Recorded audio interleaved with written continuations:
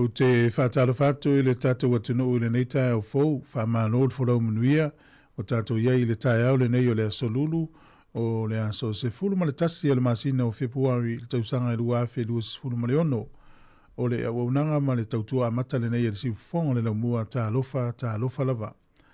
Ai o le atatou pese le viinga o le atua mai le Kalesia Katoliko St. Anne's in Newtown o te pese ma whaafetai. A mai alea o na saunia leo le tatalo e amatalia ia tatou whaasalaunga o le nei tai au ta alofa lava.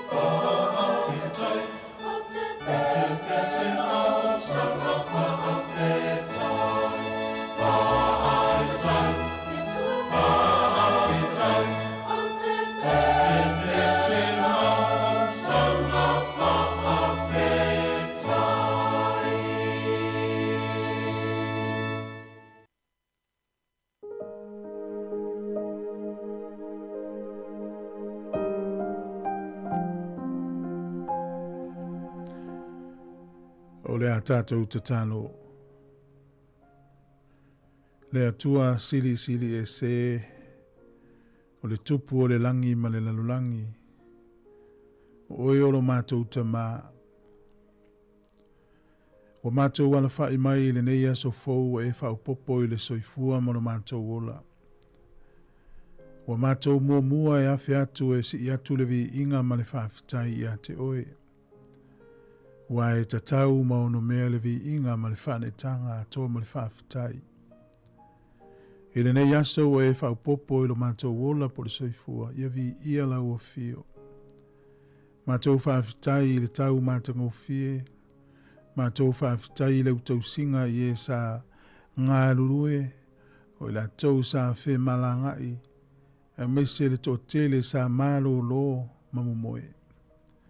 Mātou whaafitai lau whaamalolonga i nisi sa mamai, o e sa i le whale mai, o i la tau lele i e sa ti ngā o la tau loto mamanatu ona o waenga ti ngā o le soifuanga nei. Mātou whaafitai lau whaamalolonga. Whaafitai lau alofa tu noa, e tele o sila ia mātou ansala, o e whaamangaloina i mātou ona o lo alofa. O mātou whaafitai ma vi ia lau a fio e le whaaolatanga tele wa saundia e lo walo Jesu Kiriso. O lona toi soifua manu malo ia vi ia lau a fio, wa ia i lo mātou whaamoemoe. Mātou whaafitai lau tau singa i le ola i le tino nei mea umau e saunia, ia vi ia lau fio. Whaafitai lau whaamangaloina i mātou, whaafitai le tele olu i tau o le nei soifuanga, mātou langona olo e awai whaatasi mai mātou, e alai lau file mū malo oli oli i totono o mātou loto. Whaafitai le li i le tele o au whaamanuianga, mātou whaafitai lau tausinga i au auna mawhaletua o nei o mātou te matina mātutua. Whaafitai tele. Leri ie o mātou whaamaulalo atu o mātou lava o le whanau angsala. Mātou te whaatuatua i le totolo walo Yesu mātou te mangalo ai. Tuina atua mātou manaonga i uluma waloa na e silafia leri ie. Le whaamoe o le nei aso lo watunu o le Pasifika. Whaamole se i e leo ina la uma o le auia i la tō uma i malanga mai au ki lani maso o se i tū o le nei atunu. Leo ina i la tō uma whaataunu uina le whaamoe i le nei aso. E anga le lei e o le ata ita ia. Whaamenuia le whainga maloni usila. Ia e anga le lei ma e whaamenuia le li ie na ia tau lau o le mātou whaamoe. E anga le lei au au na tutofi whaiva matiuti o ngā lue ai. Na yo mātou mātutua e iau whaamanuianga ma e anga le lei atu. Whaamanuia i nei whanau ia onga o le nei aso whaamole. E anga le lei i whai a onga, pule a onga mai la tolo, whai ngā luenga le lei ia o ai le whanau. I la tō umolo ngā lulue soifua malolo ina. Tonu o le mata ngā luenga o leo, mo le puipuinga o le saong o le mū o le mātou ola. E anga le lei o la tō whaiva. O e o whai ngā luenga le lei au na istangata se i anga le lei ma e whaamenuia. Ta talo i ngā luenga ese nei aso leo lau whanau. O e fo i o le amalanga leo atu ma whaamenuia. Anga le lei si o mātou mālo i Sāmoa. Mai lava i ona tai le ao le mālo, pāle mia o le kāpeneta o whaipule, whaulurunga o matanga luenga matangata lau tele uma. Lafo i atu fuafuanga o le nei tausanga i o ao. Ia e whaamenuia mai leo le Pasifika whaamole mai le nei vai tau o matangi ma wha. Mātou manatua mane alofa le au kewisi ano lo sawaina o no le maue winga i ateo. Se i e ang le lei. Sulu atu lo malama i e o whaia i sa wanga. Ia malama i o lātou loto ma mawhau. E te alofa fo ia i lātou. Mātou manatua le ngā luenga tāla i a misionare whai evangelia. Tāla ina o le tala le lei ia e ang le lei atu i mea umai mana o mia mai leo lo lātou soifua whaamole. Whaamenuia le li ie i lo nuu. E anga le lei i mātou o le anga alulu e maisi o le nei au nanga. E i uatu i lo vi inga. Anga le lei ma whaasa o loto inisi o lo sawaina. E ava o ona ma me o ona o le nei o langa. Whaamenuia ma e anga le lei ma whaasa o loto atu. Ia o le tatalo lea whaatasi ma tatalo lilo i totono o mātou loto. Whaafitai Yesu o no lo suafa mātou ole ma tatalo atuai. Amen.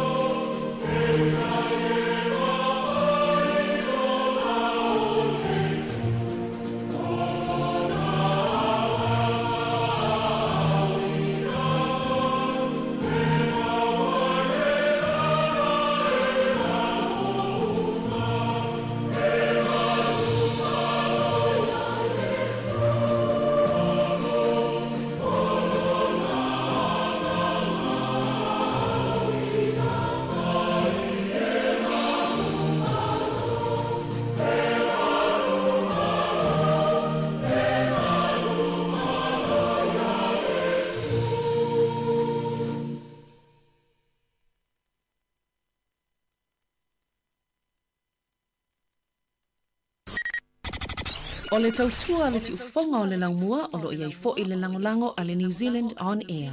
Sāmoa e ua kei, wa tau no mai mata.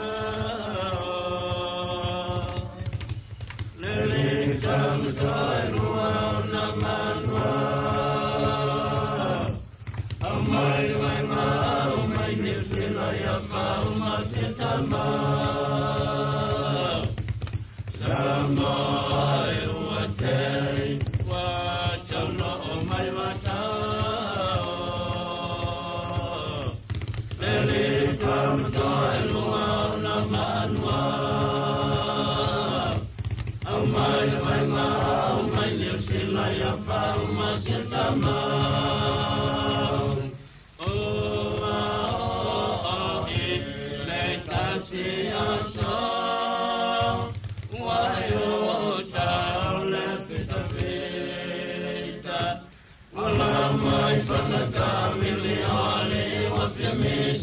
Sāmoa e wa pole ni na olima, masiana puane tonginga. E le tasiasa, waiota ole pita pita. Wala mai panaka vile ole wa kamisa, Sāmoa e wa pole ni na olima, masiana puane tonginga. Eulei amamau, aloma papau, wae falvieta, wapotele yoe momakakau, amasu yelantino peiselama. Eulei amamau, aloma papau, wae falvieta, wapotele yoe momakakau, amasu yelantino peiselama. Ambeia se wale se le topo asiasi, aoa ia le niusi la le na maleoni. Na sasi ona pima penga ingalo wasali. Watele ole tala pelo le kaitai ole kisani. Mai wau kale angai wasi apua, ono angiane yonunga.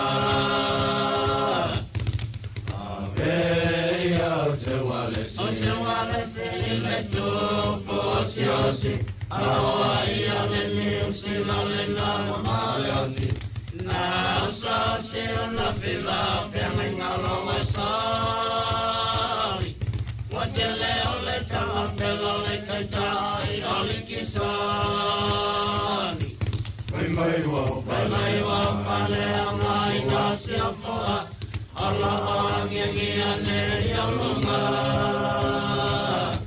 Ai longa atamate, sila lama siasi, lusin bermalo malu, wasole lalolangi. Ai pela wangi tano malo sasani, talo pai tele mamadi. Ai longa atamate, sila lama siasi, lusin bermalo malu, wasole lalolangi. Ai pela wangi tano malo sasani, talo pai tele mamadi. Watangi Osi alata Watangi Ipoponga Talopaya Sāmoa Ile ale kasa Sapumi tumi mana Papangota Lawi moko loli ima Watangi Osi alata Watangi Ipoponga Talopaya Sāmoa Ile ale kasa Sapumi tumi mana Papangota Lawi moko loli ima imea Watangi Osi alata Watangi Ipoponga Talopaya Sāmoa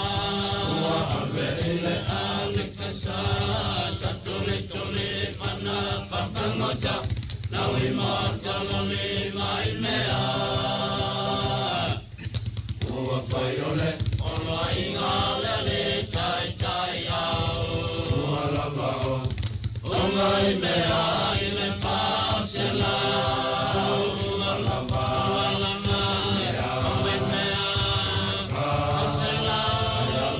Ai ole i tunga o se isi mai ngā unga ame kia i a whenga. Ua whai ole, ono inga lele tai tai au.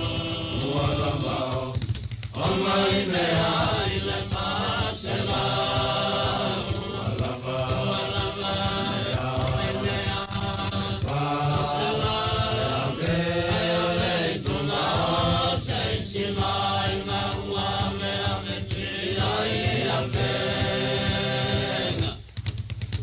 Na whai le suenga le mau, ai si oi le mai ngā au.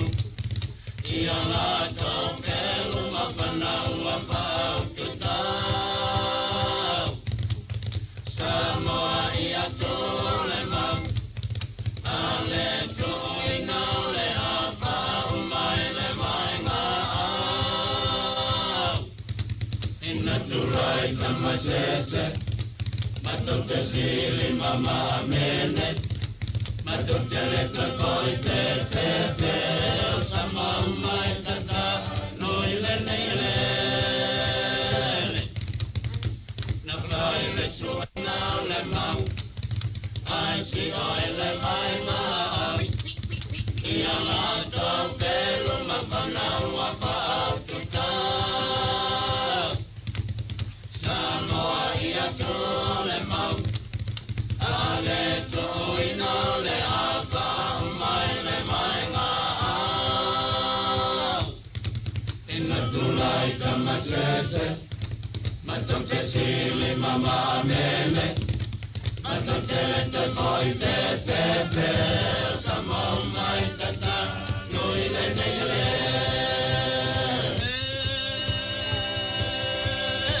Sāmoa i filemu, Sāmoa i whapena. Sāmoa i filemu, Sāmoa i whapena. Koloa mia mala, koloa mia pala, koloa vana, te whanei sai le salani o. Oi popona, tai siala wanu, ono wanu i Europa. Sāmoa i filemu, Sāmoa i whapena. Sāmoa i filemu, Sāmoa i whapena. Koloa mia mala, koloa mia pala, koloa vana, te whanei sai le salani o. Oi popona, tai siala wanu, ono wanu i Europa.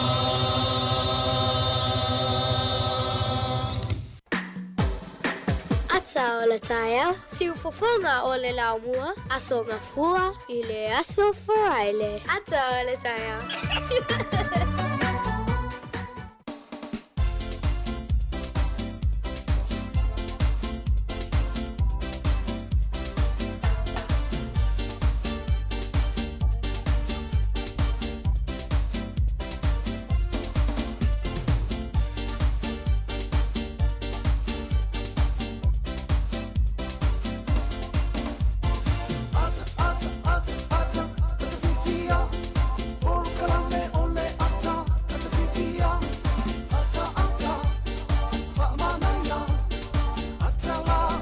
Le tata porkalame le ata o le tahe au le nei ua matalia e pe whuina masani ai ia i le taimi le nei se ipa ia le se fulu i le tahe au nei. Wha lor se i fua manuia le nei tahe au tatou toi whilo i lungo pia ule ea pe o na tua mai whasa lunga i le aso nafi ia oa mai nai tu o le tatou a inga ma le tatou nuu pa lo lava lon sai e umarenga whaftai le tua nana tau singa i lo so i fua mara wola le o tatou matua tausi na i sunga i whawhenga inga mwhale tua whaatala whatu o le mano sio le tunu mana i whanau ta pena moa onga ni yaso. Kere ngata i lea, i o le whamoe moe si o tātou tunu pe ona tātou iloa e le o se solo te te Ia ai o le tātou o atu iluma o le palemene ni usila. Ia e tu inatu tātou saini ngā lima, ia I lima, ia o I lātou holo o whaia upo ne nei e tunu. Ia o le asolane nei malona wha moe, ia le utu mei tau atu tala o tau mtua matango fia le tau fitau I le lei. Ia wapeo e ngalue nei aso e te ngalue Wellington ia ma nei e fo I maua le teime whailau malo longa, ia sa wale vali ane I luma ole. Nā luma maota o le palemene, ia e te awai atu ele wha moe le so. Olo o malanga mai nei o tātou a inga mai au kilani. E masalo ele o toi mao na tau nuu le I Wellington. Ia mo tātou le I nei ia whapete a mano ele ini me whai ele nei aso. A nei e fo ele o atu I tai Wellington. Ia wale wha moe. O le afo le valu le tu uai pasi I le kalesia sfitu le toi fio mai. Sunga Pastor Henry ma le e kalesia.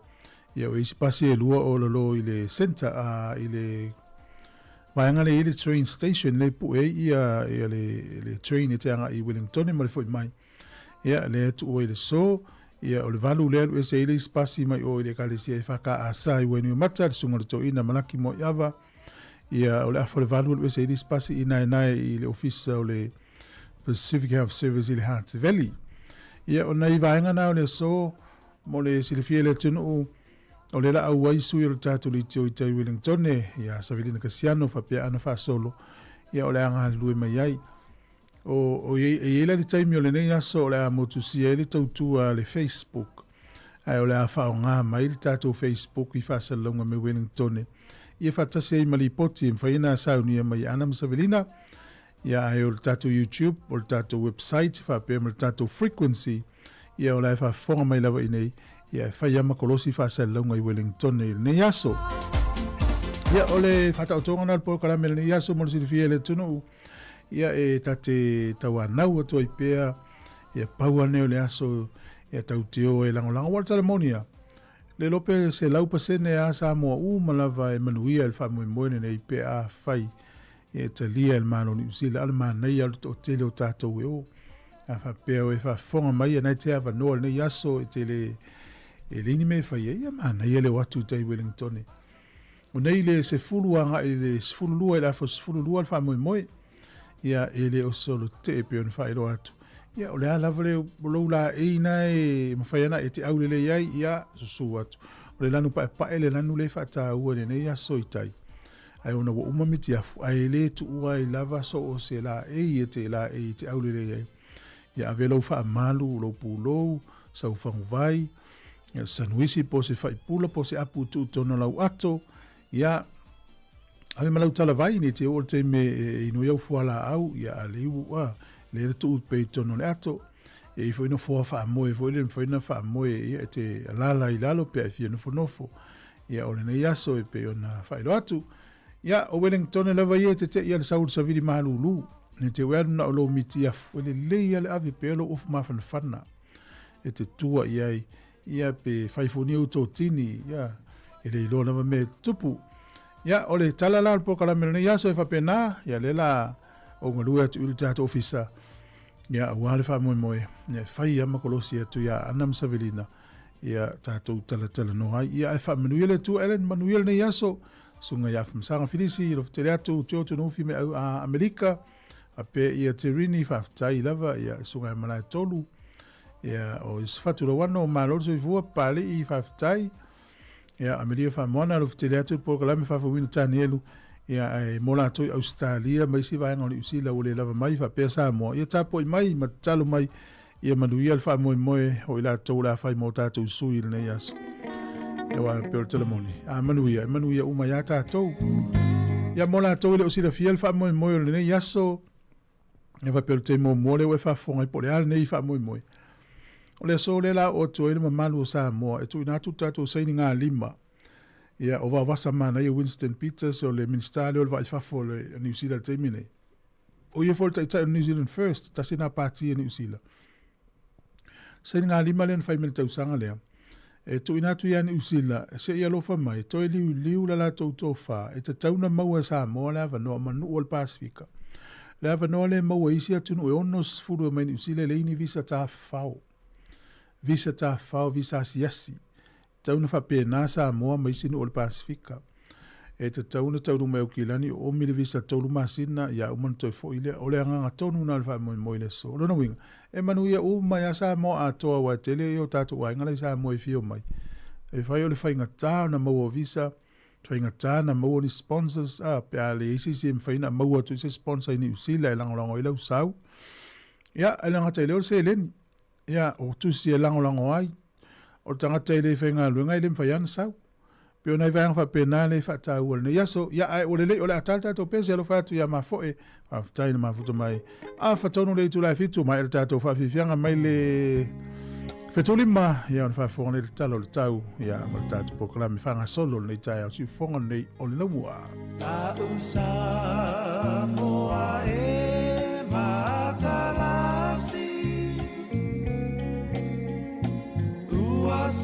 si o mia elesami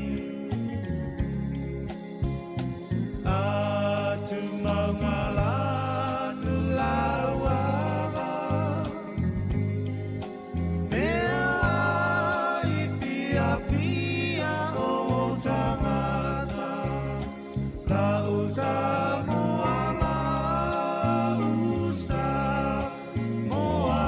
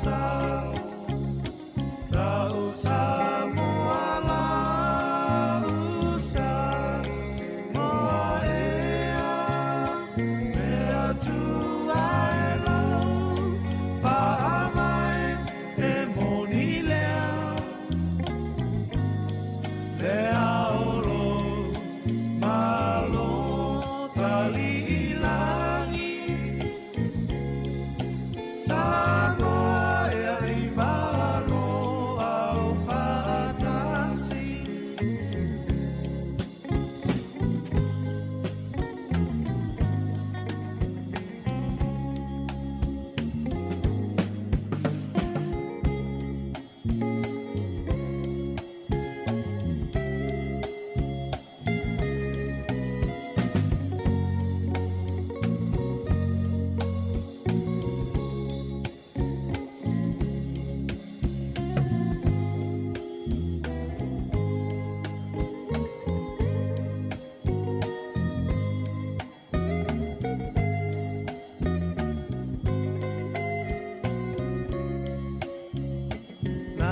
Sāmoa lausa moa ea mea tuaino paamai e monilea mea olo malo tali ilangi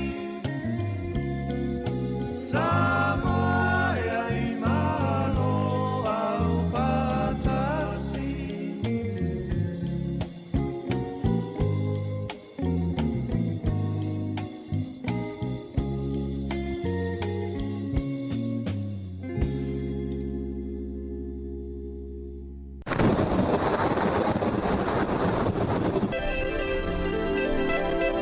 E usu mai whawhonga le tātou tala le tau pe ona whaelo mai lo fiso le vai tau le tai o nei o le aso le nei e matualangi le lei lewa le tau e whapena le aso a tai o ma le aso wharei le langi le lei le tau o le asto nai e fisu ia i wingo le tau nisi taimi e timu e vai le mata le lai le tele o taimi o le asto nai o le aso sa tutusa lei le tau ma le aso toa nai e il taimi e vai ai ia le mata le lai ia pe timu fo i matele ina langi le lei o le vavai ka piti manu tu whanganui mataranaki le soe langi le lei le tau le aso nei, langi le lei le tau pe ona whaelo mai.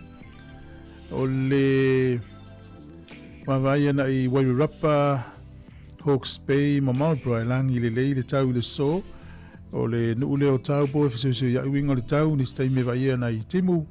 O le malulu le ea i nune no o ta ua nei sifululua anga i lunga sifulmaleono. Ea mawhanwhana luas fulmalfafa solo lunga luas fulmaleono ma lufu fitu au kilani le nei aso e langi le lei le tau pe ona whaelo mai o le moto i saute le isi au whaala velawe le so mtua langi le lei lava le tau le moto i saute i le aso le nei o le malulu le ea le moto i saute se fulmale tasi anga i lunga se fulmale lima ea mawhanwhana se fulu iwa anga i antu lunga luas fulmale lima o le telenga le tunu nei aso e matele ina langi le lei le tele o vaenga le tunu o a pia e whai titi e luas furuvalu fule e vela lufu fale e mawhanwhana o le angoto i fole lai le so Wellingtone i le toi luas furuvalu minute le iwa nane i le fiafi e o soa ele la tai au le toi luas furulua minute le fitu i le tai au a tai au fuole e malulu fa mawina i Wellingtone minutua oi se furu malatasi anga i lunga sfuru faa e mawhanwhana i luas fulu fa solo i lunga luas fulu male lima. Tala o le tai nei aso Wellingtone e a pe le tai le te au le fitu i le tai au nei sua le tai te au le tasi i le au auli no toi pe le o le tai luas fulu lua minute te au le fitu nane i le fiafi. O polilua e pe le tai nei le te au le se fulu male tasi sua le tai i le toi le lufu tasi minute i le ono i le fiafi ana nei. Ia ona toi pere o le tai i le toi iwa minute i le sifuru ma le lua nane i le fiafi. Tala nā le tau ma le tala o le tai, ia minute le ina nei aso i fuafuanga lo tātou. Jono whamanatu o tupea, ia uane i whaatuai o le vaengale, ia i pasi nei te ua tuai, ia naona i mātua mai lātou, mo moli iai, toi whamanatu atu nei le afa o le value o se i pasi i nei porirua, i le train station, le tu i sifo le train station, ia o le afa fo i o le valu e se le pasi le i le kalesia sofito le toi fio mai, lua tolu Apple Terrace i Porirua, o le tā le valu e se le pasi mai o i wenui mata e whaka a sa, ia ma le afa le valu e se le isi pasi i Pacific Health Service i le Hunter Valley, ni ma le tasi heua Crescent i nai. Ona winga la, ia o le isi luas fulu minuti alu ese le pasi le o i wainua mata ia o le isi limas fulu minuti alu ese o ese pasi i Porirua ia mal pasi mai Pacific Health Service ia na ise si nei te watuai ia o pasi foi nai toi o mai ele fale pea umal fa moi nei le auli ia o le swing o le tupe i le so tasi tala di usila maula o tupe Australia valus fulu fa sene o le tupe Amerika e lima i o sene tasi tala ni usila maula utala fiti tala lua fitu sene tupe Sāmoa tala lima sifuru malfa sene i le so o le pa angatonga e tasi tesi ma le tolu tasi le pa angatonga i le aso nei tasi tala ni usila maula tupe Sāmoa ia e tala lima sifuru malfa sene Ia, mahalo lava le anga leina ia inga i Sāmoa. Ia, whaftai lava no whamiri anga soifua.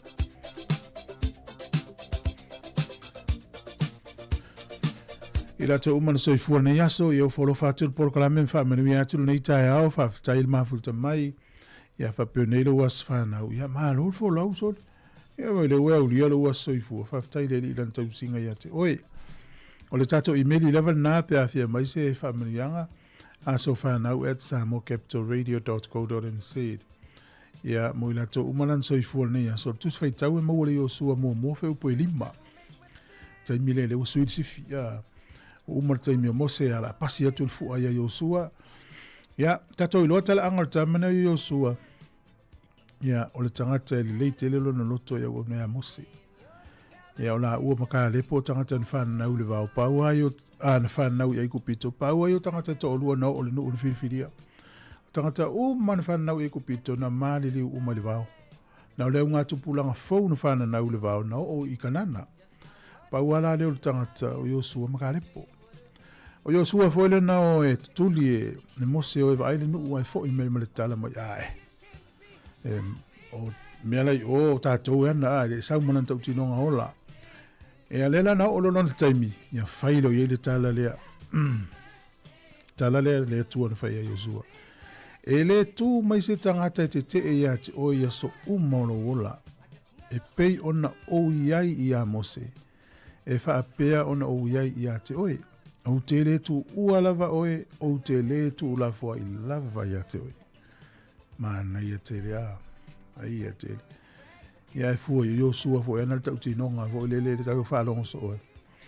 Fili la o tau po i tau te au au nei, awa au nei maro wa inga, ma tau te au au nei le tua soi fua. Tu saua, tu lo Yosua o i tai tai o lona a inga, ia mena e ta hua tai tai o le a inga e ta. Whai tau tinonga malosi ma tau tinonga ola. Uni mule atu ai mare ainga. Ia lelek, o le tala lena, whameri whetara inga le tua ia Yosua, e le tu mai se tangata e te ia te o ia so umono wola. E pei on o iai ia mose wha pea on o iai ia te oe, o te le tu ua lava oe, o te le tu la fwoi lava ia te oe. Ia le fwoi tauna mo oe na i soifua lena iaso, i manuia lo aso soifua, sunga i ono. Ia ma le pese wha manuia i lo aso whanau.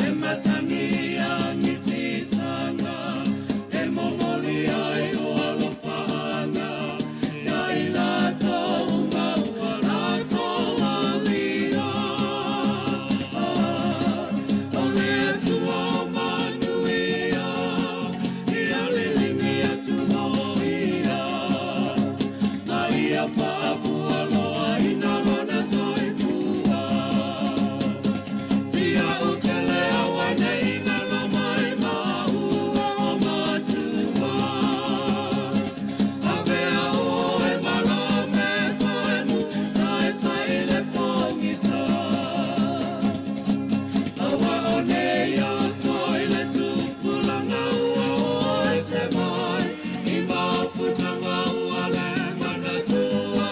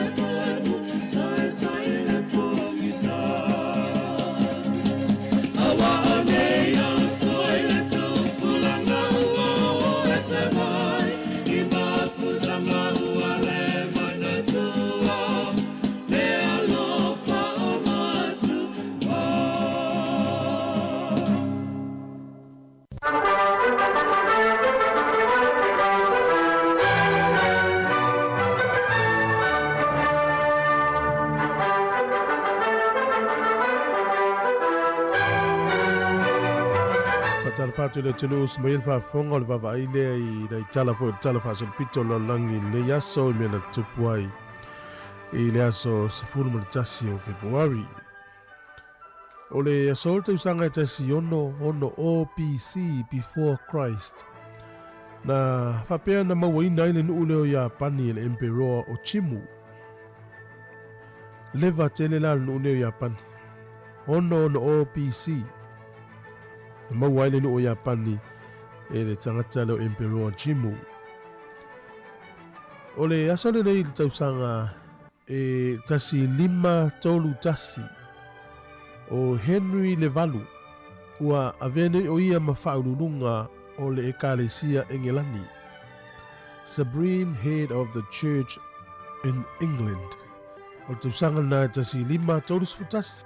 O le asole nei le tausanga e tasiiva fas fulma le lima o le Presidente o Amerika le taimina o Franklin Roosevelt o le palemia o Peritania o Winston Churchill ia ma le taitai o Lucia o tangata le o Joseph Stalin na latou sainia le whenga ta o le Yalta tausanga e tasiiva fitus fulma le lima o le urua I tamaitai le nei ua taitaia se pāti po le pāti le nei le Conservative Party te tono Peritania o Margaret Thatcher le ia taitaia le sol tausanga tasiiva fitus fulu ma le lima ma o ia foi le urua I tamaitai na vema palemia o le malo Peritania o le ason nei tausanga e tasiiva fitus fulu ma le tasi o Amerika o Peritania ma Lucia na latou sainia le whenga ta o le FEB Treaty na ia whaalea o ngā ina ai ia le whaataitainga po le whangaina o mea tau whaaniukilia I o ngā sami whaavao mālo o le tausanga e tasi iwa sifulu le aso le nei na mangalo ai ia le taitai lea ia po le taitai longa le o Afrika I saute sa whaafale pui pui o Nelson Mandela mai le luas furfitu tausanga na whaafale pui pui ai ia o Mandela le na maliu le aso lima o te sema tausanga e lua afe se furu tolu o le asol tausanga e lua afe se furu tolu o le taitai o le kalesia katoliko le taimina o Pope Benedict se furu ono na whaasala la wina la na whaamavaenga I le aso ma o le urua I Pope le ua whaamavae mai le tofinga talu ma le tausanga tasi wha tasi lima whato ato e whaamavae le au se Pope al tele au taitai o le kalesia katoliko ia e alo ia lava le uma o lona taimi ia pe ua maliu fo o le aso nei e whamanatuina e le malo Amerika manatua I lātou te fausia ni mea fau tau le Inventors Day e amana ia lava I lātou o tau la mua le teknolosi tonu Amerika ia pe afua le nei taimi li sawa le ua iai ia o le aso lava nei whaanganga le malo mo I lātou e fausia mea fau tonu le malo Amerika I tausanga te tasi te molva poponga tātou tala le te masani le o te iwa menutea na tāle o le tu la e valu le o tāpena mai tātou telefou tātou no le valu le tāu nei whamena tuatu e nei mātua e fia o le whamoe moe ia po oe foi e le o te mamaona tu ua le tātou pasi anu whanga peo na tau lau watu e le tātou nunga whape le stala la oe e una e latu le iso wawa noe maua le pasi e le o te mamaua afa le valu o se pasi e tolu nei porirua ia o le afa o le valu o se pasi le Hate Valley no me le tasi hewe Crescent ina ia o le valu o le se pasi wenu mata e whaka a sa pakwe ia manuia le whamoe moe nei aso i te mie sa wene tātou whasa launga mai tai I ruma maoto le maloni usila ia il tātou whamoe moe ai mo le silfia foi le tino ua wapete ua silingia o le tātou whenga luenga ia nei fesili ia ma nei foi lo utalia nei fesili ia ana ma savelina I le nei aso ia o le awai le tātou whamoe moe ia manuia tele te lona ua e maua umar tele o whaamitalanga e leo se solo te el tātou whamoe moe nei te ua e sen tātou ngangana e whaongai o ia o le asfia e lata i le fasfuru ma le iwa afe mo na tupu pe lata e 5 afe i latou le usaini i le whamoemoe le lata u au i le so. E no tātou tālia le o se tala po le hase tala lata mai. Ia se me tali mai ai. Ia whapea manu ia. Ia oina i lo te ua mata tausanga nei wā. Tausanga nei palo tā. Tātou whatali le ia.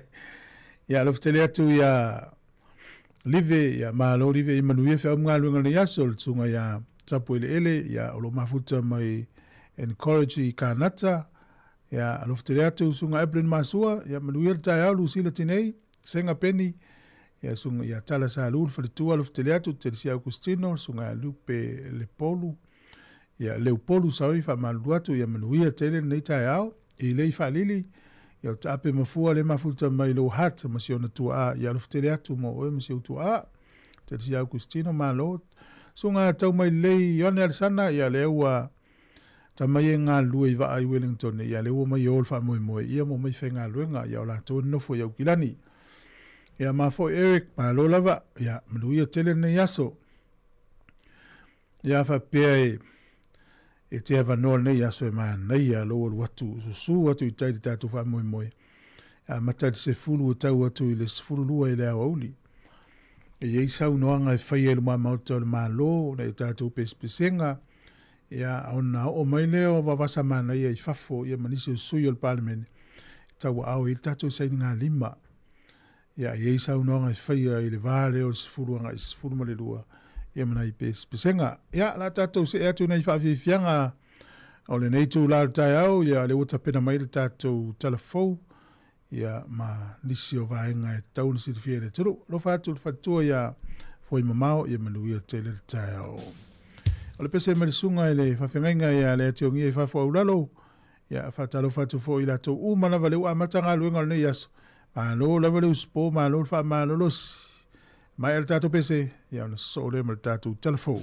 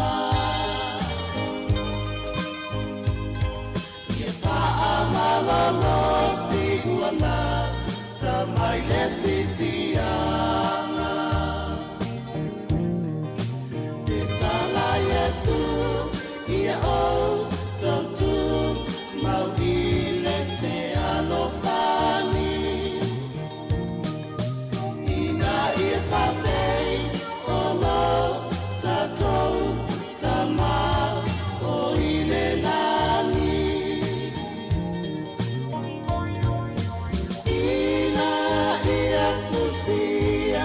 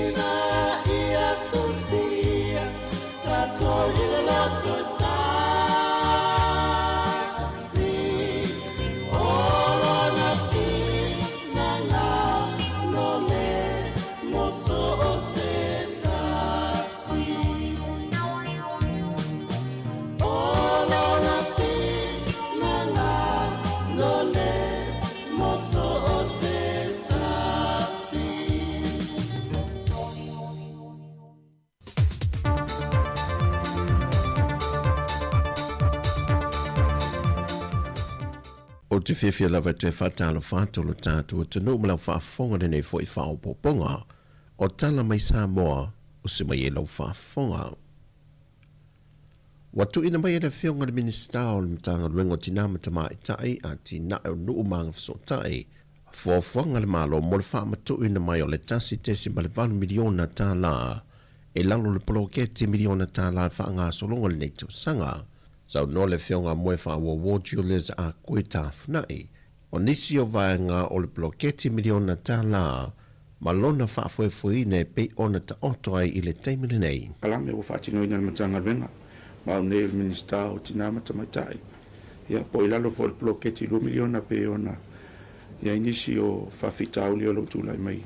Nisi fo yo sui, o le tatu atunu, o lo te pea ma whaatino ia winga le minga o foi ia ono le malamalama ini so fa fitauli ai ole te minei le lo vatu o se update le titi awale fa mai moe ole o mauna ta pena le tanga venga I vaenga uma a tonu ele to maon tu le tu ol seleni pe ole tasite si mal 2 miliona I tu ai I tu malo e fati no le poloketi mo le se lauli masfutala tanga to tas ia e se lai manis poloketi ua fingalo ai e tai fonu mai tu mano e fatino pe o mona tu fale se lauli mas furu ele mai al seleni molo to si la fia lo tau faim tanga venga e fatino le tulanga I tua mai e le o le vai aso mulio februari o le masinal nei o se ava novo ina toi whaamanino le whionga le minista lona fina ngalo ma le fuafanga o whaata oto e le malo nisi o vaenga ele o manino ai le tanu e pe ona o lato whaalia lunga o pengta whai langi. Sau no le whionga le minista. O le vaenga mua o le vaenga le se update mo whasale le anga numera lua ia maangele se kati. O le taitei whono neo maangele whasale le anga lua mo le whaamauti no inga ele o iai se solitula whono o awhia ilu na suafa I tono le matanga ruenga. O le taimi nei o tala sala tua o lo tau ave o lo fa pe wa ngaui e mangele pe fa na se pe fa na le tau se leni ai o mau tu ya li poti lo tonu tanga luenga e se foi I le tanga luenga tupe ele o fa nga inga se na se leni pa o le afianga mangele la lo tu la fono o le timing sa ia fa na inga se leni I bloketi o le timing le sa fa ti no le palota alo nga lue pea ia le bloketi I tua I fono fa vai mo le tosi la fia le ele ia se ta ia la fa pea le bloketi le fa ta usanga utuna a o mato mai ta wina o le afianga o le suafa mangele le fatino pea le bloketi o fa ia fa na palota o fa ia fo ia ta ia le taimi nei le o ma fa e fa ta ia e o le taimi vala o su il palota ona ave ese mai le o su ta fono mai fainga palota po tai fono ai o mai stand down la fo pesi fa o manga venga fon fa vai ona ta puni ai lea ona molto si la fia e le paia inga o tona isu mal fitu ele ia se tai ala e ta puni ai le bloketi a fatino fainga palota sa tatala uma ia whainga le bloketi e le tau fia. Le fionga le minister al bloketi le 2 miliona tala. Le fionga moe whaawawo Julius a koe tatwhanai.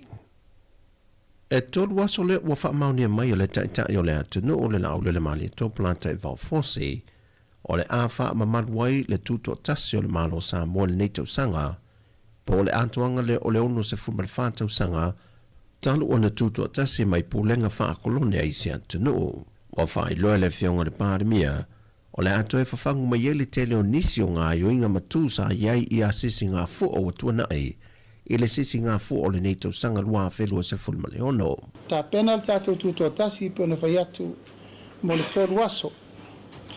E lava ua uma na whono wha alua le komiti, ta pena uma tūlanga uma pe ona ieri wha moe i tātou whainga meritai, tātou wha iripu, tātou tau vanga savali, tātou tālonga kirikiti, tātou tālonga lakapi, ia au whai pese, siva, tāleni, variety show, ia tūlanga o whaalinga o loa, whaleoinga, mea umalawa, o leo tā pena mo le tātou toru aso. I le ngata fo i leo le walaulia o tātou malo mai whafo, ia ma mea uma mo le whasolonga, o le tā penanga, o le tātou tutotasi. Ma ua haru lava le i tūtino ia ma tātou soa komiti. I tā pena le tātou whamoe moe. E walaulia atu ai whaapitoa o ai uma ni tu mano iai ala tu whairipu o tutoi. Ia tūlanga o le walaulia. E o mai e whaafifia ma tūlanga masani peona iai. Wa ua whaisi umi. Talu na tu. Hapena foi whaalinga tau vanga savari a onga. Hapena foi tūlanga tau tālonga peona whai atu. O le rua vai aso au rumana i le tātou tutotasi. E tatala loa i ai tātou liki kirikiti Sāmoa. Whai ei foi le stala e tā aro i tātou au nei. A le vai aso le te wila. Ia e walaulia mai champini uma o aua Sāmoa o lo ia tunu uma mau. Ma e tatala le wanoa mo so se au. Champini po New Zealand, Australia, Amerika, Hawaii, Tutuila. Ia o le ua whaato ai mai nisi o au. Ma ua iei hawhio ango whaato a ianto lātu a wanoa, e whaafia i nisi o lātu tā leni e pe o whaafia ngai māsani ai, e le whaamana tuina lolo se fumu le whātou sanga le neitau sanga, ua te pena fo i le wala au lia mo mālo mai atunu o i whafo, e whaatasi mai i le aso whailunga ina. Ua toa popo le ngasai le au whainga ruenga le Frankies i Vaitele, i le tōtelo i lātou sa ngā rurue ma mawai ngā ruenga, e na ua maua se whaaninga malitu mai te pule, e le ise iso i lātou le awhae mai awanoa uma sa ngā rurue ai, ona o le whaatama i al supermarket te tele sa ngā rurue le hafi. Na whaadia fai se pepo whaamtalanga, e le oa awhia isi au au nanga le company isi no whanga, ai o loo whaawo pe foi i aso esu engal mtanga ruenga o fui mū, e le mafua anga tonu e ui o le tele o whaamtalanga o whaawane, e le mafua anga o le hafi. E na wha i wina ngā ruenga le au tine mū mai lātou uma sa ngā lurua i le po le tinei a wha uma, i le te o le tūlai lua i le levo le po, ma wha mai a e sa lātou whainga lotu, au leito e ta ape ma tāpena ese, ai wha awawa i pe lava leo leo ngā nisi o vaenga o unanga, ai maise le mtanga ruenga o leo leo. O le tūlai mai o le tamaita i loia sili i lona tōwhinga fau, le tamaita i a maunga Precious Chang, o ia whaalawi loa i le whaatino i na loa, o se fuawhanga o levo le whaata oto mai i le malo i le telo tau sanga ua mawai, o le toi whaafoi u mātu leo lo ia, o loo ngā lurui matanga luenga maisi au au nanga le malo, i lalo o le ofiso le loia sili, o na o le tūlanga uti o le awhai ngā ruenga po lo ia o loo ngā lurui ai, e le tele o mana o ngai te tau una whaatino. Whae loe maunga, o te sila isi a wiwe whaata atia e le ngā ruenga lo ia i le malo, e ngā lurue i le ofiso le loia siri. Na whaadia fo e maunga, o te fōwhanga o lewa na whaata otom whaata la noa, mai le teimi a o vea ia minglang wai ma loia siri, whapena fo i a tau le papa Brenta Heather la tū, mai o se lui tau fo o le a iei le nei swinga o le a matalia. Mai o le atu whaata sia i se whaata longa, Mai wha manino e fo ia lima tamai ta ilo ia lo ngā lulu e isi matanga luenga pe o na iai le teimile nei. E le aini tūlanga e wha popole i nai, mai o la atu o nātua i fo i le lango ia i lātou, i swinga pe a o e na whātou teia. Ma ele o se teimila i titi e wha tūlanga i se swinga fau wha pe nei, pe na sau no maunga, e ono o atu i le tausanga atoa, ma wha mautua i le tūlanga le lei e te tau o na iai. O telefou i mai Sāmoa, whamunia tele le tue fuafuanga o le ne yaso le awhenga i male atunu, whasoi foia.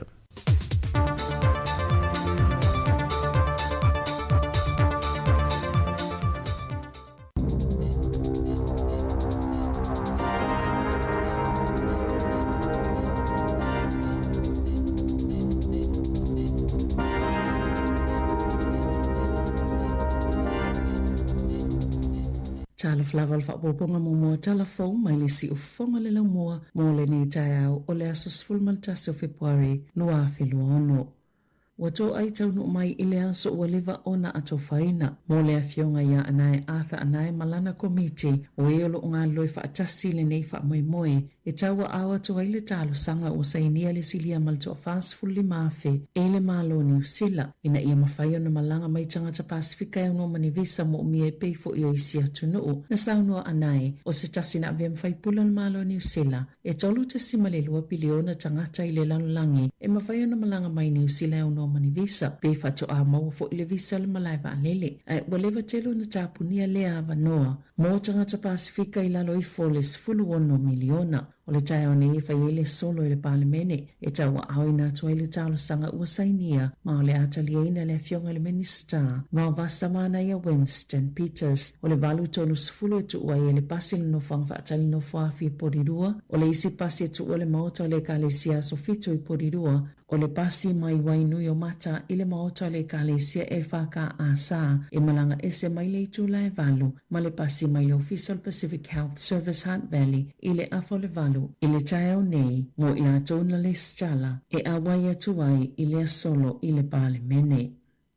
Wa whalia se li poti fo le Anti-Corruption Task Force e fōlia mai e le o ato o tōna li poti whainga pi o whaaloto i whale. Ona olele lava o ta iala mo le pui ngai nisi o la po o matanga luenga le malo mai fōlinga mai e na o sina vaenga le e whailoa peli poti. O le vaenga po le Task Force le ana ta ina e le ofisa so ina solitu la fono e au fiei ni tupititele le Serious Fraud Office. Lango i eile o leo ni usila whape ma le komisimo au nanga le malo pe ona tala ina ile tau sanga talwai e ono masina o lea polkala me whaata itai. Sa tau mawhai e whawai se ata manino e winga i whainga pi o mawhainga tau whaasea o fiei tupe i au nanga ese al malo o la i au fiei le matanga luenga o whalipui o fiso la fonga ma le matanga luenga o anga fiso o tai o lea saili linga na ilo ai e ile vao le tesi ma le wha lima ma le lima tesi ma le ono pasene o tupe le malo e ngau i whainga pi o ma le tau whaase whapea mani sasi tau sanga te tasi ma sa maua i le li poti pe tu sale ma le valu se lau luas fultonu miliona ta la ile se fulu tesi ma le lua wha piliona ta la ni tupe e ngā wai.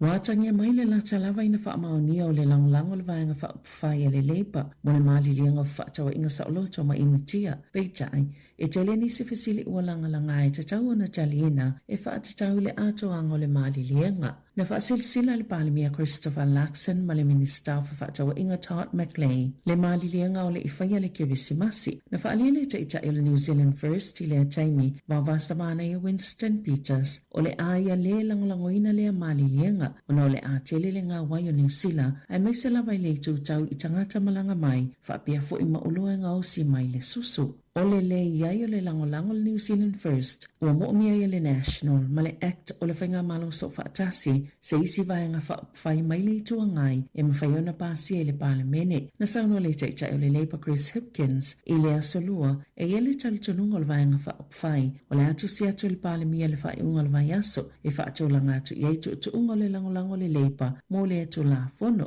o naulo manino lava le iai o la tau watu ngalunga i avanua e sawaina ia tatau a tangata whaingaluenga mai whafo. E to o te le tamaitia o ngā university o whiangai mwhaafitau li tau tupe, o na ua tele company o ta alonga o bete petinga o saputu atu ye lātou pēna whaali al whaalā patapatonga mo whaafitau li o ta alonga whai tupe. E eili poti o ni tamaitia o ngai no whatu mau, o whaalua lātou tupe mo whale no whamau tutongi, whaapea maalauni i ta alonga whai tupe ma bete petinga na amatai le Problem Gambling Foundation. Sa lātou polo kalame, o nei whaapea wa amata lava na whaatou mau atu ta alonga whai tupe i le si o manga o ta alonga māsani ma o le itu pāo alii le ai tele na whaatutuanga i ai whainga whaato sina o le aasia se atu i lātou i whaalauloina le soifua maloloina ma i tutonu o le whaalapatonga i University le atunuu na saunu o le whaaton sile o le Advocacy and Public Health. E a nga i lava whaato sina i tupulanga talavo a o le amataina lātou wa o ngā mawalolunga.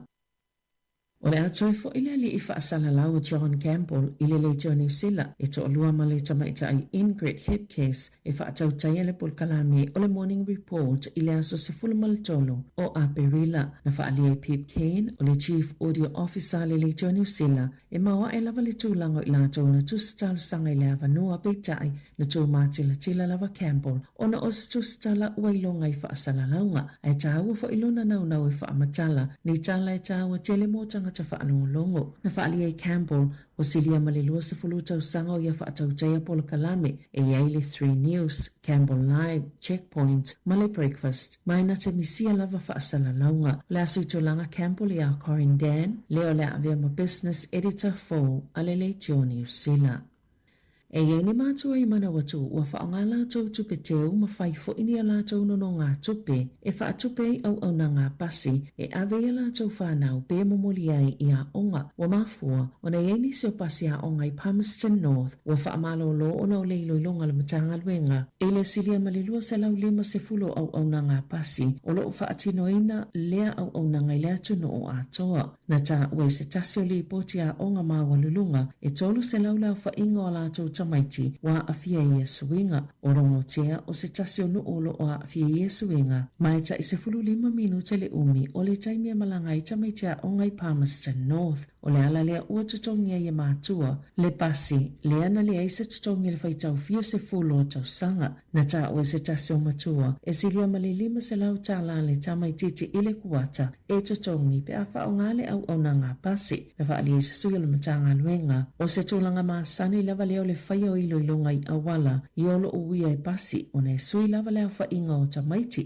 a e mawhaia na whao ngā pasi inu ue pe o rongo tea pe a whai e lava tamaiti e whaatonu ia o ngai pito i lata iai e le ise whaanonongo le matanga luenga e ilo awala o pasi ina ia whaasawa ini tupe pe o na sauno le sui o le matanga luenga wa onga.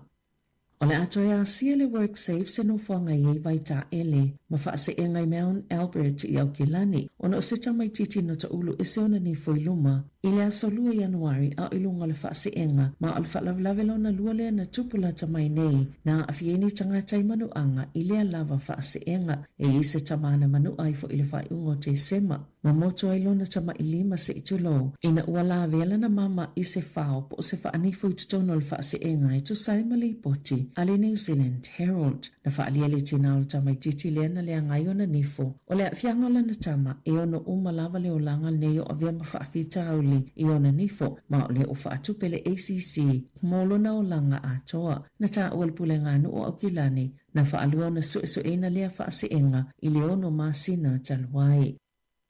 O lo ngā lulu e whaatasile o leo New Zealand ma Australia i se suesuenga i lili poti e winga i sāwanga i tā ua ni whainga whaasātani mātanga i whana weti ma ua li poti ele iau ni suotanga i New Zealand na whaasilsila i leo i New Sawile selva i asu taluai le mōli ai o se tau lea lea ma o le to ono i leo tangata ua mōlia e o le isi to o se lau whaase fulu 5 o tangata ua masalumia o whaasino anga i la lai whaamalu sia le tau sisia le to la whono whaavao malo o mafua lea ona o e ngai ni ngā i ngā taupule whaasātani o sāwanga mātanga i tamaiti le o whaingoina o le Strike Force Constantine. Ngō mau ele au e ni tangati soltula whono mai New Zealand, Amerika, Kanata, Mexico, Europa, Amerika i saute ma Asia saute sa sae i lea mata upo.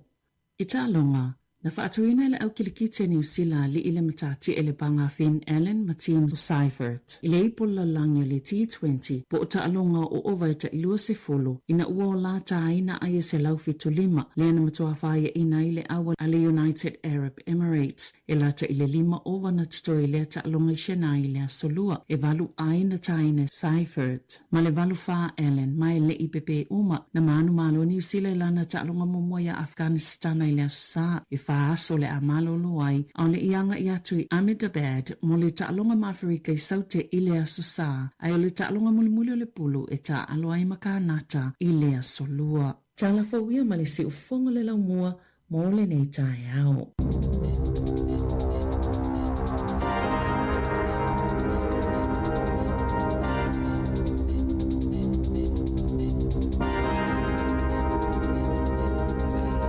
Tatou telefona nei tae au sa unia sa vidina kasiano le ngata ileo tala mai Sāmoa sa unia sunga ta Salem Sam. Se furuma le 1 minute ute nei le tula valu le tautua si fonga le na mua. Ya fa ma lo la fa ta inisi o tatou tautua fa la uloa nisi o tala tatou fa soa. E ile suinga le tatou por kalamel ne yaso le a fa no la te le o taimi ya mo mo tatou ripoti fa ina fa fonga yai. E nga teile o ni tala na tamai tūlanga o le wha moe ne yaso e peo na awai tato o whainga luenga. Ia wha whonga mai le whawhiwhianga le nei mai le sunga ya Willi Tavita. Whatala whātu ya Cap Silipa, whawhitai le mafuta mai sunga mei sola. Ia manu ia le wha moe whawhitai. Ia lango le wha moe le turu ne yaso epi whale olo lo whtele atu o li o ainga. Whale tango aile mafuta mai Alaska. Sunga ya pasta ta au mai Evendale ya lo fatu fa pete malanga mai tatu fa mo le yaso ya so ya lo unu le nei na pua ina mai le la na fo ina mai le tu ale tama so poi le tele vasa pe a fai malanga mai la o Sāmoa pele I lo uanga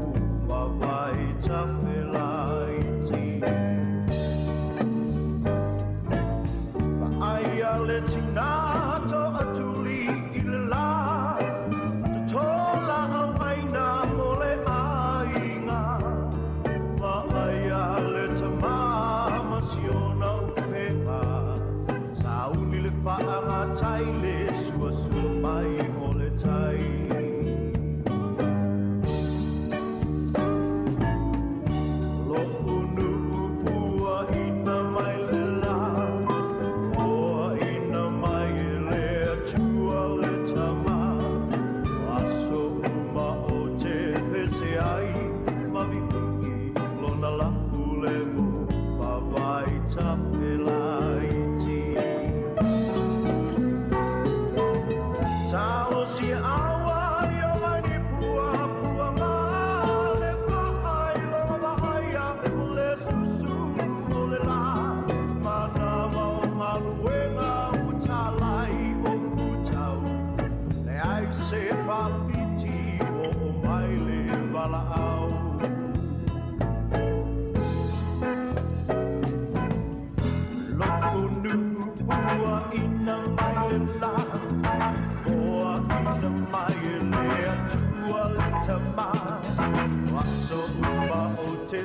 se ai malifi lona lafu le mu ma vai tawhelai ti loko nu upua ina mai le la po ina mai le tua le tama oso uma o te se ai malifi lafu le mu ma vai tawhelai ti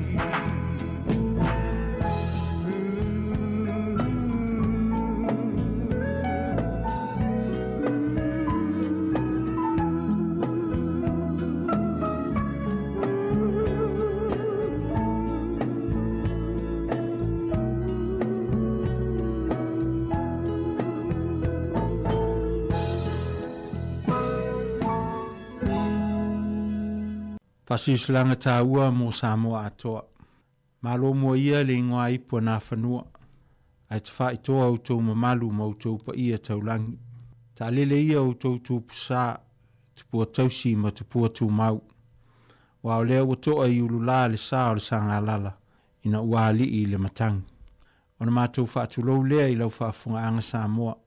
Ai fia tau tino le solo le ta māloa. I le nganga maulunga o le fia sa ili māloa mo Sāmoa mo na tangata. O lea ua te tala mai le fionga i le fonga fitalai o le Parlemene o New Zealand, le fionga i a Honourable Jerry Brownlee, se hawa noa wha auro, e mamoli aloa i atua i le Parlemene o New Zealand, le tārusanga sainia po le petition, mai le fāsifu 5 afe o tangata na saini i lea tārusanga. Ina ia mawhai o na ilo ina i le Parlemene, le mata upu e whaasanga i visa malanga mō tangata Sāmoa ma le Pasifika. O le nei awa noa o whaatūlanga mō le aso lulu, aso sifulu maltasi o Februari lua o lua ono, i le vao le sifulu le tae ao, se ia pa ia le sifulu lua i le ao uli, i le loto ao le motofono i Wellington. Wa mai ana ngā luenga tele sa tāpena ina ai le tālu sanga sa inia po le petition, a o le utele nei o le wha moe moe. Ina ia mawhai o na fuli i ai le whaato whaala inga le Parlemene a New Zealand mo se whaai unga. O le wha moe moe o le aso, o sa auni le komiti au Kilani ma Wellington e tāpena au wala tāla whiangai uma, ina ia toa tele le langolango a Sāmoa atoa e aue yatu mo le wha moe moe. O le nganga atoa le nei wha moe moe e le o se solo te tee. Ai ia tātou tutu whaatasi e whailo atu lo tātou langolango, ina ia talia ele mālo le tārusanga sainia po le petition e mawhai ai o na whaawhaingo fie le whai malanga mai o tau ainga i Sāmoa maisi motu o le Pasifika i New Zealand i lalo pe mita le tu mau po temporary visa. Pe o na whaia i New Zealand i le isi ono sifulu atunu o le lalangi. O tāpena ina pasi mo le malanga mai au Kilani ale mamalu o le atunu o le awhai malanga mai au Kilani maisi vaenga o New Zealand. O whapea foi on tāpena ina pasi mai vaenga ese o Wellington e iei Pororua ma le Hutt Valley. Ina i whaawhaingo fie malanga inga i le aso mo le mamalu o le atunuu e lango ina le wha moe moe. Ua polonga o tātou ainga i Sāmoa o na o wala whainga tātou malanga inga o wha amalo sia mo tangata o le Pasifika e ulu whale ai i New Zealand mo wha alewe lave ma asia singa i ainga e le ngata i le whainga tā a e to e taunga tā. O saunia le tātou la ei o le mitiafu whaapitoa o le Pacific Justice e 25 tā lalo na tau e la e ina i le aso. Mo nisi whamatalanga e fia malamalama atili ai, whaapea le whaatauina o sou mitiafu ma ristara lo suafa mo malanga fua a pasi. Whaamole mole whaafsota il telefoni o wha 5 o tolu i wha. E mawhai foi ona e maua le tele o whamatalanga e whaatau i le nei lava wha moe moe i lunga upenga ta wha ilangi o tāpena ina, ma o le afonga atu i se taimi tātou links. O le nei lava aso lulu, sfutasi o Februari lua ono o se aso fia, o se aso pespesenga, ta talo masaunoanga wha amalosi, a o moli atu le tātou mau i le malo New Zealand mo sona finangalo. Wha moe moe o le a wha amaule nei aso tā ua i lau kālena, e te fio mai ai, ma susu mai le lotoa o le motofono I Wellington, tātou te tutu whaatasi I le sa ilinga māloa Sāmoa inu ese. Manu ia tele lau whaasausaunga o le komiti o tāpinaina ia le petition mo le visa Sāmoa mātu motu o le Pasifika. Soifua. O mawhai nei ona whaatau top up al DigiSal li lunga o le website le ClickX Pacific. Mawhai fo ona la fo lau se le ni le mai cash al DigiSal li Sāmoa tonga fiti mawanu atu I le fi na o le 5 tala. E le leile rate I aso taitasi mai whai ngofie fo ona le sitala ai oe. Asi le website www.clickx.com. E la fo ai sau top up al DigiSal. E la fo ai sau tupe le mai cash al DigiSal li Sāmoa tonga fiti mawanu atu. O li si whaamtalanga whaafsota I le olua tasi, 5 tolu whawha. Olua tasi, 5 tolu whawha. Sekia, DigiSal. Malo whaftai o le whawhoma le tautua al siu whongo le lomua le tuna al tai ao, ia pe o na nisi o tātou whaasirisilanga. Mai se alfa moi o le nei aso, ia. O le tuel whaftai la to umalawa le o tā pena nga I tai Wellingtone, ia o te loe pisi ala awala taimil nei, ia toi titi loa ia ona ia ngai lo le itai ia me se la tou ia wala tou ta vale ma train ia o pasi ia o le taimine u te loa le ua o ese atu pasi manofoanga pe ona whaasala lau atu ia manuia fo ilanga ia tutai le sunga tau molasi ia me whatu ia ema ia me se ia tene malanga mai Sāmoa ia le mau ia ma lo lava whaftai manuia lo wha moe ia o mai mao o wato nofo umi Sāmoa mena le tau mwhai atua ia ina ia whamanuia ia le whamoe le yaso. Tu sau le o le tau sangalente nei o ma le teimile na umai le saininga 5 e whaasifuru 5 awhia tangata nei ai. O le teimine ila le talanoanga fōma anai ua ova ma le whaasifuru ma le iwa awhi. Tangata le ua saini 5 le whamoe. Ia le utato iloa peona tā ua e tolu mo na tupu biliona tangata ia tunu ui e ono sifuru. E maua fua lewa noe mai ni usile au nomini visa.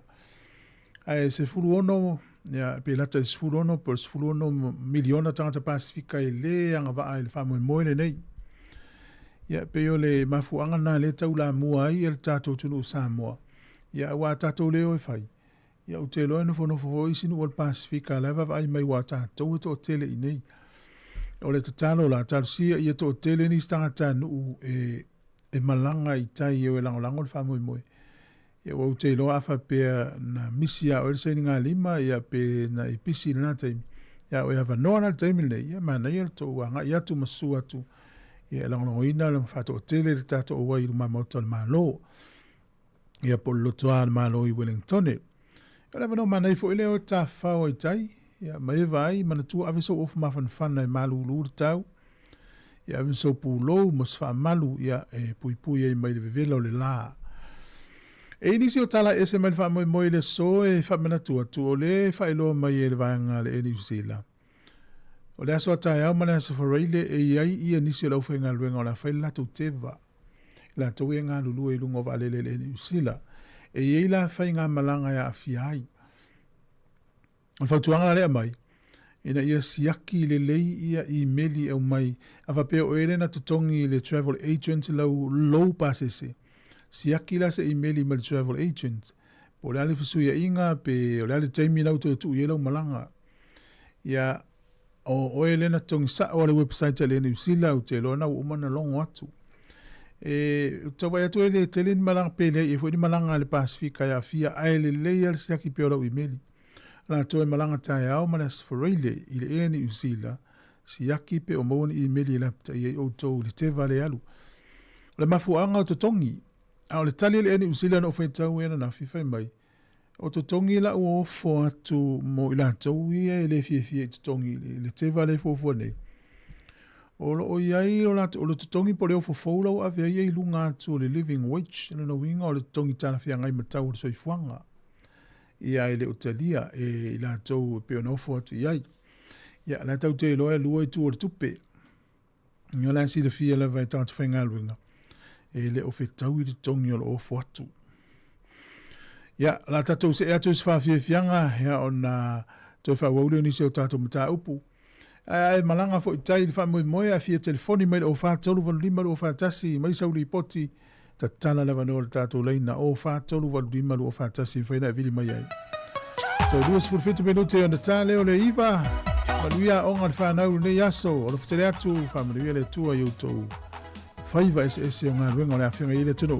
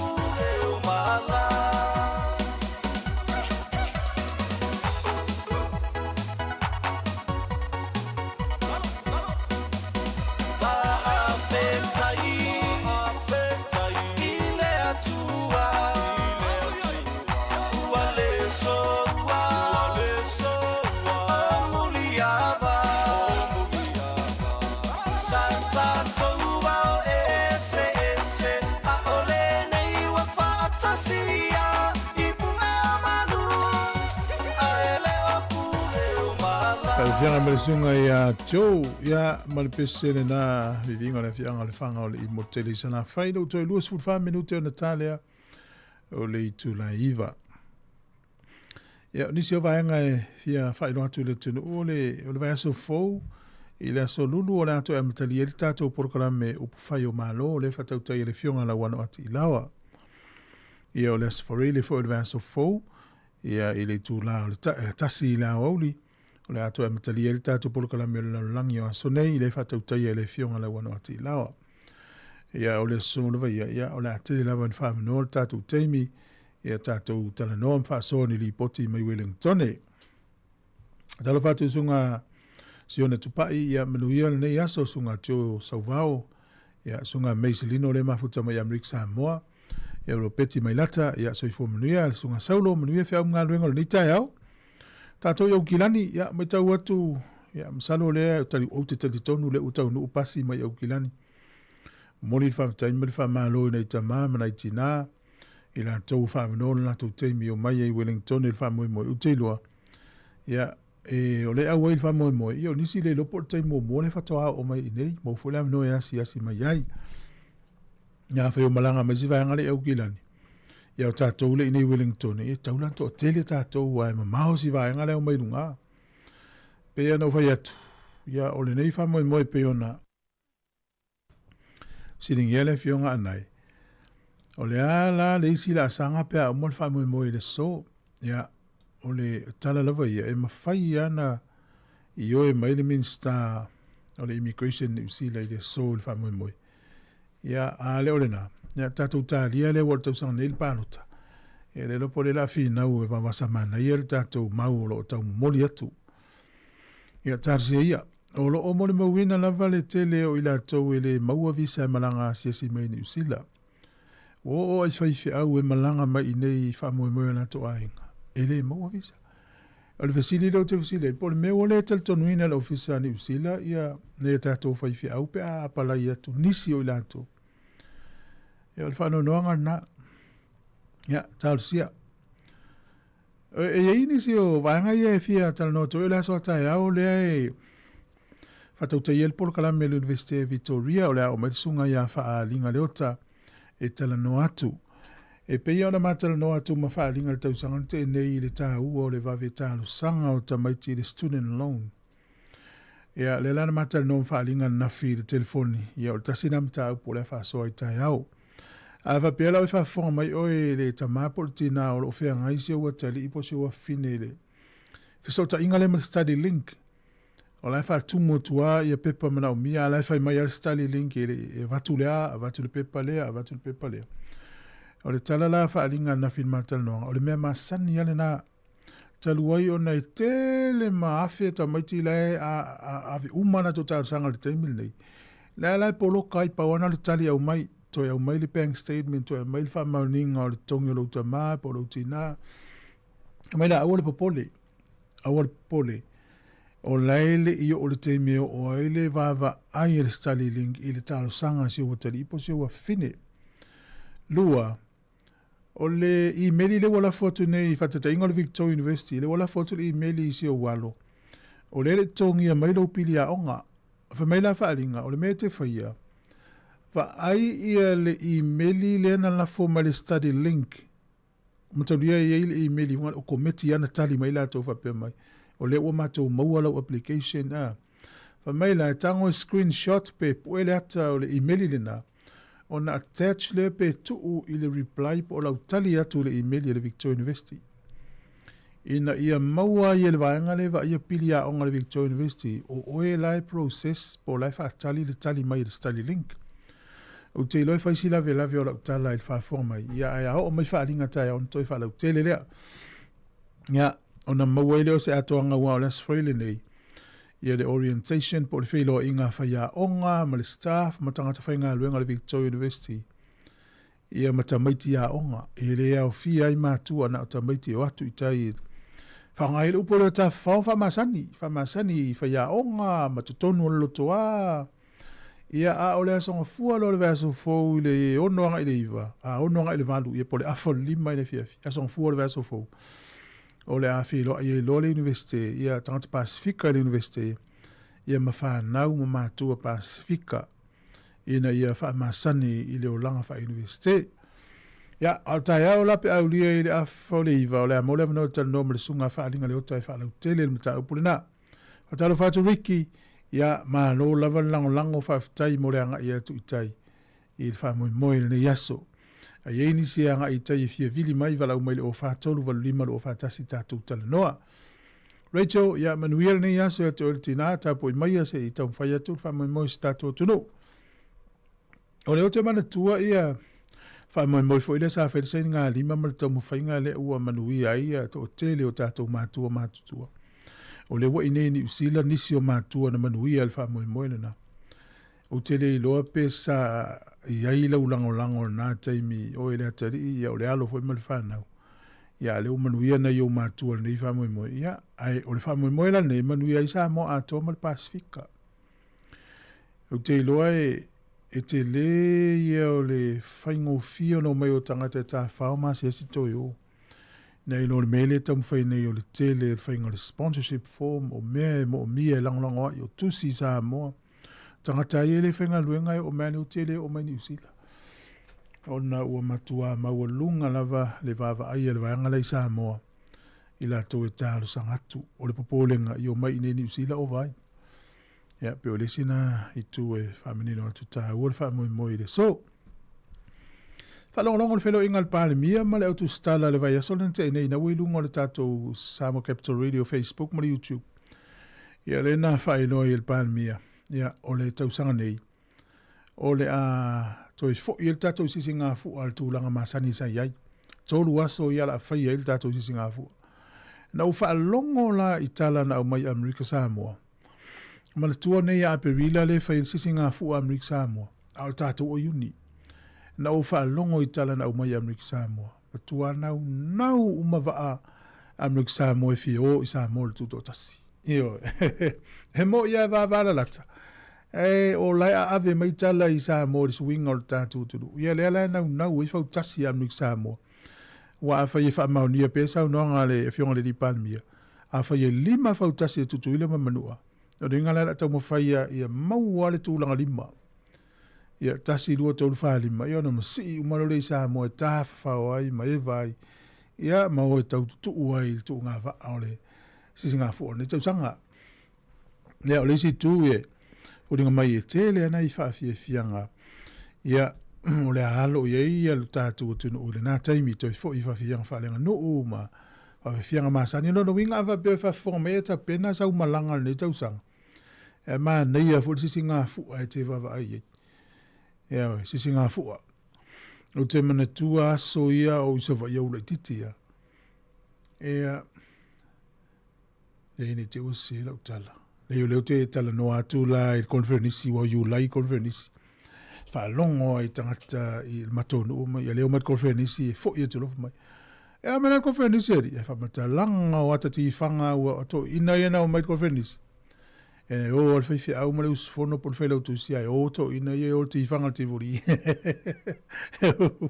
e wala no veto lo tala ole si singa fu o tau sanga nei ole matua tu mo ta fa o ngai Sāmoa e ta sina te mana ye pe fi o ta fa o Sāmoa si singa fu ya lo fatu se meona suena ya ta poi mai fa mo ne yaso o to lo mama o atu ya ele fa ina to le lava mai ma to lava i tono Wellington poli lua Manhattan Valley when you mata ya la to i mastone le vimba a Palmerston North i Waikanai ya fa fonga mai o eva noa ya ngai tu tai tatu fa mo ne yaso yo le fia vidi mai pe malanga i tai ya tolu valulima lo fatasi e tele yo sa no nga fia i tonu le valu se furuanga is furulua ya utato lo asa mo a mata ile i me uma ya e fia stato sa no nga loto pe o masini ai yo no fa nga solo ile o la unga pe spesenga ya utali el tals furumane lua mo la to uma malanga mai au kilani ya ma lo malanga manuia a manuia le tu e lo to ya i ni Wellington le taimi pupu ia le ngata o mai famo mo ia o mai ta fao mo mai nei Wellington fa me fianga mai le sunga le tiongi fa fo ulalo Sāmoa to te pai lo fa vais for 5 minutos on the tano le iva si fonga nei le mua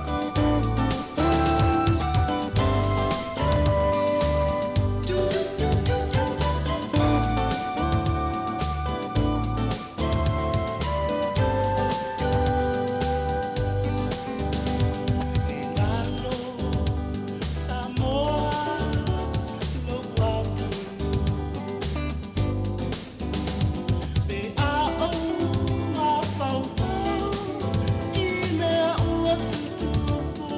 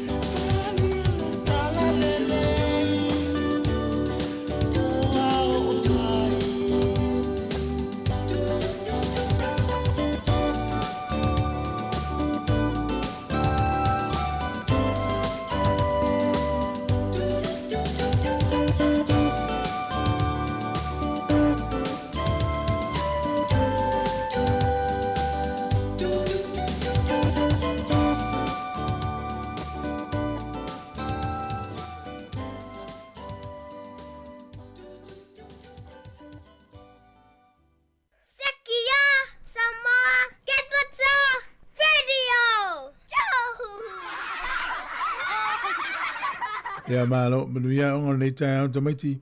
E fi fai loa tu le malu le tunu mena tu le sa no atu le pule o tatu li tio nei vai aso le fuafuanga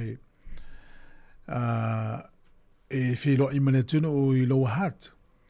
Ia le ua fa maluru atu e pion fai loa atu. E le o le vai aso nei la o le vai aso fou. O le vai aso fou le stofi le aso sifuru ma le iwa o le masina o Februari. Ia le taimina le lima le fiafi le fitu i le fiafi.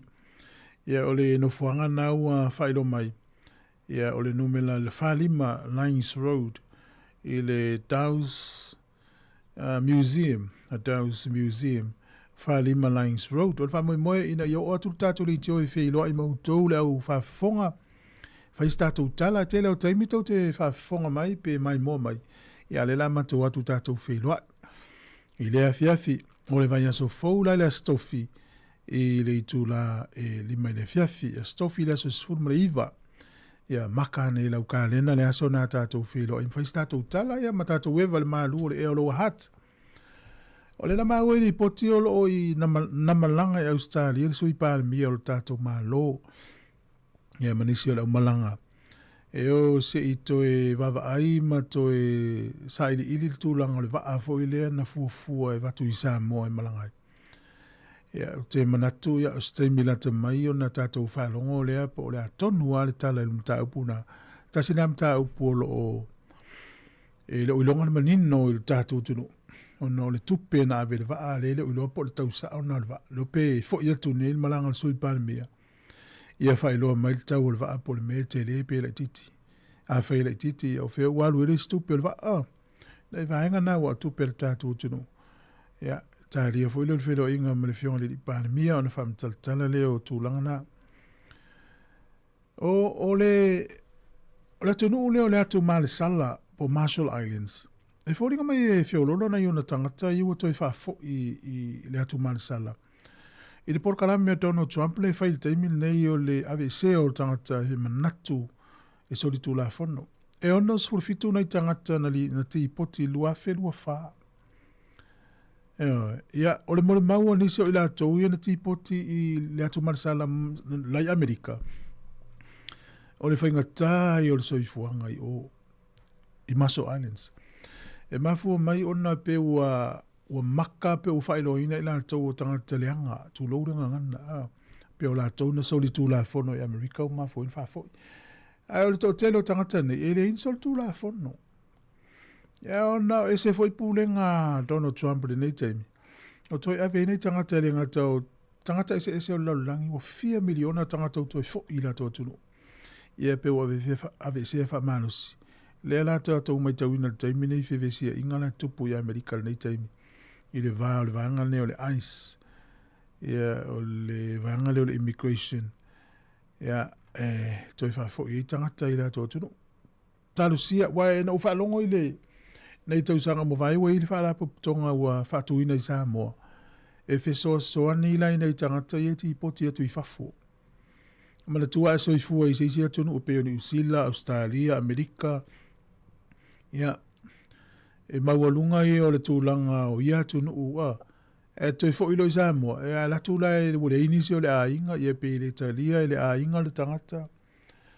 Ia pe la tu volta ngata ile fiola ile olanga la isa mo ele so singa luenga pe lu fa ma umanga ia fa ngata i ole olanga to so tai le la ma wini tanga to le atu mal sala to tele la to lo mo to wino to fa fo io la to tu alo fa tu sunga ya tali ya ma lo la fa mo ile ne ya so fa tai lang lang me fa mo mo e la talata mo o to hooks pe ya to tele o mai ile ya le ma tua ile ini tau ma fa tu fa fu ina i tai fa mo mo ia ave pele fangu vai el tama por tinama ave se apu sanuisi po se moli po se pea po se fai pula la wato e ni ngalo la utala vai e tanes furulua ia ona inu leu fuala au tai ave fa malu ave so ofu ma fana ia ave so pulo e no fo fa moi vo e le mfai pe esta mai no fo ia mfai ana e ave fai mai alala i lalo ia po se fala fo ile le titi fai mai no fo i lalo te le yo lo to ai tai ia fai ana e vai lalo la au mo so lu maltato fa mo le yaso Ma le tuana e wei tato o whainga luenga nei te ua pui atulo wata ia pe sili atu fo ia Savelina ma ana ia te oi. Ia, ana tau whilo a iei le so. En whaina whaafonga te leo tato li poti ia i nei minute o iluma. O le se furu e ma te le wha moi tai. Na maua no e o atu ai le niva yaso i le tato whale mai i tai Wellington. Mai tau i nai le tele o tangata tau su e paka o ta avale. O le mela e te tauna si le fia tato pe a o i Wellington. E mai se leva po le tangata e alusanga appointment.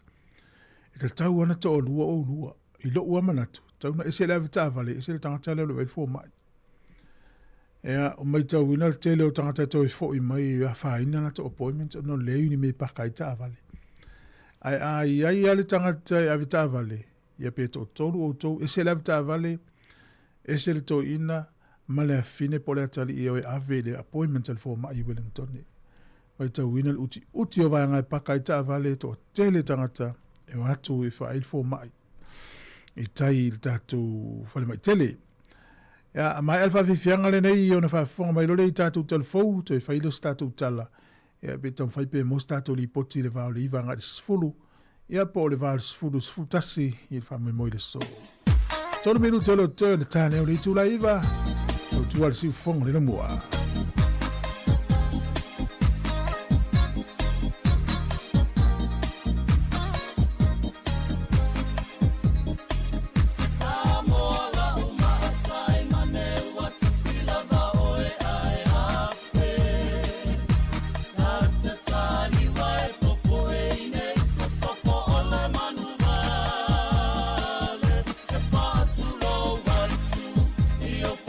Sama pai na ta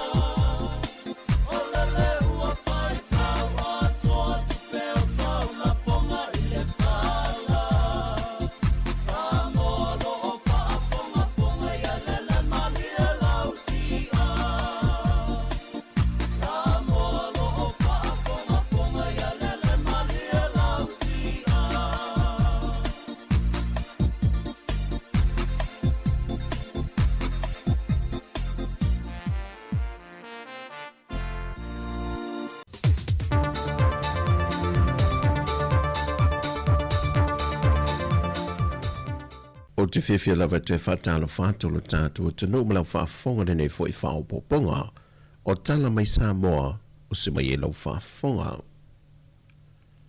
Watu ina mai ele whionga le minista o le mtanga ruengo tina matama I tai a tina e nuu maanga whasotai fuafuanga le malo mo le whaamatu ina mai o le tasi tesi ma le 1 miliona tā la e lalo le poloketi miliona tā la whaanga solonga le nei sanga. Sau no le whionga moe whaawo Julius a koe tā whanai o nisi o vaenga o le poloketi miliona tā la ma lona whaafuefui ne pe ona ta oto ai I le teimile nei. Kalame o whaatino ina le matanga ruenga. Ma o nei minista o tina matamaitai. Ia po ilalo fo le poloketi 2 miliona pe ona.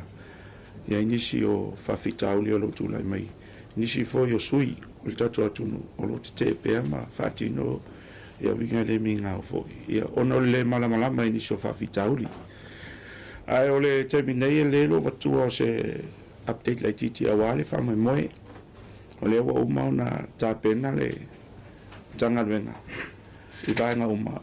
A tono ele to maon tu le tu ol seleni pe o le tasite si mal 4 miliona I tu ai I tu maro e fati no le poloketi mo mo le se lauli mas futala tang te totas ia e se lai manis poloketi wa finalo ai te telefono mai tu mano e fati no pe o mona tu fale se lauli mas furu ai le mai al seleni mo to si la fia e lo tong faim tanga venga e fati no le tu lama I tu mai ele o le vai aso muli o fepuari o le masinal nei.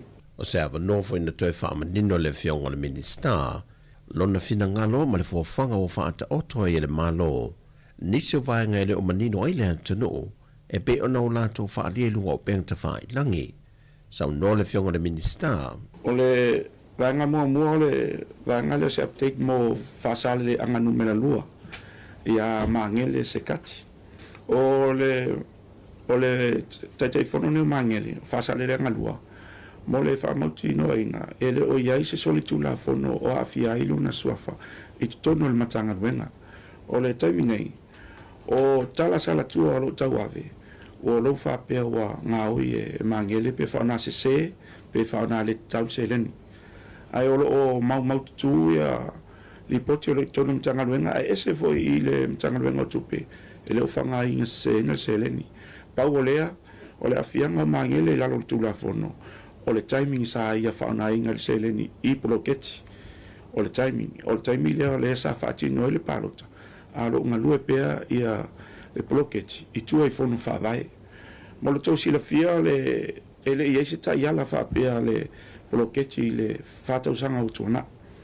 A o mato mai tauina, o le afianga o le suafa mangele ele fatino per poloketi o fai a fenga palota o fai fo ia ta iala le taimi nei le o ma fo fai ta iala e o le taimi vala o su il palota ona ave ese mai le o su ta telefono mai fenga palota po ta telefono ai o mai stand down la fo pesi fa o manga venga fo fa vai ona ta puni ai le ona molto si la fia ele paia inga o tona isu mal fitu ele ia se ta iala e tapunia ai le poloketi a whaatino whainga palota sa tatala uma ia whainga le poloketi e le tau fia.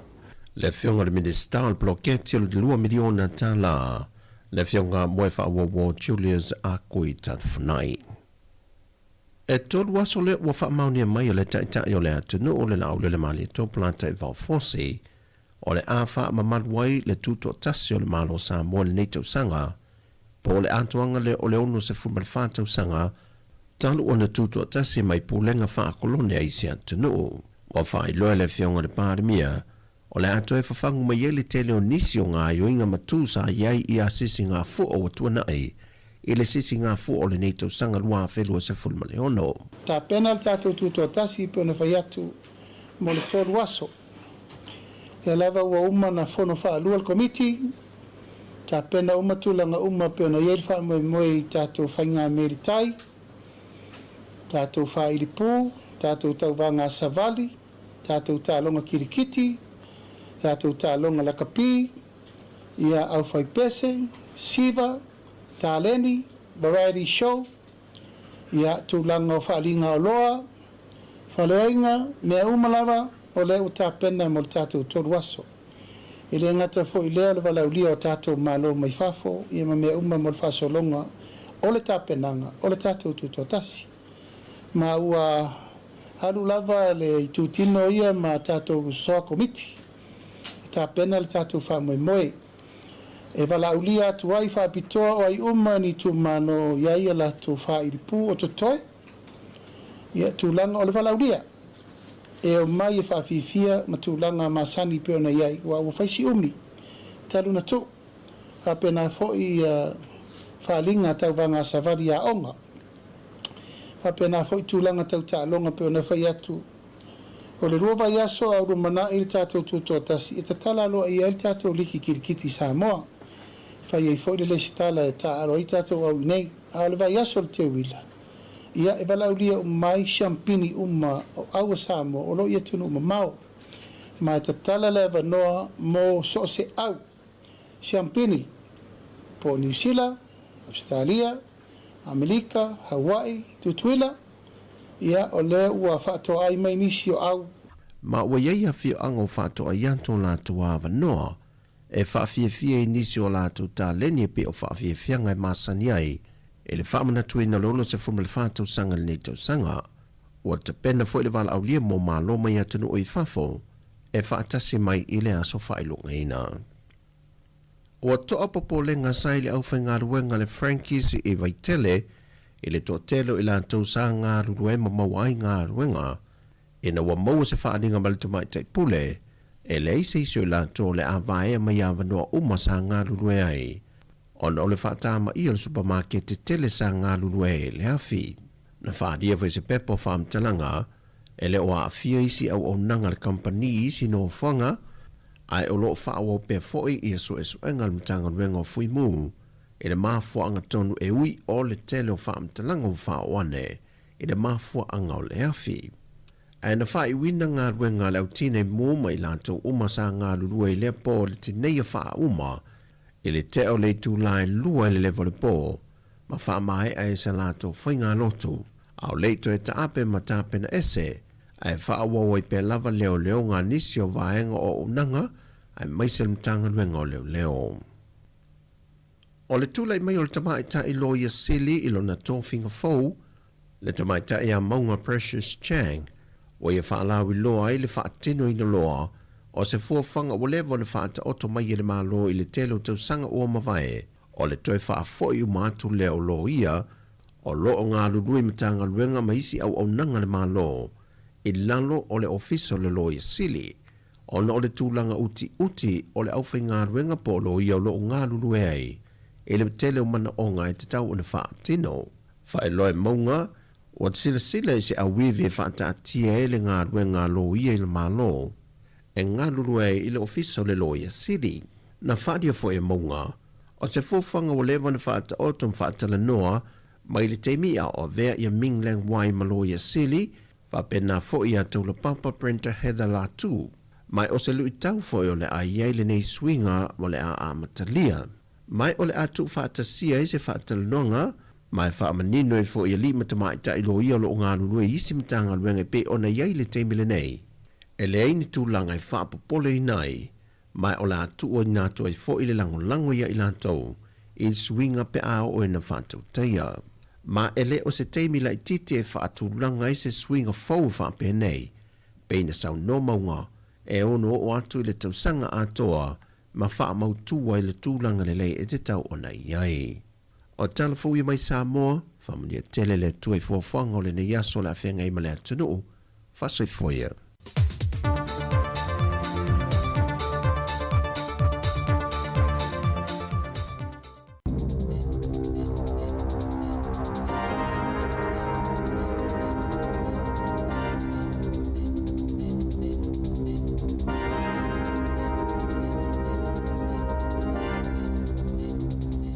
Tala flava le whapoponga mo mua talafou mai le si ufonga le la mua mo le nei tai au o le aso sfulmal tasi o Februari no a whelua ono.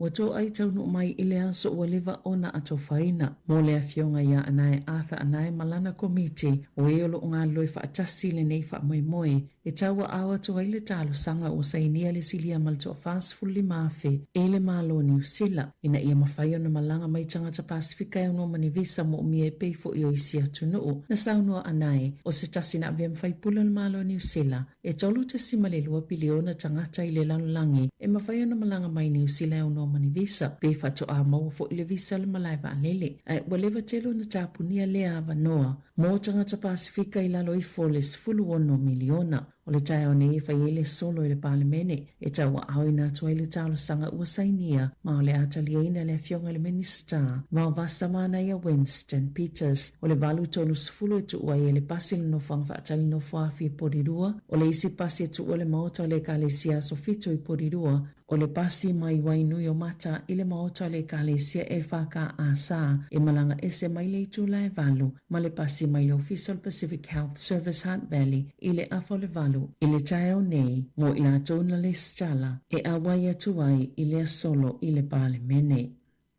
Ua whalia se li poti fōua le Anti-Corruption Task Force, e fōlia mai e le o ato o tōna li poti whainga pi o whaaloto i whale. Ona ole le lava o ta i ala mo le pui ngai nisi o la, po o matanga luenga le malo, mai fōlinga mai e na o sina vaenga le e whailoa peli poti. O le vaenga po le Task Force le ana te ita ina, e le ofisa so ina solito la fono e au fiei ni tupititele, le Serious Fraud Office. Lango i ei leo New Zealand, whape ma le komisimo au nanga le malo, pe ona te tala ina i le tausanga talwai, e ono masina o le apolkala me whaata itai. Sa tau mawhai e whau i se ata manino, e winga i whainga pi o mawhainga tau whaasea o fiei tupe, i au nanga ese al malo, o la i au fia le matanga luenga o whalapui, o fiso la fonga, ma le matanga luenga o anga fiso o tai. O le saili linga na ilo ai, e i le vao le tesi ma le wha lima, ma le lima tesi ma le ono pasene o tupe le malo, e ngau i whainga pi o ma le tau whaase, whapea mani sasi tau sanga te tasi, ma sa maua i le li poti, pe tu sale ma le valu se lau luas fulitonu miliona tā la, i le se fulu tesi ma le lua wha biliona tā la, ni tupe e ngā wai.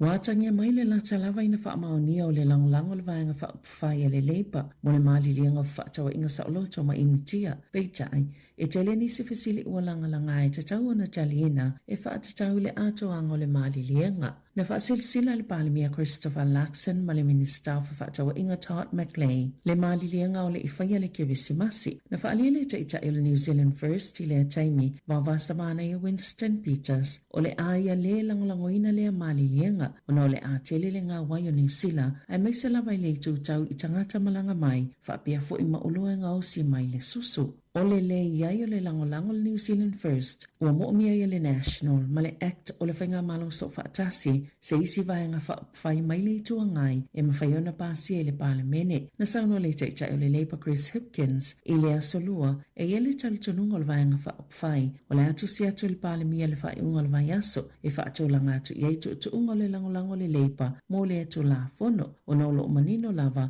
le iai o la tau watu ngalunga, i avanua e sawaina ia tatau a tangata whaingaluenga mai whafo. E to o te leta mai tia o ngā university o whiangai mwhaafitau li tau tupe, o na ua tele company o ta alonga o beta patinga o saputu atu ye lātou pe ona whaali ele whaalapa tapatonga mo whaafitau li o ta alonga whai tupe. E eili poti o ni ta mai tia o ngai no whatu mau, o whaalua lātou tupe mo whaale no whamau tutongi, whaapea ma alauni, i ta alonga whai tupe ma beta patinga, na amatai le Problem Gambling Foundation. Sa lātou polo kalame, o nei whaapea wa amata lava na whaatou mau fia tu ta'alonga whai tupe i le si o manga o ta'alonga masani, ma o le itu pāwali i le ai tele na whaatutuanga i ai whainga whaato sina, o le aasia se atu i la toi whaalauloina le soifua maloloina, ma i tutonu le whaalapatupatonga i universite i le atunuu, na saunu le whaaton sile o le Advocacy and Public Health. E a nga i lava whaato sina i tupulanga talavo, au le amataina la tawa o ngā maua lulunga. O le atoi fo ile li I whaasala lau John Campbell ile le John New Zealand e to alua ma le tamaita ai Ingrid Hipcase e whaatau tai le polkalame o le Morning Report ile aso se fulumal tolo o Aperila na whaali ai Pip Kane o le Chief Audio Officer le John New Zealand e maua e lava le tūlango I lātou na tustal sanga I le avanua peitai na tū mātila tila lava Campbell o na os tustala uailonga I whaasala launga e tāua fo iluna nau e whaamatala ni tala e tāua tele mōtanga ta whaanongolongo. Na whaali ai Campbell o silia malilua sa fulu tau sanga o ia whaatau taya polo kalame e iai 3 News, Campbell Live, Checkpoint, Male Breakfast, mai na te misia lava whaasala launga. Le asu tolanga Campbell I a Corin Dan, leo le avea ma business editor 4 ale le tioni usila.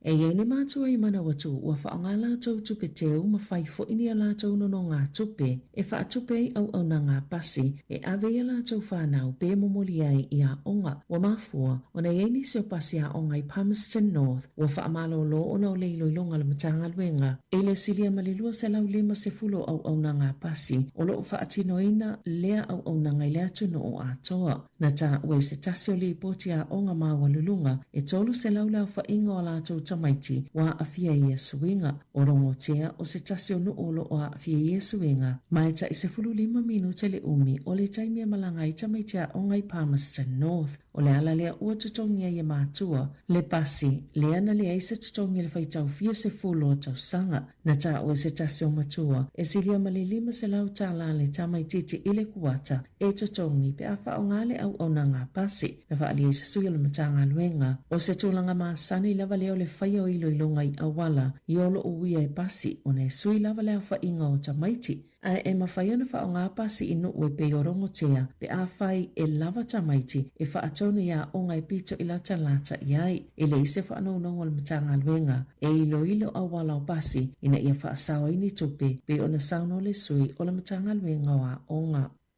O le atoia sia le WorkSafe se no fuanga iei vai ta ele, ma whaase e ngai Mount Albert I au Kilani, o na o se tamaititi no ta ulu e se ona ni foi luma. I le aso 2 Januari a ilunga le whaase enga, ma o le whaalavelavelo na lua lea na tupula ta mai nei, na a fieni tanga tai manuanga I lea lava whaase enga, e I se tamana manu ai fo I le whai ungo te sema. Ma moto ai lona tama I 5 se itulo, ina ua la vela na mama I se whao po se whaanifo I tutono le whaase enga I tu saimali poti, ale New Zealand Herald na whaalia le tina o tamai titi lea na lea ngai o na nifo o lea fiangola na tama e ono lava le o langa nei o avia ma whaafita auli I ona nifo ma o lea o whaatupe le ACC molo na o langa atoa na ta ualpule nganu o Aukilani na whaalua na suesuena lea whaase enga I le ono masina talwai.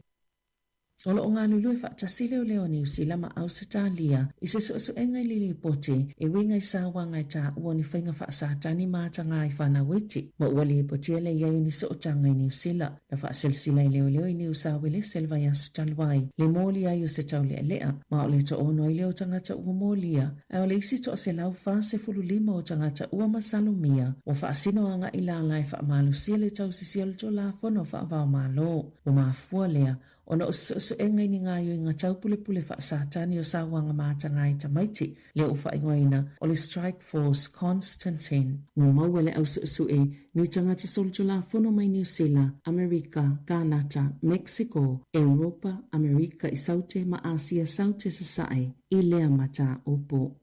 I tā longa, na whaatuina le au kilikite New Zealand li ile matati ele panga Finn Allen ma team Seifert. Ile ipola langi o le T20 po o taalonga o ovaita I lua se folo ina ua o la taina aia se lau fitu 5 le na matua whaia ina ile awa ale United Arab Emirates e lata ile 5 ova na tuto ile taalonga I shena ile a solua e valu aina taina Seifert. Ma le valu wha Allen ma ele IPP uma na manu malo New Zealand lana taalonga momoia Afghanistan ile a saa e aso le amalolo ai au le ianga I atu I Ahmedabad mo le taalonga ma Afrika I saute I le aso sa ai o le taalonga mulimuli o le pulu e ta alo ai makanata I le aso lua. Tala fawia ma le si ufonga le lau mua mo le nei tae au.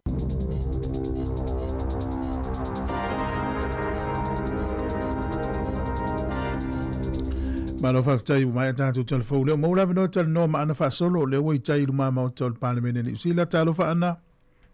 talo fa maro so fo tu foi pa talo fa foi ta of afonga nei tae matango fiele tau I tai nei Wellington tu foi ma no fa tai ia le fa ilo le tunu le wa au ta to ofenga lu ngai tai se mai sau tala na mai au le I tu watu lol fa sa longo Facebook ya auto o mai Wellington to tele disi wa yai u tau no mai le au gilani io tu so le ta tala no ai le wa tau no mai le solo o le solo a tato I Wellington le no mai pasi ia le fato tau no mai tai mai le tionga ana nai ia male au whainga renga pa ia le atua le sunga ia malaki mo I ava ma antirea. Le ala watau no mai pea lau le pasi le awai nui o mata ma le hat. Ai pea lau watau no mai foi le pasi a porua. Ma te tau no mai nei. Wai luma whale o le mautafono ia o sui o fiti o ia tangata lai ua ia fua fiti ia ma nei tangata wa amatau na tumutumu.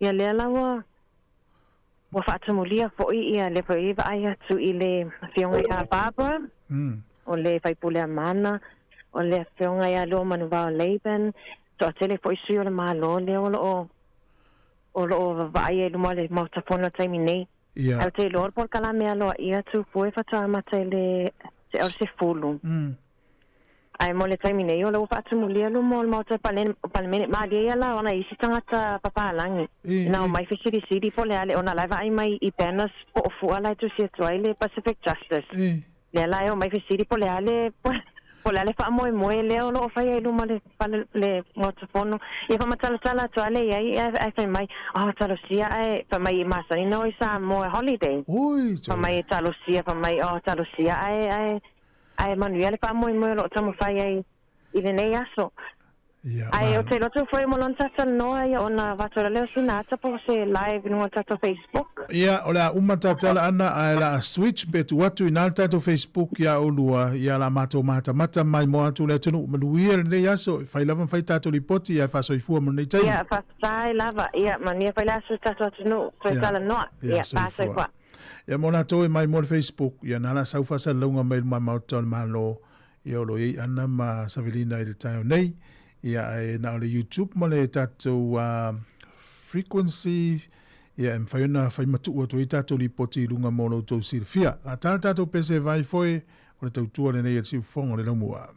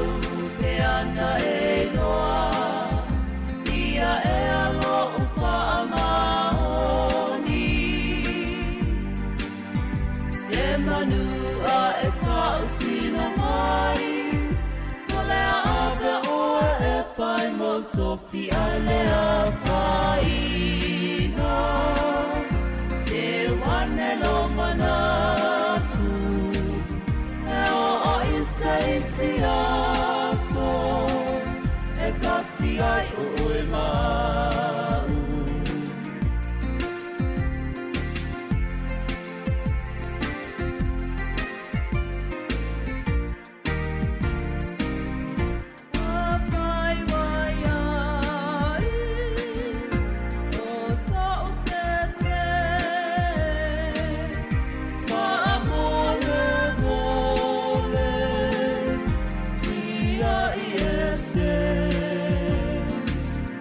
So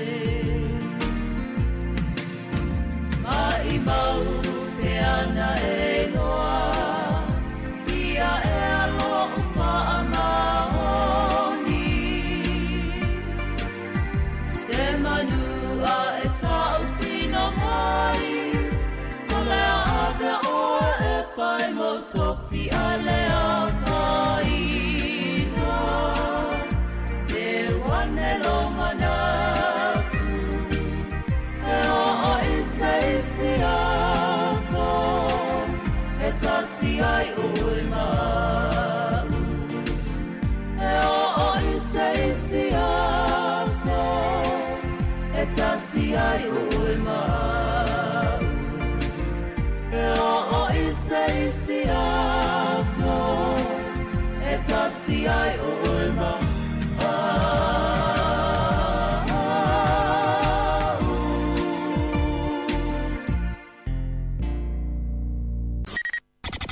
O le tautua le si ufonga o le laumua o lo iai fo i le langolango a le New Zealand On Air.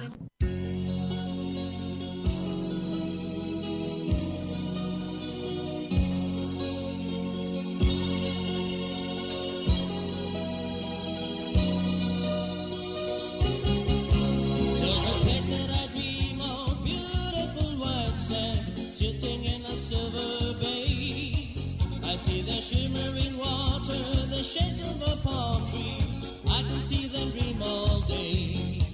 I feel the warmth of the sunshine touching the white shore, seagulls dancing the sea. I see the boats in the distance are on the horizon, sailing to my fantasy. Oh, my Sāmoa. Oh, my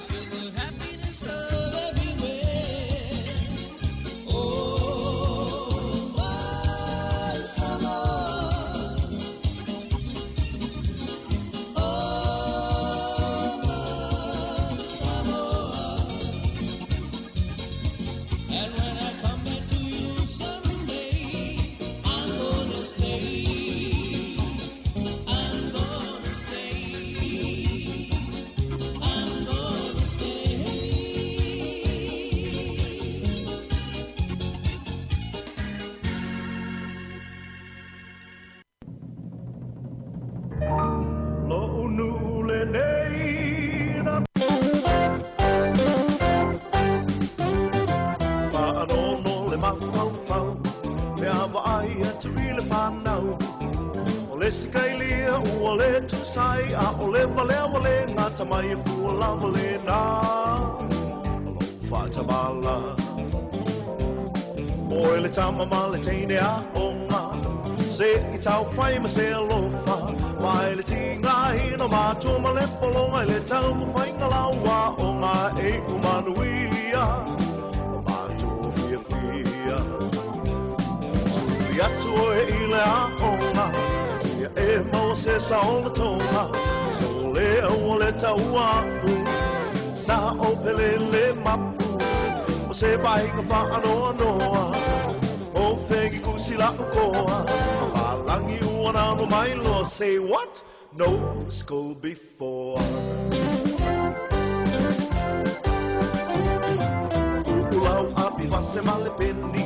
Ta solo I le maketi. Wana whahinga whaale alofa. So le wa ele a o ngata lofa I matua. Oi loa la ua. Tupo nei lo fa pala pala. Diriu ese malo tangata leanga. E leo se mele lei, leo la ta atua na le fa lolo pe amatua o la oa oina. O la fa aina. Ia tua e ile a onga. Ia e mau se sa o la tonga. So le au le taua. Sa o pele le mapu. Se whainga wha anoa noa. O whengi kusi la ukoa. A malangi uana no mai loa. Say what? No school before.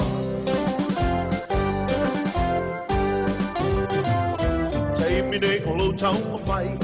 Nei e Sāmoa tuai.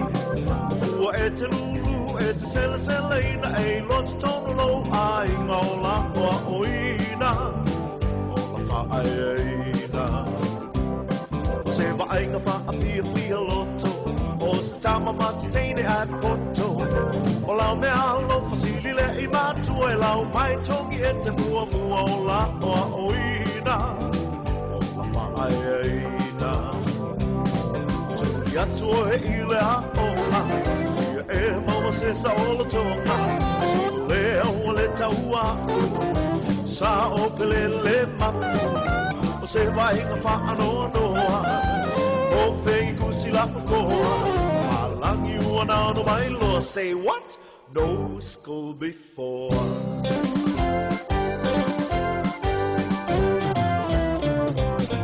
Tui atu o heile a onga. Ia e maua se sa ola tonga. So le au le taua. Sa o pele le mapu. O se vainga wha anoa noa. O whengi kusi la ukoa. Palangi uana no mai loa. Say what? No. Whawhiwhianga le nei tūna tae o le teimi leo toi 25 minuti ona tāne o le tūna sfulu. Ia ki atu lau Facebook le Sāmoa Capital Radio. Ia pe ona motsia tu elfasa launga I nei tato ofisa I pori rua lungo le Facebook. Ia tu atu le teimi nei naua whatasi mai ana manisi o tato ofinga luenga Savelina. Mai tawina la yata I te vai le teimi nei pe ona au mai. El tato ofinga luenga. Wa matatu whatu muli enu ma mauta le mahalo. A fuala lea ngā solo tu pēlea tunu. Ia, olona winga e matua mānaia stato nu mela pe ha o le teimi o le whamui moi. O lea ua nofo ia le tero nofo e le au mātutua. Ia, o lea ua me te wina le to telo le tunu uanga. Ia tu, ia, au ea vanoa le nei aso, ia lea te lea le teimi. Umalona momori si au whanau. Pu e lau train, ia pe alusi se momori oe. Ia, po aila vanisol to ainga o iei oe. Whiloa ia I tai ma to tele mai au kilani ma isi vaenga o ni usila. Ia ma tala noa ma momori le tātou mau. O le porkalame lewa ia a mata le se fulu. Ia o na whanga solo e lewa lea se ia pa ia le tula se fulu ma le lua la tele wha fie fianga. Mesi o saunoanga o le aiai. O lea ua to i tau nuure ia tātou malo mai au kilani ma nisi o le au wha fie fia. Ia o le temile i oro whanga solo pea ia leanga ia tu lea tunu. Ia manuia le wha moi le yaso. Tātou tala noa pēr maki me lauri te o whalongolongo tau tuar si whong le mua. Ia o lea la oto tuai te leo tātou vaenga. Au tātou wata na maurungo le Facebook, Sāmoa Capital Radio Facebook. Ia mo le temine nau a mata mai tātou whaasala launga. E le tasi o mata upu e mana ia fo i le whaino atu le taimile nei. O na ia se urungali i na whate ia ila ua ina ua a mai le insua o la taavale. E mana tua o le matua o le taavale, o le taavale o urungali ile, o le taavale o le Subaru lua afe ma le lua. O le sila taavale to inga le Suzuki Alto e lua afe sifuru lua. E whate ia la le urungali, o le tau o le sila Subaru e whaafe, o le tau o le Suzuki e li mafe li mselau. E whate ia ina ua toi whaafou ia vaenga o le insua, ma mau ai. O le ua si i lunga le company insua le value po le tau o taavale. E mana tua o le matua o le taavale, o le laititi fo ina alo na tau. E siaki atu, o la ua tu ua lau vaenga, o le ista taavale ua sifuru afe lua se lau iwa faa le value o le taavale lea, po le tau o le taavale lea. O le Subaru, o le Suzuki e iwa afe ono se lau. Vai tau momo, ya. O le mela le utupu, o le tutongi insua le ungali i le tau sanga, e lua afe lima se lau le tutongi le insua. Taluai la le ua sui le company insua le value o taavale. O toi wha popo e marisi afe ta la i runga, o toru afe lima se lau ai. O le ala o maile la pata inga, ina ia wha i tete tātou i mo meo taavale, toi wha foul insua. Ia mauti noa, e le o suia e company insua le value o lau taavale, e le o suia anga i runga. Siaki le lei, tasi nana pata inga le au mai, ai, e mai tau atu lai niso news lunga o Radio New Zealand. O la o whaelo ai, o mai tau ina le to o tele o istangata le wanga i mai whaeloa ngā yo inga e le whaia. E tu saila mle mta upu e fso ta ili mta upu le no whaantuai, a whaila o insua ta avale le to ainga.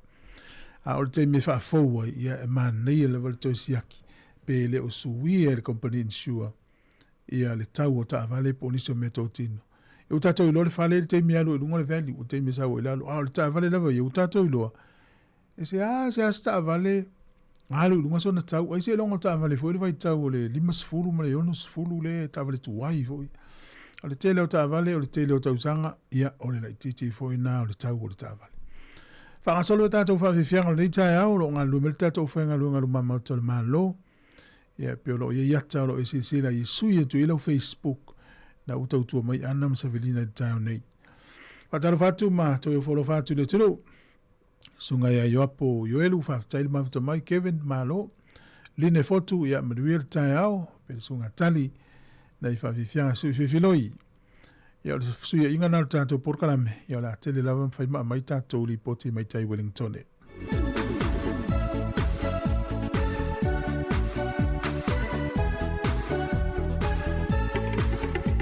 Sofia fai e mo ita oni apa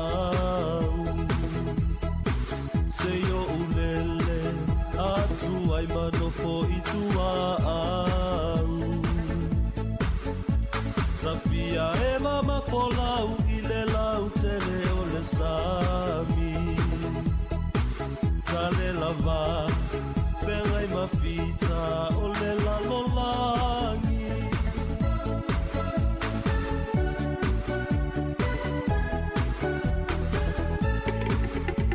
E feta laina o Yesu ale ia fio i le langi Nanga lulue Whaatasi mai le whea lo whani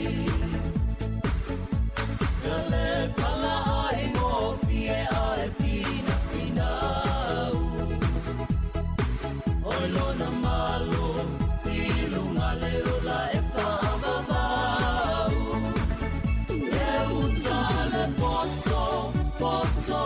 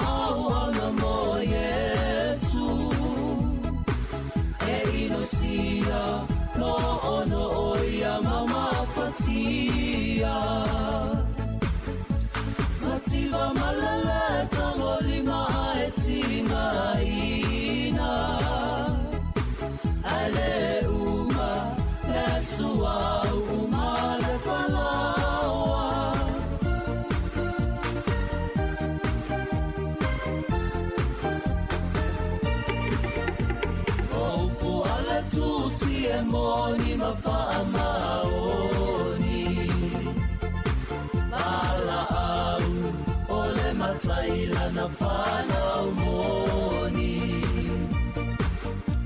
Le au au na lele e male wha maoni Sawi le fale Oi ai le fia fia male oli oli Le uta le poto poto e fetalai Le uta le vale vale e fa faulai Fai pe ma avenga avenga ma mo ma ma fa Veole la lolangi Langi e ma vai pe se ata Le uta le poto poto e fetalai Le uta le vale vale e fa faulai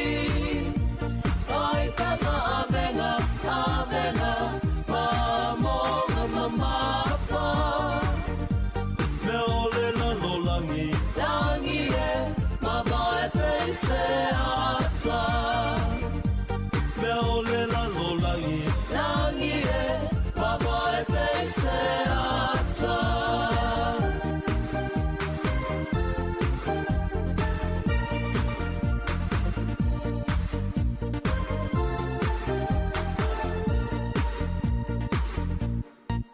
Sifofona ole Samoa. Samoa Capital Radio. I love Samoa Capital Radio. Go Samoa!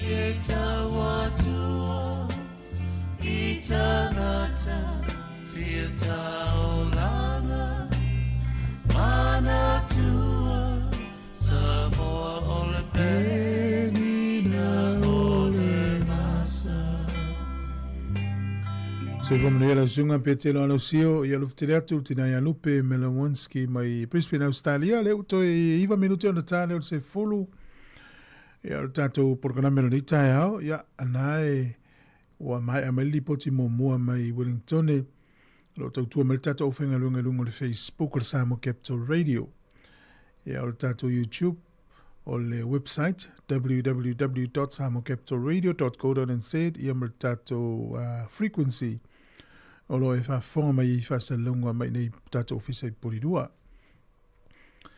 Ia, o lena whafonga le tunu ui le saunoanga le tato panemia i Sāmoa. Fuafonga ia mo le te wila ia sete mo le tausanga nei. O le whaiele liki kirikiti i Sāmoa, o i lawa se au manatu e fia malanga ia. Mana il tapen pena maul te mil nei wale, walongo mai. O anto fuafonga mi se au champini, ia awhapele au champini Wellington, au ki lani, Amerik Sāmoa, sa vai u polu ai. Ta si lea ta amirisanga maa nai al matamata au kirikiti. Maa nai a tele la alta al misanga le nei, i le te wila, e se i fuafonga mo le sisi ngā fua. Beo na whaidua mai. Ia ta pena i au tau. Ia fiel ta alonga le kirikiti. To e whamana atu ia o le aso atai au, ma le aso whareile le whaiele te wa i lantou ie ngā lulu i rungo wa lele ni usila, i lo i lantou uma. E ia whai ngā malanga le la a fia, e le leo ni siaki i meli mai le ni usila po le travel agent na sa tutongi e lau pasese. E ne sui le teimi o lau malanga sui mai nei, po na nei le fiafi. Ia nai te le usila fia, ia le siaki fsili ta mai ti pe a whai te malanga. Ya fai le isa imeli na la fuatu pe le foi sina vili atu ya te lola nai le la o le isa mi tupu wa o le tangata le na fa ma vai nei ya ma le tulanga o le CEO le New Zealand Craig Foreign ya le uli potia o le ua to fo ia tu America ya vea ma CEO o stasio company tele tono America ta o le Crocker o le company le nei ya e fa se la umon tupu wa fe na tangata finga luenga ya America. Na whaweina tausanga ta si walu tolu, ni tono no ole Ohio. Ia ole tangata na whaweina le company e suafa ia Bernard Crocker. Ia o loa whatau atu, ia ole tele ona o loa, ia o tūlanga lava o tau mawha, ia ma meo whale te tele, ho ia tele o unanga se i to tonu. Ia fuola ia na tupe maua i le tausanga i luafe lua tolu. Se lau 5 biliona tala Amerika, e lana revenue po lana tupe na maua i le luafe lua tolu. Ala matua te lea company, o leo whai o na whale o loa e po na la lai tono Amerika. Luafe fitu lau sifuru i vana supermarketi tono Amerika lava ia. Mawa ia. Ia o le tangata nei o Craig Foreign, o le New Zealand, sa pule i le whale o loa le a company tele le Amerika ta o le Walmart. Sa ulo le toi pule le New Zealand, ia le lau wha mawai, ia ale toi alu toi CEO le company tele le Amerika. Ia peo no wha fonga mai, o le mtua mta utia level to mai o le tangata New Zealand. Ia ua matua fo tangata. Ia lea o lo mo mia lava le tele o tunu o langi a mese lava Amerika. Ia o no na tomai. O tala angala lo tangata lea o Bernard Crocker o ia len whawaina company i le tasi valu tolu. O le luas furu tolu o na tausanga ia na malanga e se mai ai whapea e to sfulu whanau lo nungali. E lo na lima na le tangata lea na whanau i sia mani. Ia na malanga mai lo le i tonu Amerika. Ia na ila na life savings ai e tolu se lau fitu lua ta la. A fuala pe a whaatusa le tolu se lau fitu lua ta la i le taimina i le tasi valu tolu. Ia e o malele taimina i pe a whaatusa lua afe lua whaatusa sfulu lua afe lima se lau lima whaata la lan tupe. E sa ulota tala le ala na whale o le grocery shop ia i Cincinnati. A mata mai lo ina ia vaila tātou le ua maliuto ina waltasi valu tolu. Na wha vai e company. Taimina ila. Ia na ufa fonga mai lua afe fitu se lau i supermarket. O lona tupe maua se lau lima sifuru piliona lua afe lua tolu. Na mata mea isi na tamai whale orora i titi. E le watu tangata ni usila le CEO pe pule hao ai le company tele. O le nei tala uta alonga wha iunga le vaso nei le la a tatala loa ia i loa ia ta milisanga o le superakapi. Ia o le asfari le nei a matai. Ia e pai le hurricanes e ta alu lava au ia le ta milisanga. Ia o le aso ta helpe au lia ia on whafonga lea ia na welunga foi. Ia lei na whafonga lea tatu sketcho po le whasolonga o ta alonga. Ia mo le sirifie le tulu. Ki e whaimaki ane lau Facebook i le tautua le Sāmoa Capital Radio. Ia na lipoti a wawai po lipoti whaasolo mai tai Wellington. Whamenu tolo turn le tāleo le sifulu le tautua le sifufonga le naumua. Tālo whanava. Pacific po le Sāmoa Bell of the Pacific.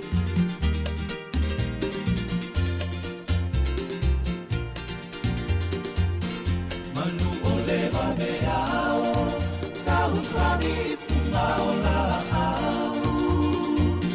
Ae ala usuita, ile faiva o mafau. Talu olo upopole, ite iubole taulau. Taulu uaile uku, uale aule inadilau. Aue, se ifai mai sau uku. Etua inimala, etua imanu. Sau funala upele, tau osinai pumai malu. Se inuane ai, tama ole nuku.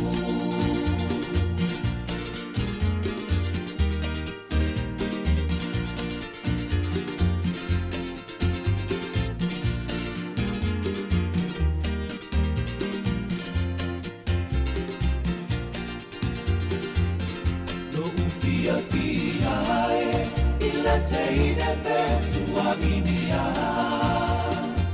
o upusata fai male mau amene iluma ai atulo uloto ona osa utukua inana e ilino utumau ai ali alina otuma.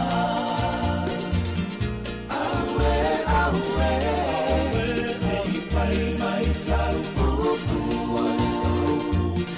etua inimala etua imanu sau funala upele tau osinai pumai malu se inuane ai tama ole nuku aue mai sau uku etua inimala etua imanu sau funala upele tau osinai pumai malu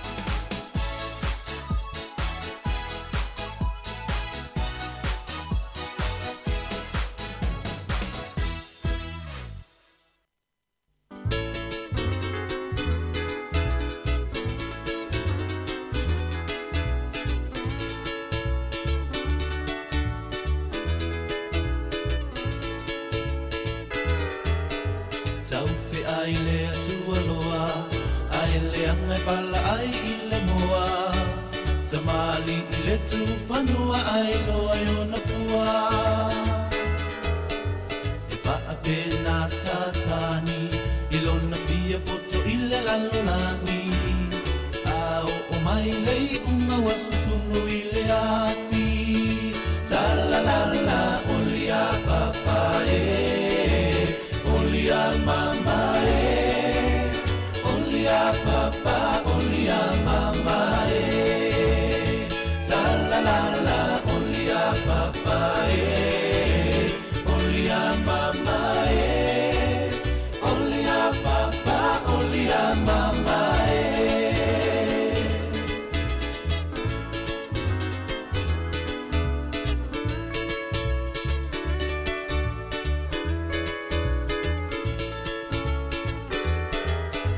Tauwhi ai le tua loa, ai le angai pala ai i le moa. Tamali i le tu whanua ai loa i ona fua.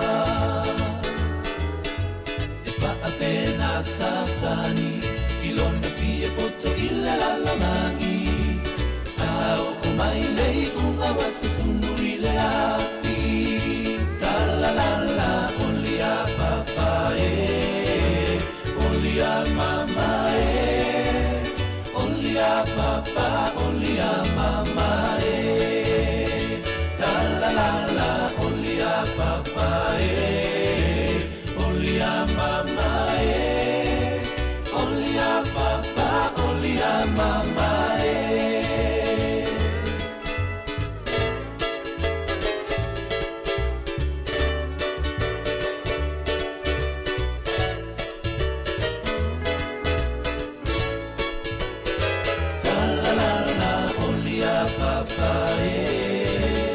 olia mama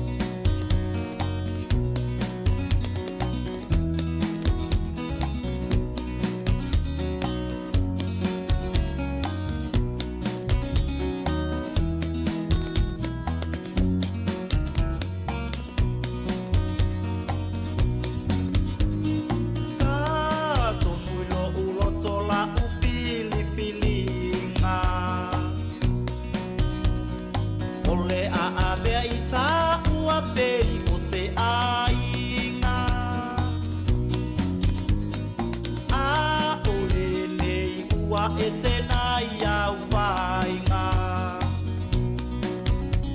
Le pinanga loe o le atua le o oi o soto finga.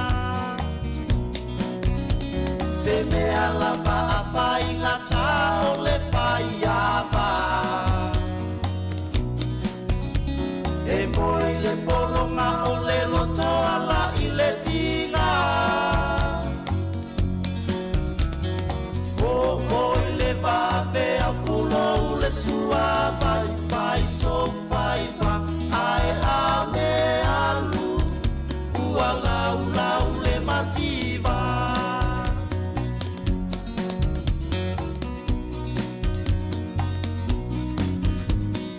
O te mana tua ina sa pa ato anono da o walua ye tau su e oni fa imani popo e tau mapaya i o se suavai talu ai lo umusu i lo tamasu mane i via ai se me alava a whainga ta o le whaiawa. E moe le polonga o le lotoa la i le tinga. O oi le vate a pulo le sua vai vai so vai va ai a le alu ua lau lau le mativa.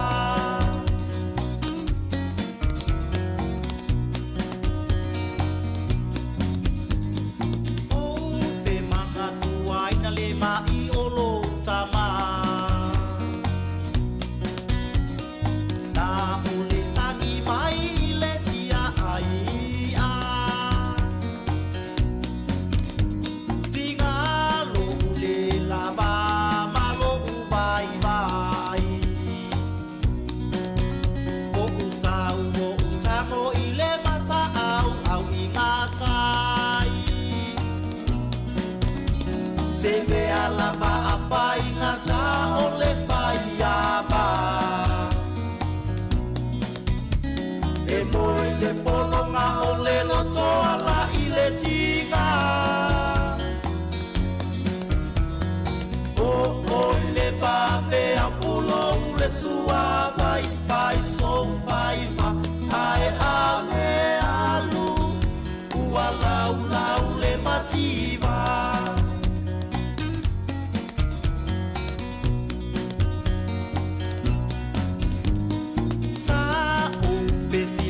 Mai nai o matua ina ia la ua pa asino mai ni panua ua uma pa asino mai o panua awoi pepe uma esuma o leva o matua. Se me alava a whainga ta o le whaiawa. E moi le polonga o le lotoa la i le tinga. O oi le vape a pulo le sua vai vai so. Fantastic. They sing.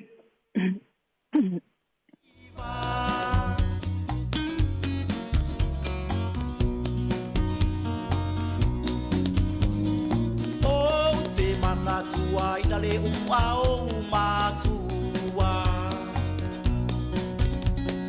vai mai e silia ona te ataua te opo ilo le alofa ina i o umata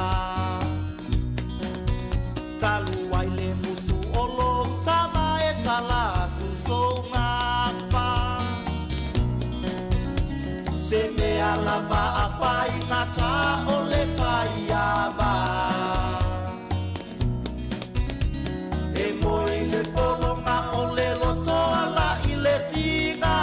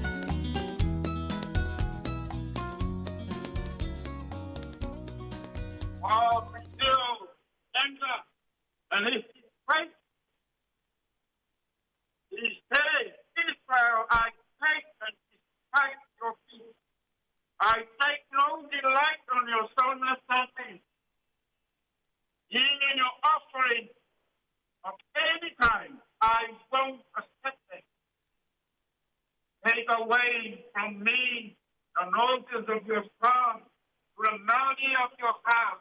I will live in faith. Israel,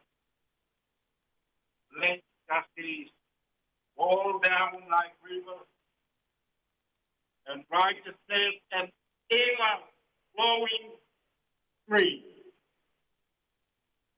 Israel, the justice for the promising of a throne is failed by a justice. When your throne will fail by justice in it there.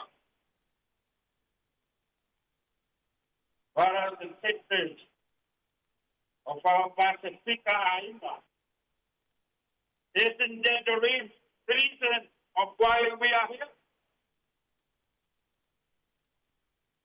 Isn't that the purpose of coming here in unity? Yes, it is.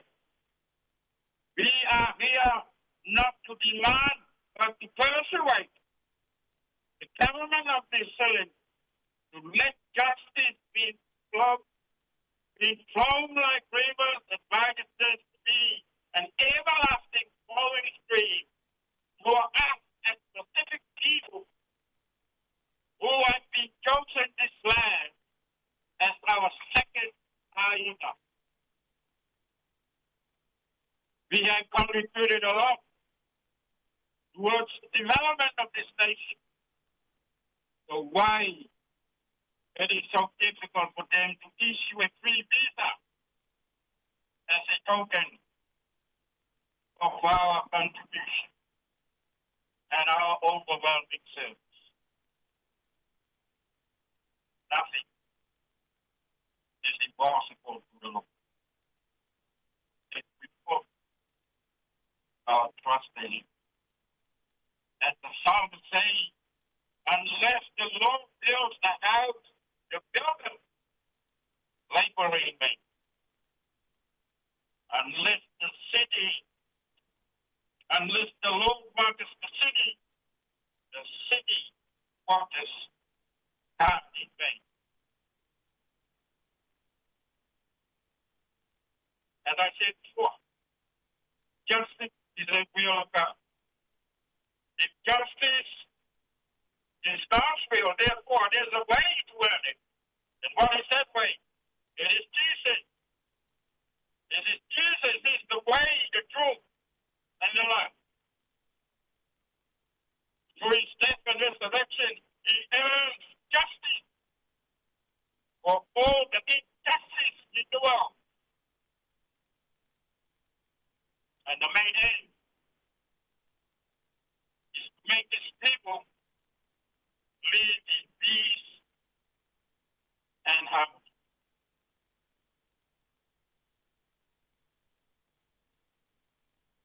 Bless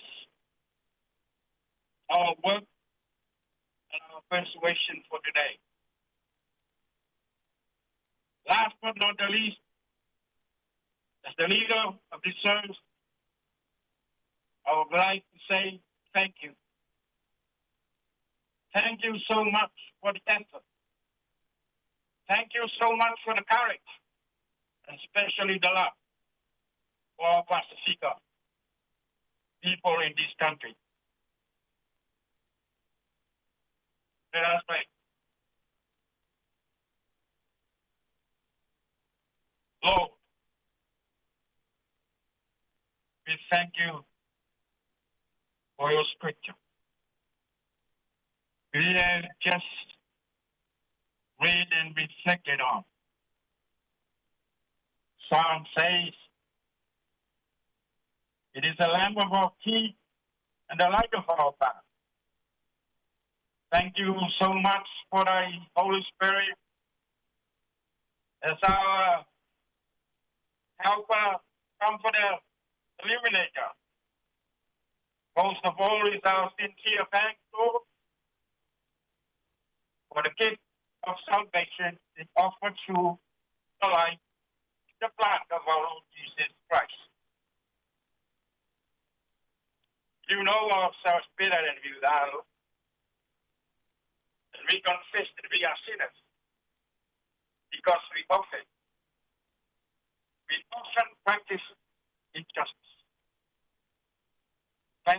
sins and all our trespasses through the blood of our Lord Jesus Christ. Bless this day.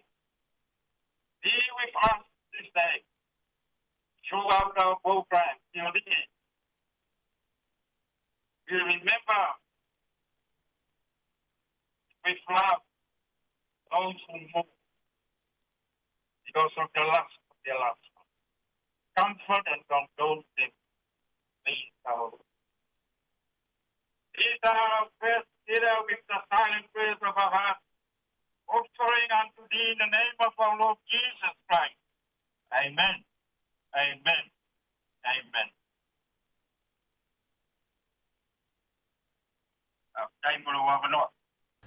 O le sunga te te whono le maftanga so fatase whaiwhi au Sāmoa Wellington, Reverend Elder Malaki mo iawa, le sa sauni el tātou sauni ngā rotu. O le whonga le aso le whionga ia na nai pati mua au, e o le ua whanga solo porokalame i le nei tai, me wha whonga mai pēni si o tātou porokalame ma vaenga su whiwhiloi o porokalame le nei aso.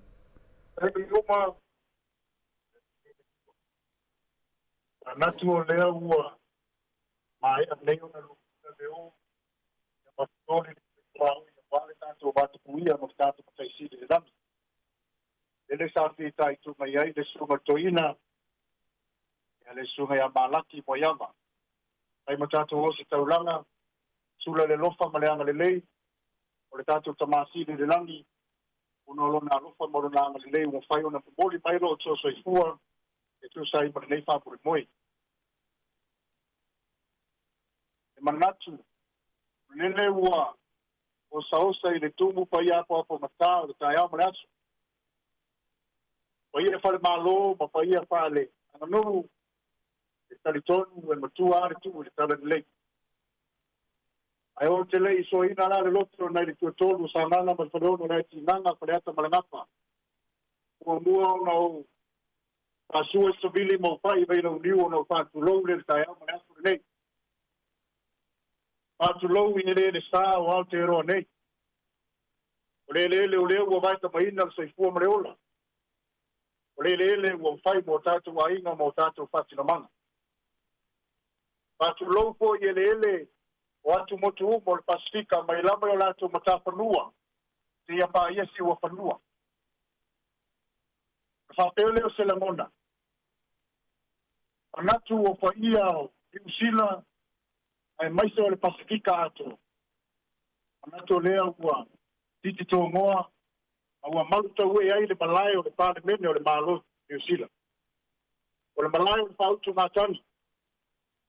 O le malai o lo lipoi ai upo. O le whainga malo. O le malai o lo sui e le ula. A ua se manuia o New Zealand o le tangata anu. Pāpea leo le komiti o le ata alolo. Ai whaero vai no tulai ai paleamanga e tumu whalalo e sol tuina o lo tau paia ma lo tau mamalu. Whaero vai ma koma tau molmole le kio mai anai. E mai se o le komiti sa o lato tapena ina le nei pa moe. A tau te ofa lofa o patana patu. E sua lau suma taitai o le sauninga. E sua lau suma i rai komisina o le tamara malo. E sua lau whainga lwenga tutofi e le tua. E mai se taitai.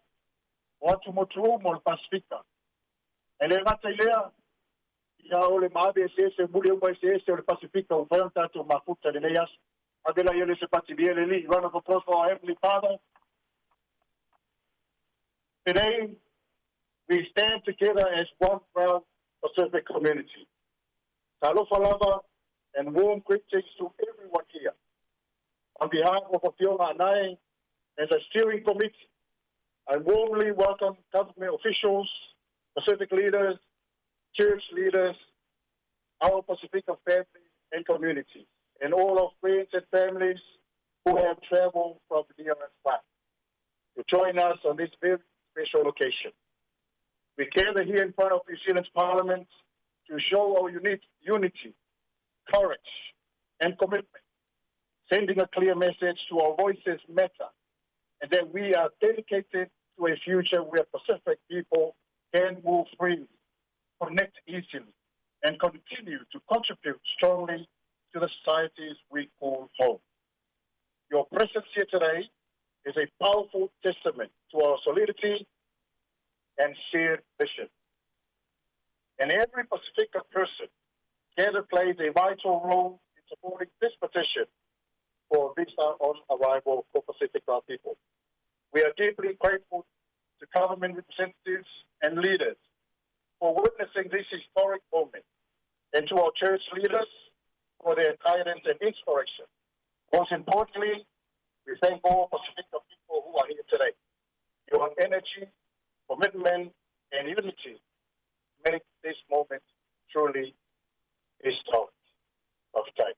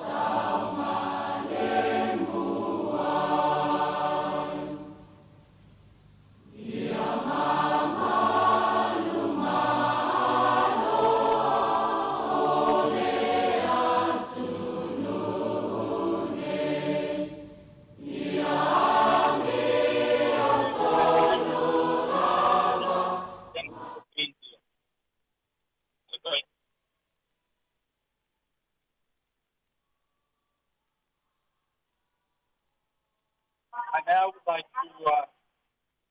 to introduce someone that has worked tirelessly for many, many years to progress some of our issues within this country. He was an ex-member of the National Party.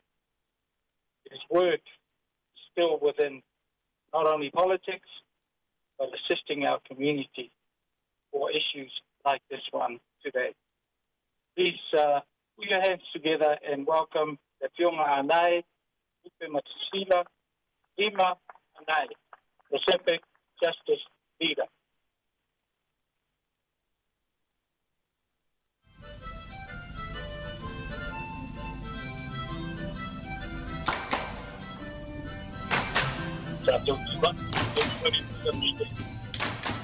Everybody be upset, please. Sing this chorus with me. Every Pacific Islander knows the song. This is the day that the Lord has made, that the Lord has made. We will rejoice, and be glad in it, and be glad in it. This is the day that the Lord has made. We will rejoice and be glad in it. This is the day that the Lord has made. Sāmoa.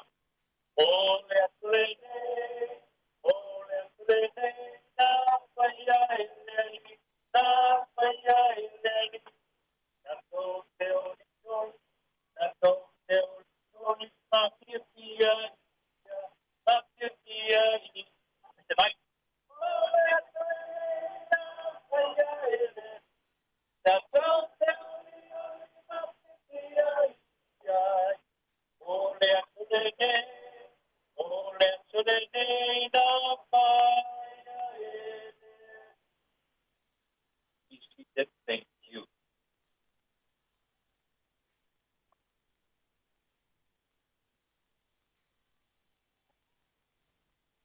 tēnā koutou, tēnā koutou, tēnā koutou katoa. Nau mai, hare mai, I tēnei kui. I nā mana, I nā reo, nā karatanga. Today we acknowledge and welcome Tangata Whenua, the first people of this land. Our Pacific cousins who settled Aotearoa long before others arrived.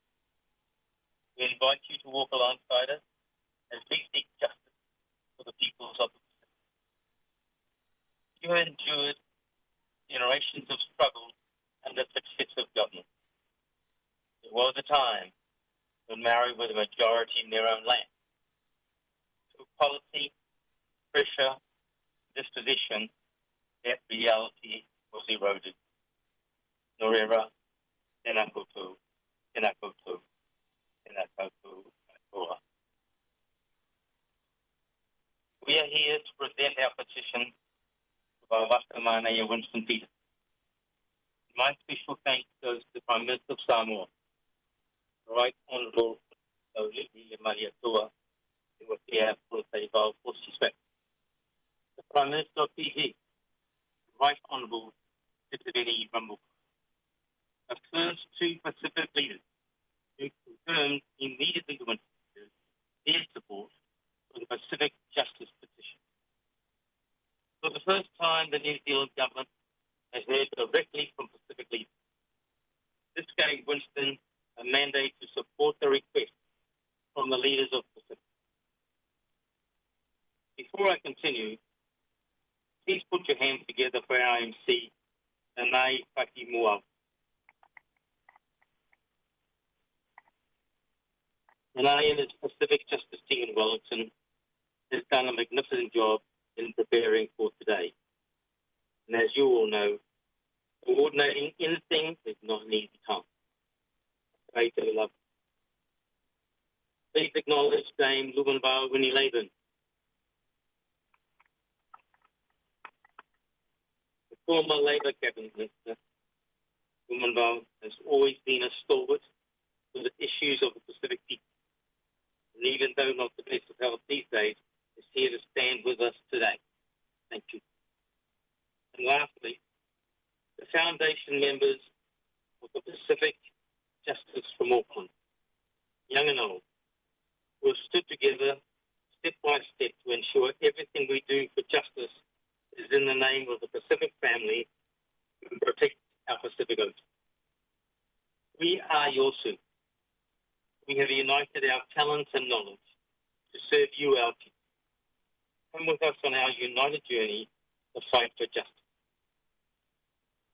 The New Zealand Immigration Department has been left to operate without control, ruling the lives of Pacific people.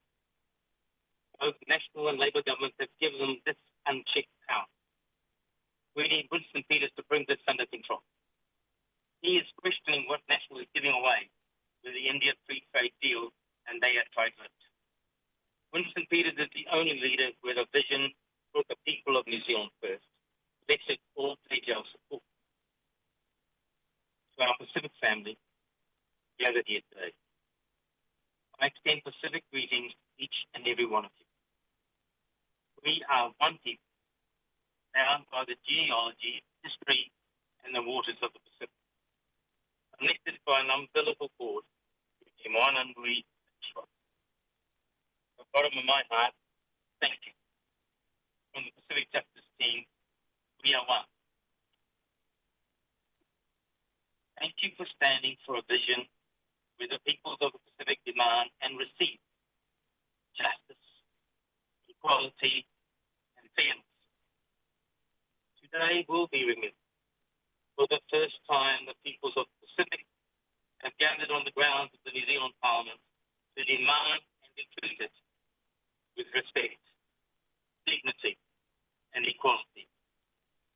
For too long, New Zealand governments have been led by immigration officials rather than moral leadership, represented by ministers who neither understand their portfolios nor the sad realities of the Pacific.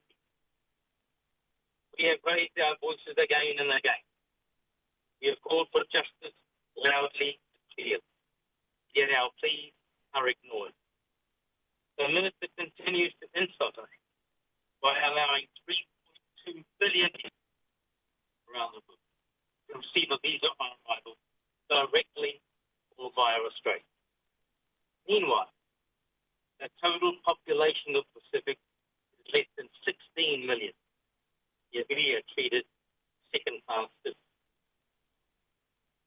We are expected to be grateful for a visa on arrival only if we already hold an Australian visa and are merely transiting through Aotearoa on the way home. We are forced to apply, pay excessive fees, secure sponsors, and accept constant position. I observe that. We do not know what is being offered behind closed doors in free trade agreements, but we see clearly what is being taken away from us.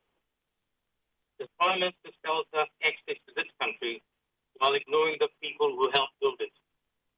New Zealand was built by the hands that cleared bush and turned it into farmland.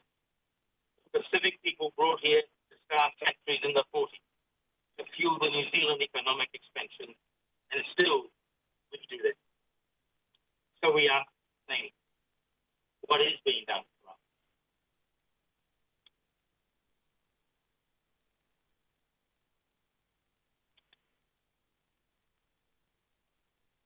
Does Prime Minister Luxon understand this short-term gain attitude won't fix the long-term pain and will follow? Today we say enough is enough. We will no longer accept being treated as second-class citizens. We demand the right to travel for family funerals, visiting terminally ill relatives, cultural festivals and village obligations, graduation and milestone events, without humiliation, without excessive barriers, without distrust. We are constantly labelled as overstayers. Let me remind you of the dawn raid of the 70s. When recession came, Pacific families were hunted. Doors were broken down in the night. Police arrived with dogs. People were dragged from their beds and deported. Later investigations showed Pacific people were less than 30% of overstayers. The remaining 70% were untouched. And today their numbers are the same. We are the people of the Pacific. Our closest relatives are Tangata Whenua, who were here long before any others arrived. Today we demand that New Zealand immigration immediately allows Pacific people to receive visitor's visa on arrival, just as it granted for billions of others. Until November 24, Immigration New Zealand in Sāmoa was open for 1 hour per day. 1 hour per day to service 200,000 people. And both national and the Labour governments accepted that without question. That was not an oversight. It was an insult, a damned insult to the people. The Mau Citizeni movement raised this injustice. It was with Wawaka Mānaia, by Honourable Winston Peters, who intervened and ensured action was taken immediately. Today, we present our position to a leader respected across the Pacific and internationally, a politician with experience, courage and credibility, and a true ally of Pacific peoples in this government, Wawaka, Right Honourable Winston Peters. Enough is enough. We demand change. We demand action. And we demand it now. This is an election year, and the peoples of the Pacific are watching. We, the people of the Pacific, have a duty to respect the man that supports us from his heart. Make sure we support him with your party vote in New Zealand first. Thank you for being here. It's extremely important for us, and extremely important for the people who are working in the building behind me, to see the voices and the faces of the Pacific people gathered here today. We want action now. we will no longer be treated as second-class citizens in this country. We felt it like anybody else. But time has come, and we want it right now before the election. And right now we want an answer that satisfies all of us. Thank you very much for taking it over.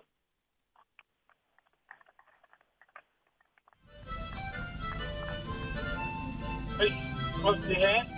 Please, close your hand. Everyone. Now just go like this.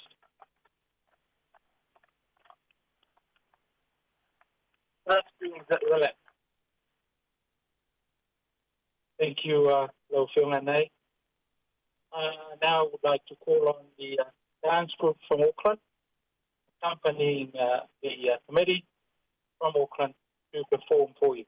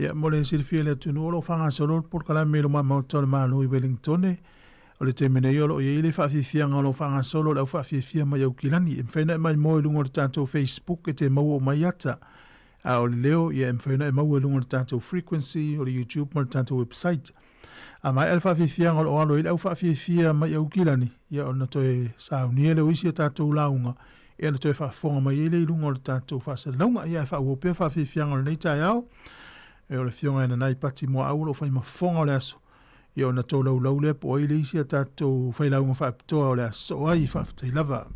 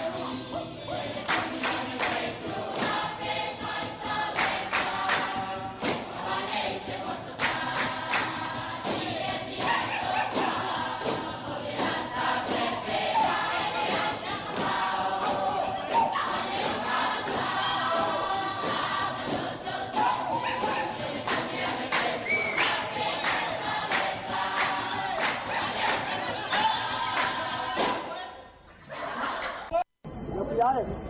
O mai ole upu malo. I tau tai mai le ano le aso. Ole a. Ha.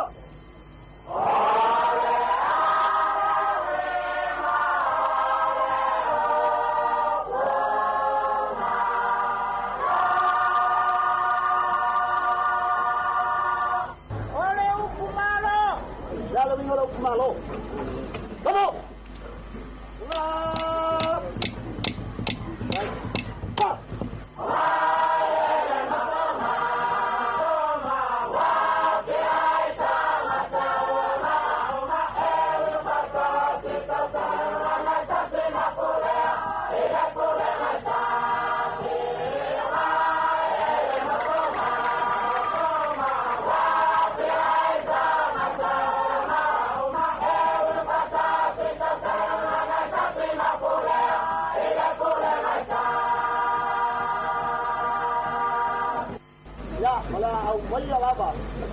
Oni malo, sama nya lu malo lewa wat, yola to sila yai.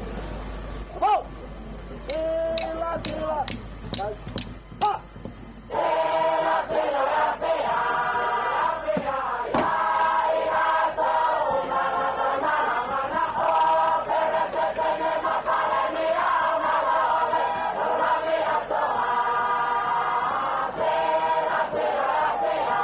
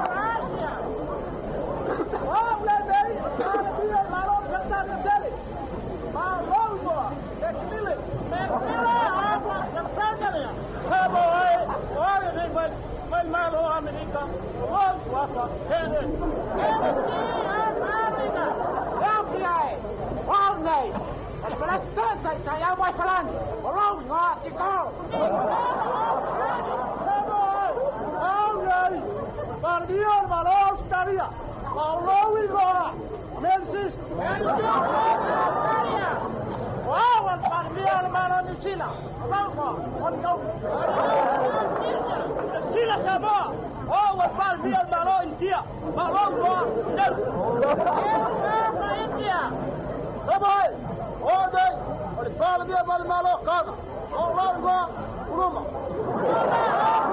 Kalilaya. Ya Sāmoa, wale, pal via tanga, wa ni.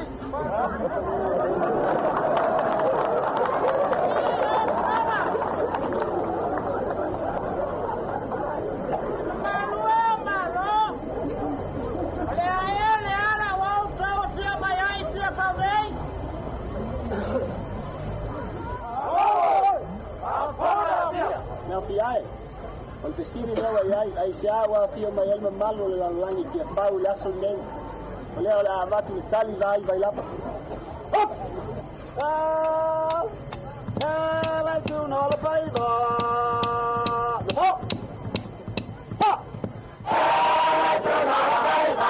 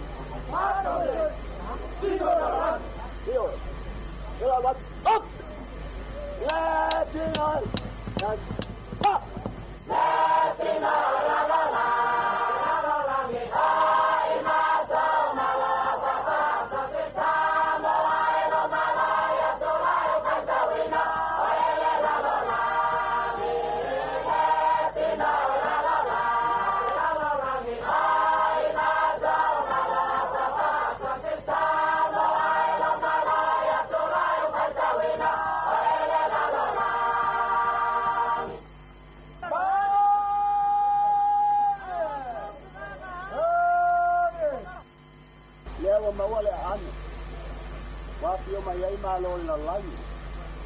Ini uia la le tu lau. E tasi al malo ke si te vai atu. Ele o inei. Ia la o mai. No!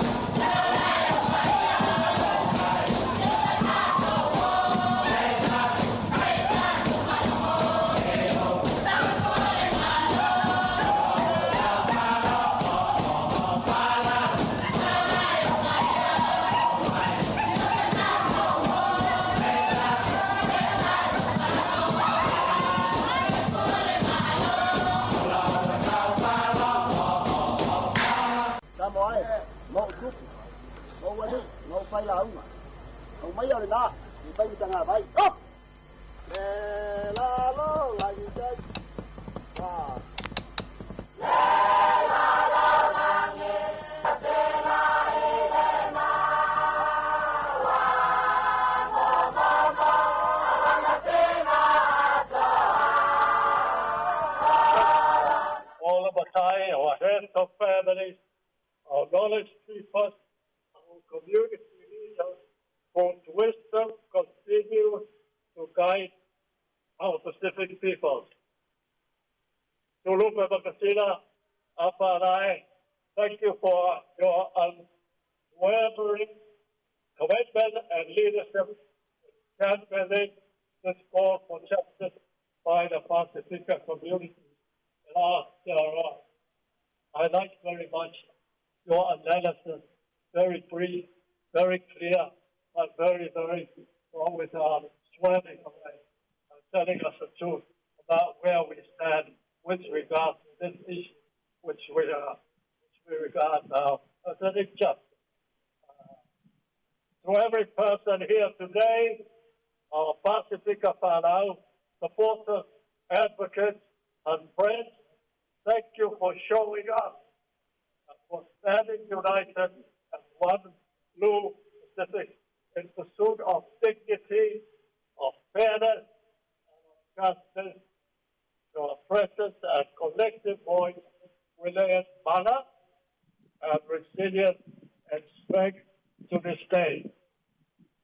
I am deeply honored to speak today on behalf of the High Commission of the Independent State of Samoa and our government in strong support of this very important petition led by Luka Batasila Whānau.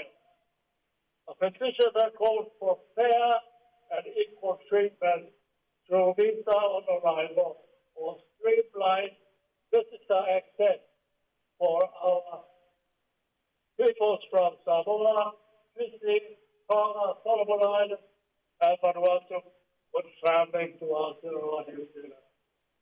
With approximately 50,000 signatures from across our Pacific whānau, this petition embodies a shared call for dignity, for reciprocity, and practical ease in family reunions, cultural exchanges, business ties, and in the conduct of normal relations between Pacifica communities in New Zealand, Pacifica neighbors, with the respect and recognition to travelers,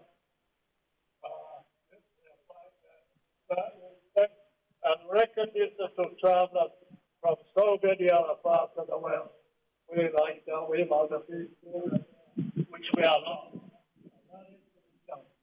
We are here for to question and to petition the government of New Zealand. Government of Samoa, under the leadership of the Prime Minister and Cabinet, fully endorses and supports this initiative. It reflects our collective Pacific values of family, community, and mutual respect, values that unite us as one blue Pacific.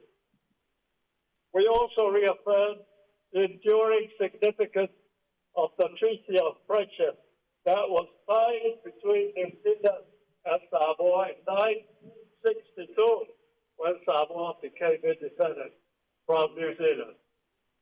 This foundational agreement commits us to close cooperation, mutual assistance, and enduring goodwill. It is true spirit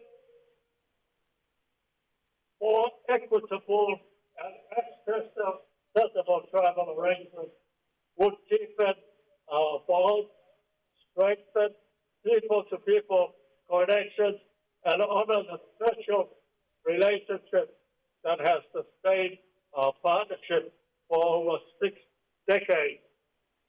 Pātaita lava once again to Lupa Batila Whānau, to all members of Pacifica Justice, to every advocate who has stood united, and to the New Zealand Parliament and Deputy Prime Minister, Right Honourable Winston Peters, for receiving this petition today.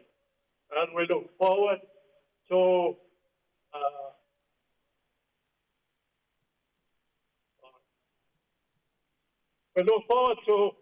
constructive dialogue and meaningful outcomes that truly embody Pacific justice, friendship, and unity as one blue Pacific following this petition today and this gathering today. So I finally finish with that. I've already said about the support of the Samoan government. As I said, Prime Minister Rauli Body of Torah, as a great supporter, and given me strict instruction to come here and speak here as to let our Pacific people know about the stand that the Samoan government has taken on this subject. So I thank you all very much. Thank you.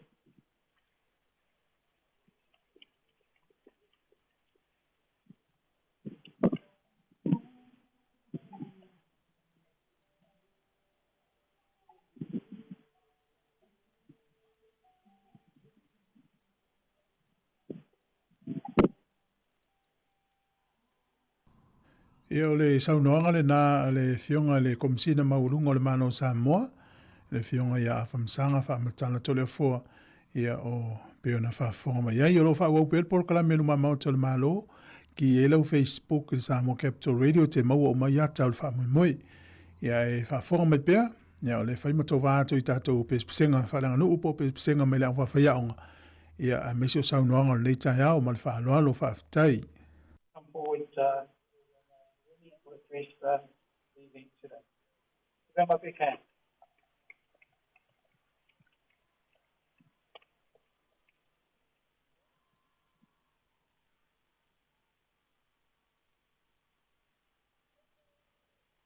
Kape odua mapi. Kamohoi. Kapo moa kapa panahana tua Amatapuri. Therefore, quite honorable, Vasa Manaya, Winston Pitt, Honorable Jenny Carretta. Therefore, Papa Ponga, Payarea Kotoape. Therefore, after Anai, and my committee, Pacific Justice. The more young woman, name late, name Winnie Langford. The brother spoke of the affair without touching, without whatever. I'm a New York dollar. Kapake, Paikau, and the fight is out Roto, Reverend Elder. Malaki, Waigalva. Vai pegar o botão dele. Ao Tadiot, vai pegar o Foma Purean. Vou dar uma outro pacifiquei. Vai pegar o Tac, o botão dele. É mais, whanau, e talagou, e pinabui. E ao sia, e ao whanau, e tahao, e ao whanau. Tēnā koutou, tēnā tātou kātou. Māro la marie, māro e nei. Warm Pacific greeting to you all. So now I mention my name is Reverend Ipendogo, the chairperson of Wellington Tongan Leaders Council, and ordained ministers of the Methodist Church of New Zealand. A proud son of Tonga. And I stand here today in unity with all Pacific nations. We gather here on the steps to the Parliament, not in anger, but in love. Not in protest, but in relationship.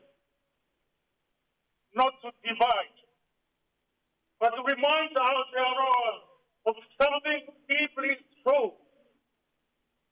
The Pacific is not foreign to New Zealand. The Pacific is family. Why we are here? We are here because of our family. Families have walked long roads. We are here because our Pacific people carry deep cultural and spiritual responsibilities. We are here because of our family's need us most. They face barriers that do not reflect the relationship between Aotearoa and the Pacific. New Zealand traveled to Tonga, Sāmoa, Tuvalu, Fiji, and across the Pacific without a visa. But our own families, your neighbors, your workers, your church members,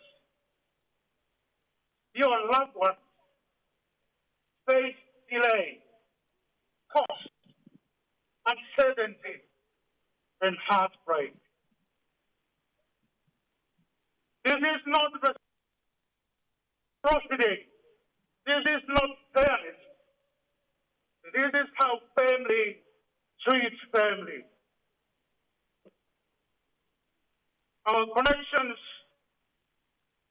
run deep. We stood together through the COVID-19 pandemic. We stood together through cyclones and crises. We stand together every day in churches, schools, workplaces, and homes across this country. Our Pacific community contributes to Aotearoa in ways seen and unseen. In essential services, in caregiving, in constructions and trade, in literacy, arts, culture, and sport. In the workforce that keep this country moving. Our elders build foundations. Our youth have the future. Our people have always stood shoulder to shoulder with Aotearoa. But when our families need to stand shoulder to shoulder with us, a closed door needs them. The humane impact of visa barriers. This is not about paperwork. This is about people. This is about grandmother who cannot attend the birth of her grandchild. This is about the father who cannot come for funeral. This is about the auntie who cannot comfort a kidney. It is about a young person, those great milestones, hopes unseen by their own family.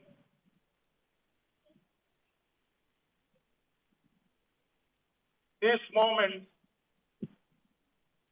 these sacred moments, define who we are as Pacific people. They hold cultural, emotional, and spiritual meaning. They shape identity. They strengthen family. They carry our backup forward. When barriers stop us from fulfilling them, we hurt as a people. We acknowledge the steps taken recently. We acknowledge the government for its efforts.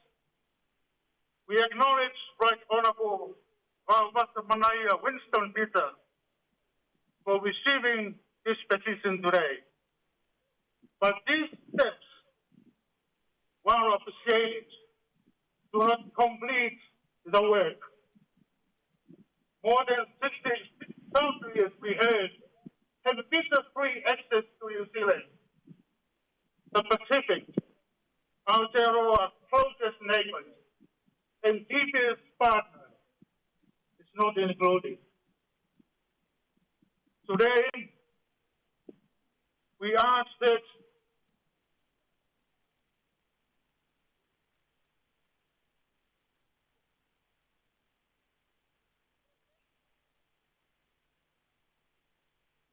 on behalf of Tonga, on behalf of our Pacific nation, on behalf of our leaders our faith community, and our families.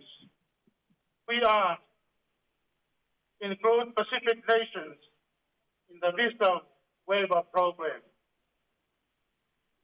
Allow Pacific people a 3-month visa on arrival, just as New Zealanders receive in our island. On our territory, I take it in the Pacific nations in actions, but not in words only. These are not demands.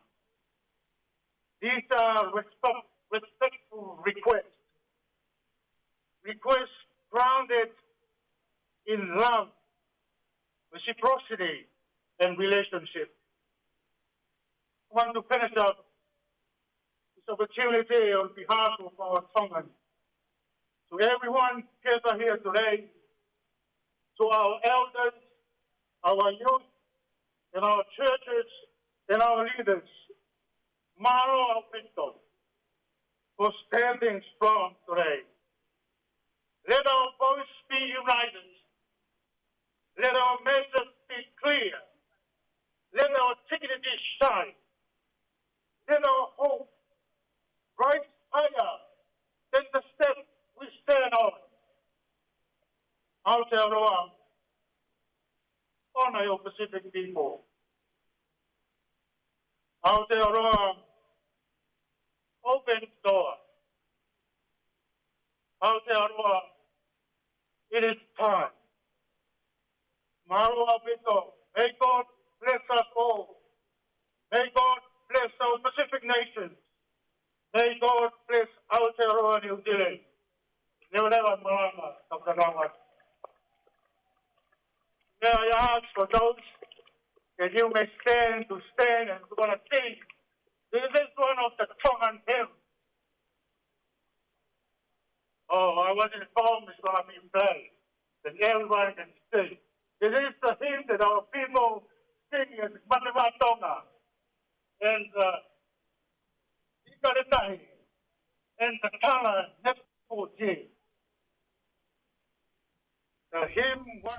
Ia mano whaftai, ia naua whafonga mai saunoanga stasio sui o le nei tatou so mai tonga, ia whaupopo atu le wha moi o le nei tai au, ia o le la usul pese e lau tonga, le la tatou pese nei le tatou ritio, ia ta lia ia le isia tatou launga, o le se furuma le lua, wha moi e tau awa toi loa, ia le tatou sainga lima, ia e le fionga wawasa mana ia Winston Peters, munisio sui o le Parliament New Zealand.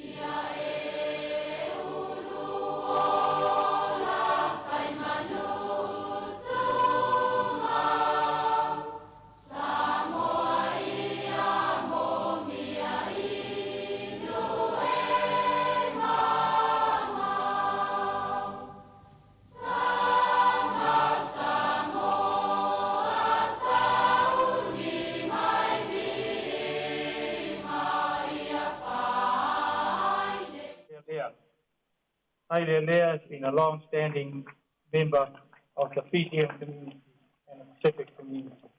He's the chair of National Pacific Media Trust. Welcome, Sai.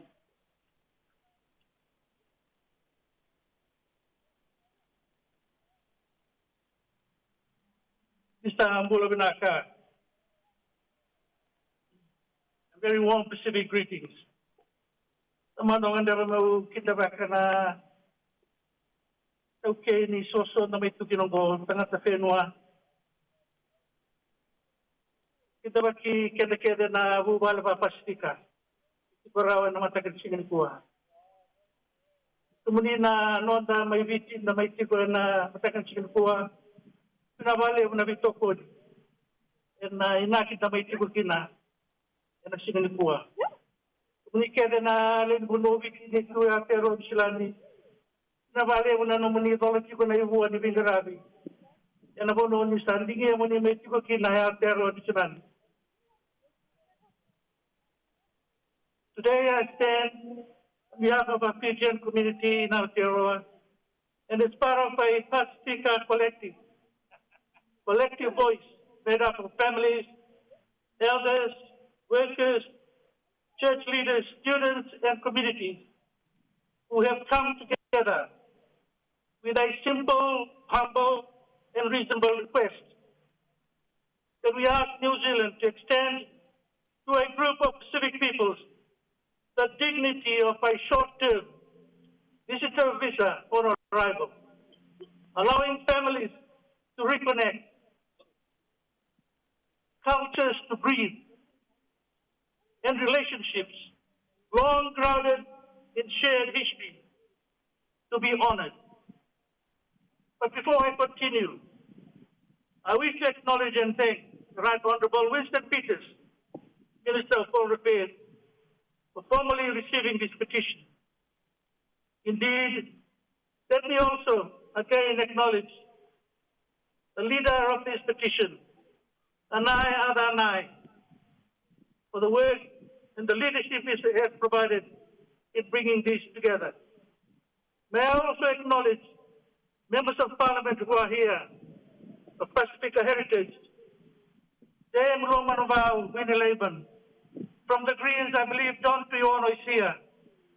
Tunaka John. Their presence matters. Why?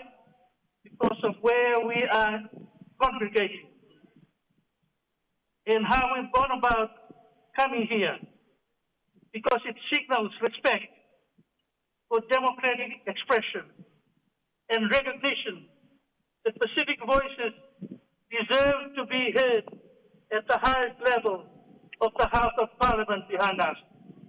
So please, can we put our hands together again for those that I've mentioned, for the great work that they've done, and of course for the local organizers from Wellington, Civic Justice Team in Wellington. Now let us be clear. The petition is not about open borders. It is not about undermining New Zealand's immigration laws or settings. What it is about fairness. It's about proportionality, and of course, it's about humanity. Civic people have stood with New Zealand in war and peace. We have and continue to labor in the factories, in the farms through the RSA recently, and of course, other similar labor schemes. Hospitals, churches, schools, and of course, sports clubs all over the country and communities. Our remittances sustain our families across the region. Therefore, our loyalty to Aotearoa New Zealand cannot be questioned. Yet today, civic families face one of the most restrictive and costly visa barriers. Even if we recall instances that our previous speakers have referred to, special moments, cultural events, church conferences, and once-in-a-lifetime family events. That reality causes real harm. Parents not being able to share in the achievement of their children. Grandparents never meeting their grandchildren before they're called to be part of history. Families fragmented by paperwork rather than policy that makes sense. Other comparable nations, around about 60 nations in the world, have short-stay visa arrival systems with safeguards. New Zealand can do the same, carefully, responsibly, and compassionately. So why can't New Zealand do that? Now this is why this petition, led by Anai Adanai, matters. It matters because it is measured, because it is reasonable, and it reflects these Pacifica experiences, not abstract policy rhetoric members of Parliament who are here today, listening today does not force you into a decision. But ignoring this call would deepen a sense of exclusion felt widely among Pacific communities in Aotearoa today. New Zealand prides itself on being a Pacific nation. This is yet another moment to live up to their identity, not in rhetoric, but in action.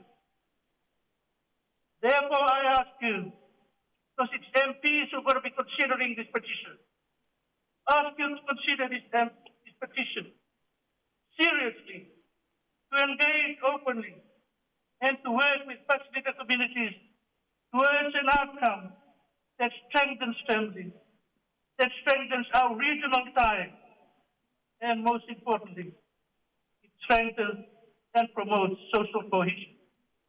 Vinaka Wakalevu, Pavitai Tenelama, Malo Pito, and well done to our Pacific people in Aotearoa.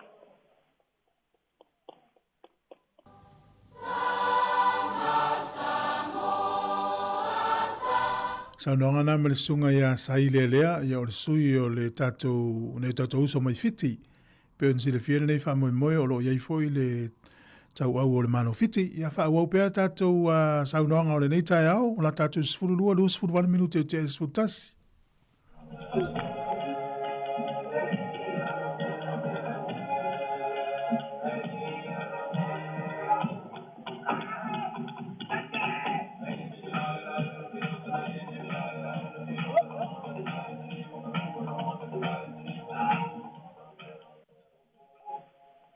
Vinaka Wakalevu, Tai,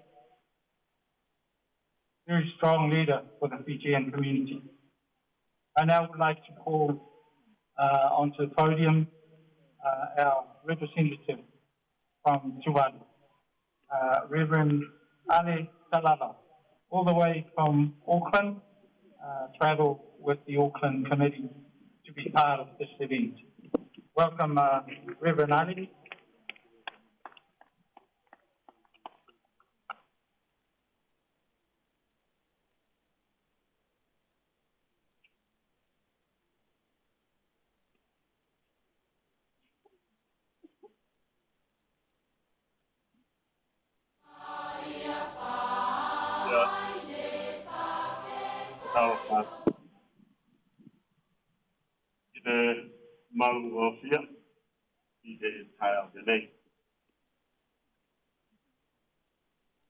Good morning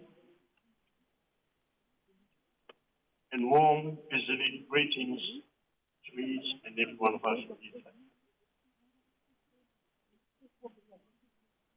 I am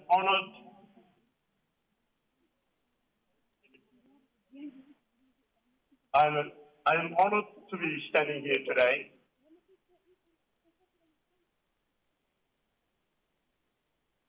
in my capacity as a representative of all the Tuvalu communities here in New Zealand,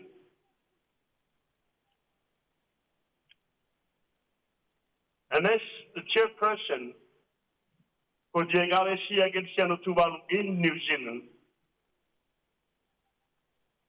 to formally acknowledge Te Whionga Anai Kupe Matasila Lima Anai, and all the committee members of the Pacific Justice,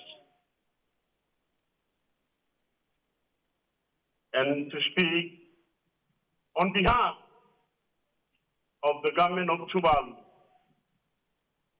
and my people Tuvalu today.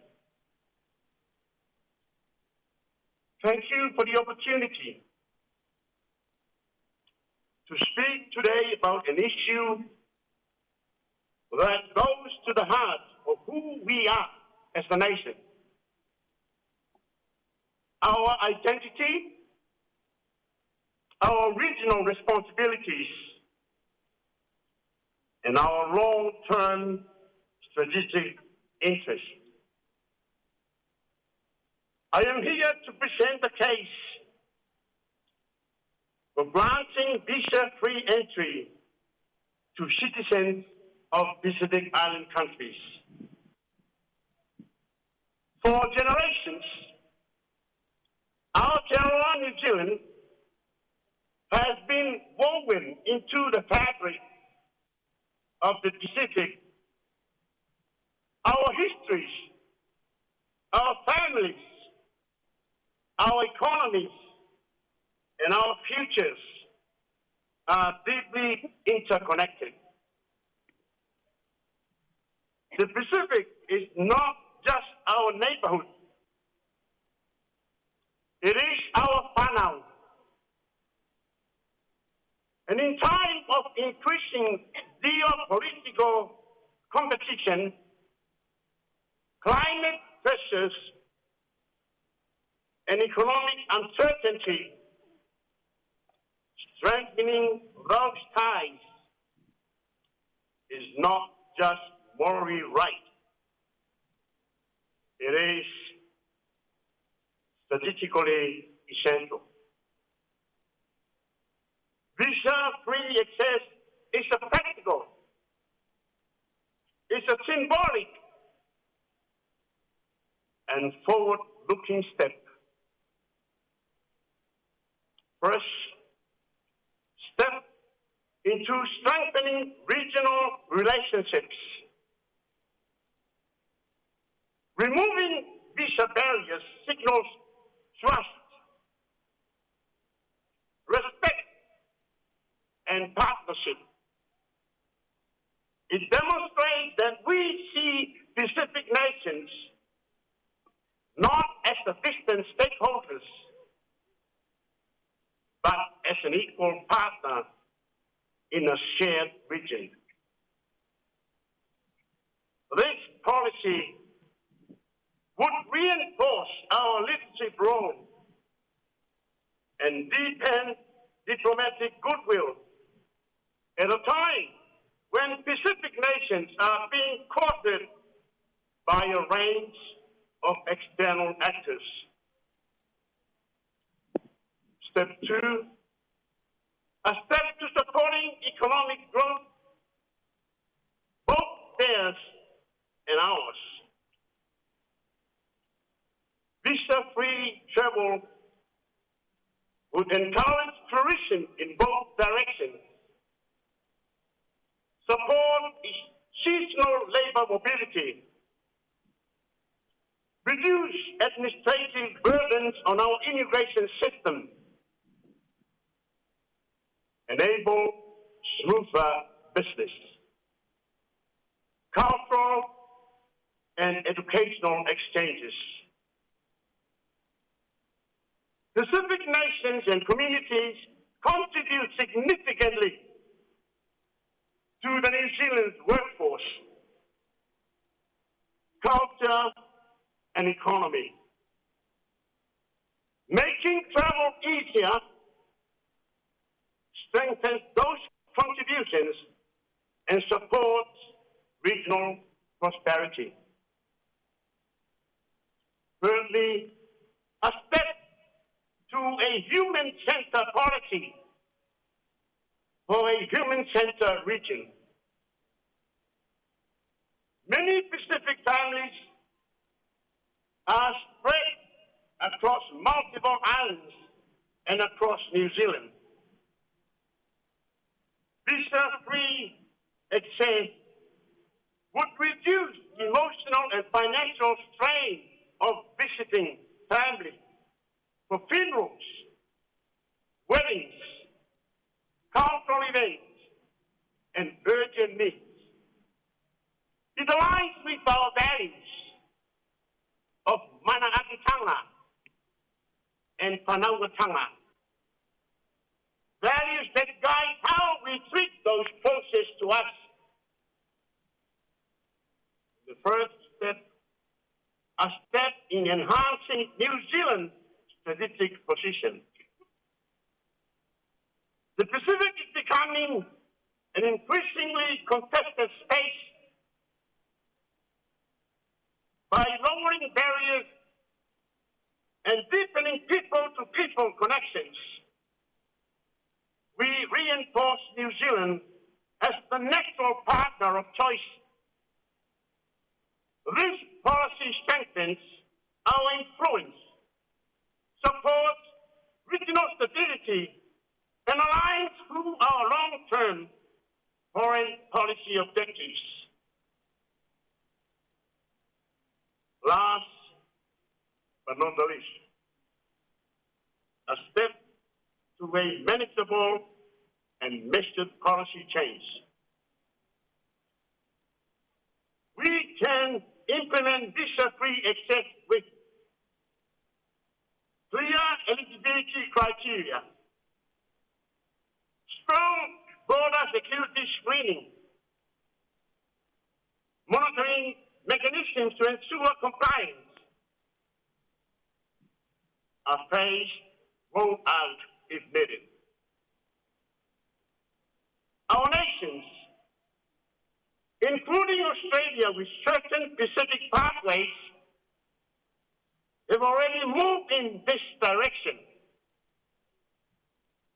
New Zealand risks falling behind if we do not act.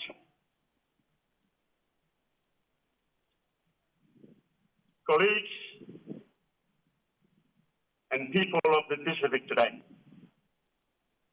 it is the moment to reaffirm our commitment to the Pacific.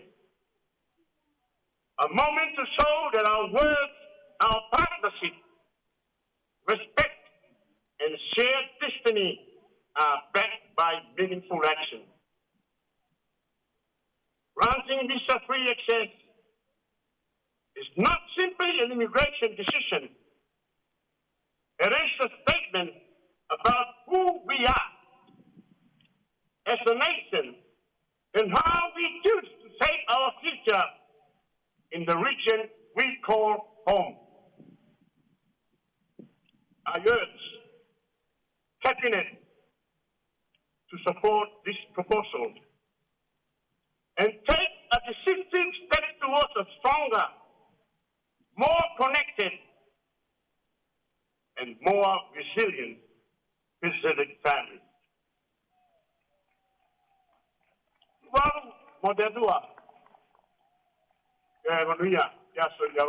Thank you very much.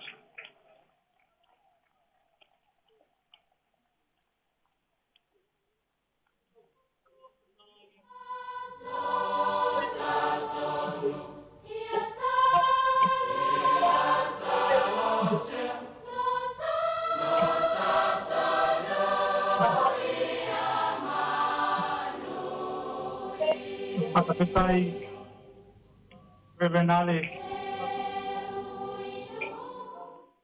Well said once again.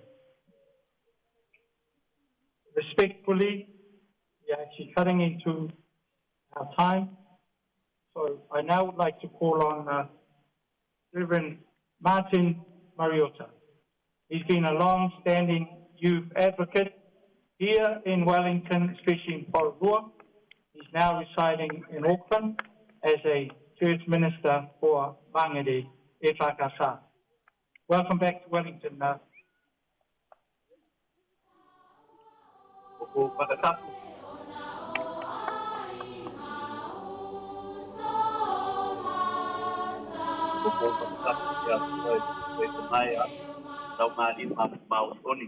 Tapuatu kia whaikikau ko tōpe, tapuatu kia te ki mautolu ko tōpe, o ko tau kau whakataha e ahoni. Ia o leo mai o na sao noa whawhenua e te whionga ia pau, pauli whawhenga koe se anganga ia te au. Ia ai, e leo mi foi so whamatalanga, ke alo whatu o vela whanu o vela foi le la. Ia ai, e le motu pā o tau sila fia, ia o lo ingo Martin Mariota o au whaiwhi aure e whakasa mangere sifo. My name is Reverend Martin Mariota. I am originally from Wellington, from a beautiful city called Porirua, which a lot of people call the heart of Wellington. But I'm now a church minister in Auckland, in a beautiful city called Mangere, which a lot of people call the heart of Auckland. Even though I'm surrounded by all these Blues supporters, I'm very brave because I still carry my Hurricanes jersey everywhere I go. I carry it in my heart. I don't wear it on the outside. So all the Pacific and non-Pacific people that are here today to support the petition, you are all brave. Turn to the person next to you and say, you are brave. You are brave because it is not easy to stand up and do what is right. But yet, you are here today. I also want to acknowledge Anai Nupimatsila. Afa, can we give him a big hand, please? He is also very brave. I have seen him and I've witnessed him. He has faced many challenges and struggles to fight for what is right. But what is he fighting for? What are we fighting for? As a church minister, I have done many funeral services for elderly Samoan men and women. And these elderly Samoan men and women, they were brave. They were brave because they survived racism. They survived the dawn raids. They worked hard labor jobs for the future of their children and their families. They sacrificed a lot to serve this country. And it breaks my heart every time I do the funeral service and a lot of their families, their brothers, their sisters, and sometimes their sons and their daughters cannot even come to say goodbye to them for their funeral.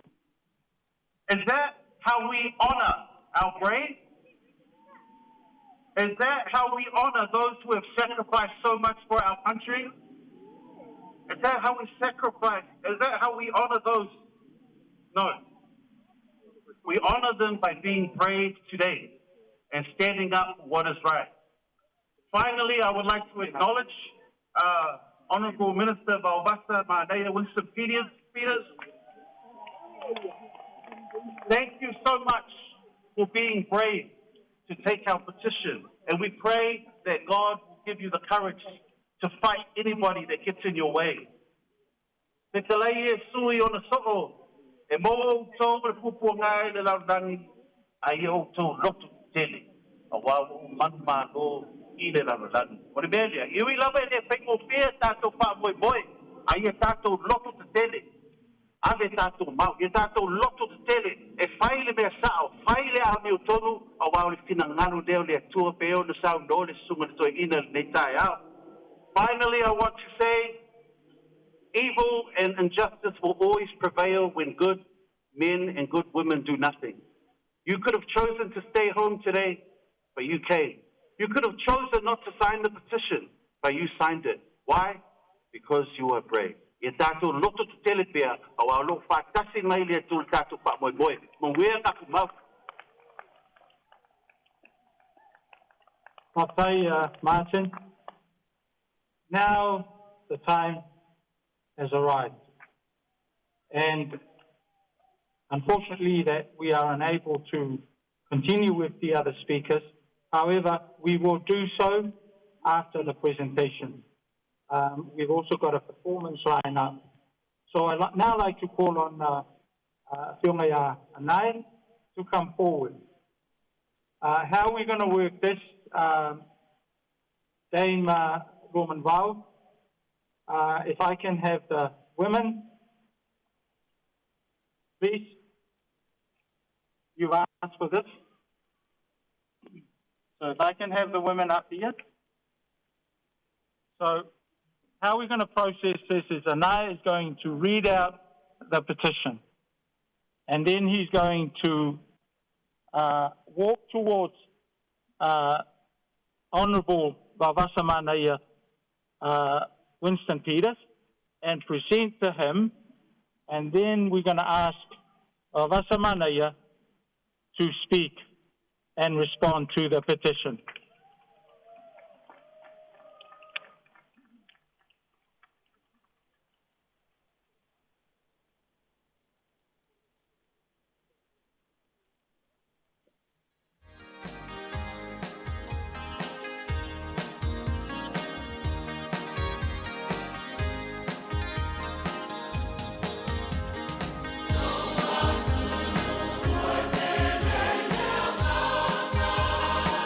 Ole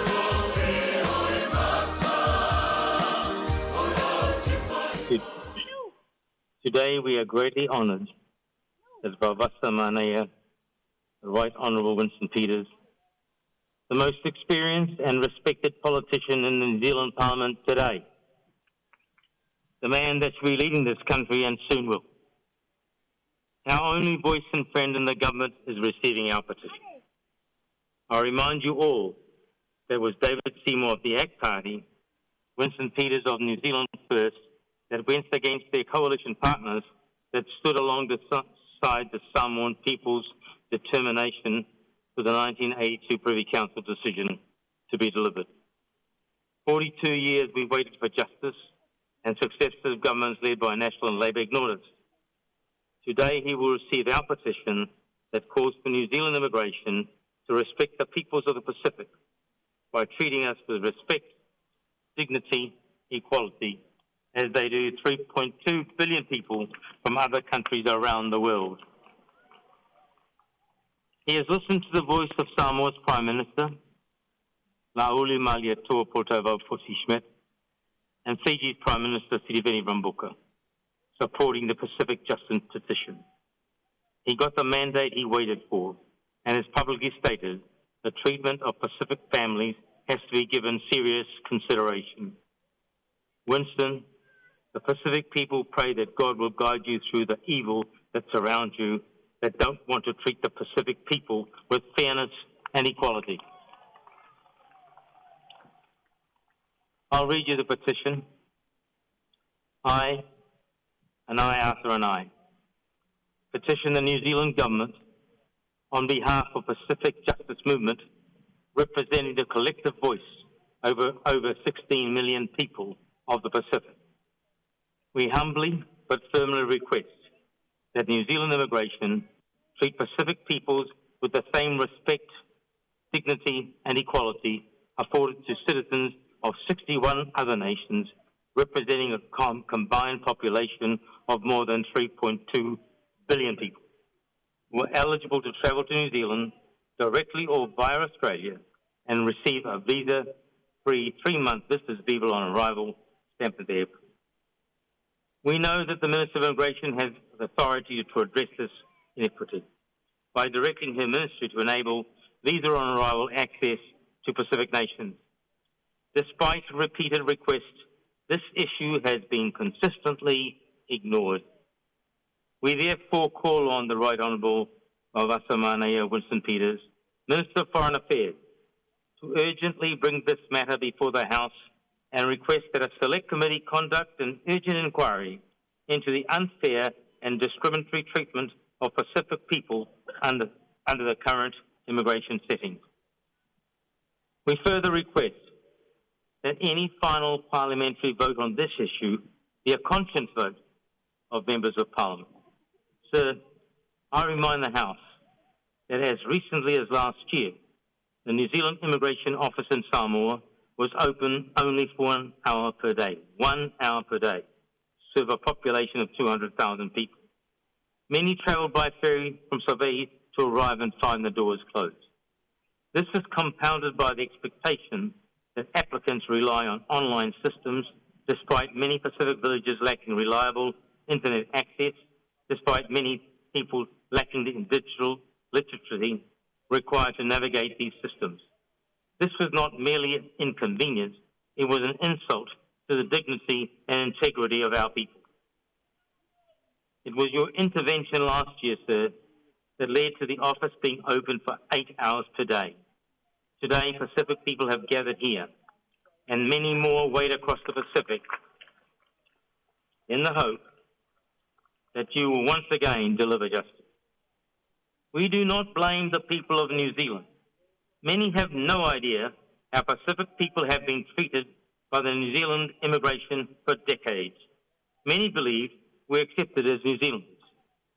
Let me remind the Minister of Immigration that it was the Pacific people who began arriving in the late 40s, providing labour that fueled New Zealand's rapid industrial growth in factories, infrastructure and development. And we helped build this nation. And when our so-called use-by date expired, police with dogs broke into our homes, humiliated our families, and deported our people. Enough is enough. We, the humble people of the Pacific, demand to be treated with respect, dignity, and equality now. This is an election year, and our votes will go to those who stand alongside us as equals.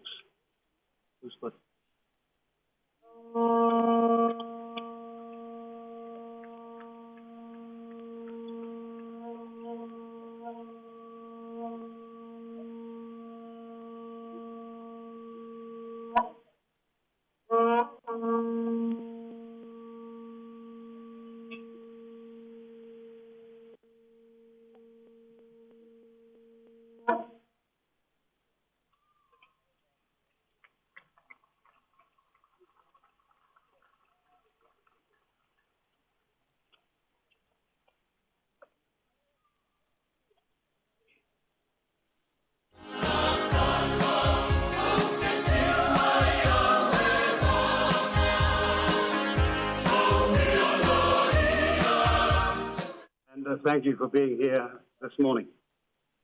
And thank you for today's petition. The Pacific, you know, is our front yard. And the people of the Pacific are our cousins, for better or for worse.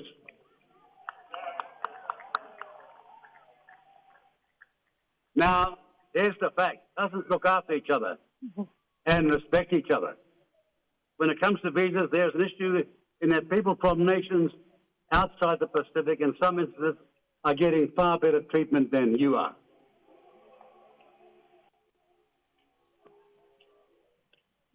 Not in my time. No, didn't you hear me? Now, that's no way to treat cousins, and New Zealand First is committed to getting that sorted out. Because when it comes to working with and helping out the Pacific people, we have believed that our front yard and our future is critically dependent upon the way we handle these issues. And there is a Pacific way, and it makes far more sense than this antiquated bureaucratic botch-up that passes for some of our delivery services today when it comes to immigration in our country. You'll see other political parties always talking about the Pacific, but when it comes to finding the money, the aid and the investment, ask yourself this question. It's in the good books, in the Bible. By their deeds you will know them. Some of you are old enough to remember the last time the rest did anything was when Norman Kirk was the Prime Minister. And that was circa 72, 73. After that, a lot of talk, or as they say in the United States, fast on the lip and slow on the hip. You all know it. As much as you like to forgive them, look at their record. When they went out there to battle for you, did they put it all on the line to make sure that they were a front yard neighbour to you? And you cannot say that of a party that I lead. In the 3 times we've had this job, we have dramatically stepped up our responsibilities to the Pacific, and we don't ask you to believe our words, we've asked you to believe the budgetary record. But remember, when cousins help each other, they respect that hospitality. We want a change in our immigration service so they understand the Pacific way of dealing with this matter. We're cousins, and we respect each other wherever we are. It won't be easy. We'll work very hard to achieve the best we can with respect to the petition and the responsibilities you seek from it. It's important that access to New Zealand is not abused, and that the terms and conditions of that access are honoured. You remember it's 9 years ago, and we started the seasonal working policy in the Pacific. And in the case of Sāmoa, we said, you organise the workforce, and we'll trust your organisation. But it's your village by village responsibility, and you send them here, and they'll be in the shoes, we'll be in the shoes of you, the parents. We'll look after them. But it goes both ways. And I honestly believe we can get a system going that's far, far more responsive to people's needs. When someone is dying, you haven't got days and weeks. You've got hours to make your plans. We should be facilitating that. And for heaven's sake, it's difficult for us sitting here, many of us members of Parliament, scratching our head and thinking, how did it get this bad for so long? Right. But as much as we will accept and care for and treat well people that are coming to our country, we expect them to behave and to honour the terms of their presence here. Cousins respect cousins. So thank you again for coming here. We're honoured to accept this petition, and we'll ensure as much as we can that we get the equivalence, the fairness, and the promptness for the Pacific people, our front yard, that they richly deserve. Thank you very much.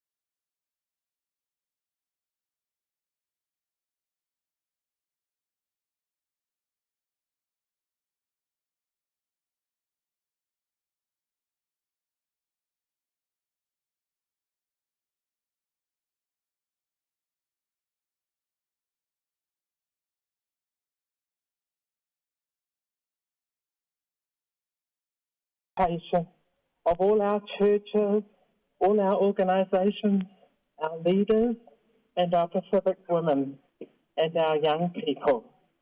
And I just wanted to say thank you so much to all of you for coming together as the Pacific family. You know, our people navigated that ocean, and they can navigate anything, and we're peoples of the Moana. But to say, Tele Lava, I'm deeply humbled to see you all come together and to celebrate our families, but also to see that dreams are possible. And I wanted to also thank Anai, Arthur Anai, Lupu Matafila, thank you for your unstinting support.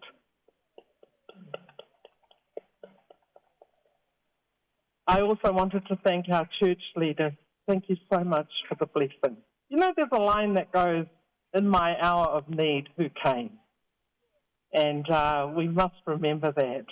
So I ended on this line, and I'm deeply grateful to everybody who's made the time to come here. And also thank you very much, Vauvasa Manea, Right Honourable Winston Peters, for accepting our people's petition. There's two sayings. There's one in Samoan that goes like this: E le taua le tofi, ai taua le whamaoning. It's not your position. Whether you are a church minister, whether you are a matai, at the end of the day, we are measured on our giving, on our reciprocity through our hard work and standing by our people when they need the support the most.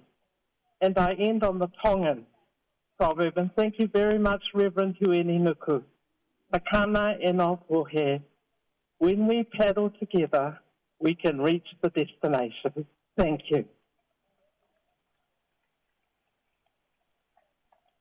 So, we have come to the end, but it's not the end of the fight. Today, we have stood together. Samoa, Tonga, Fiji, Tuvalu, Vanuatu, Niue, and the Cook Islands. One Pacific family with shared values and shared purpose.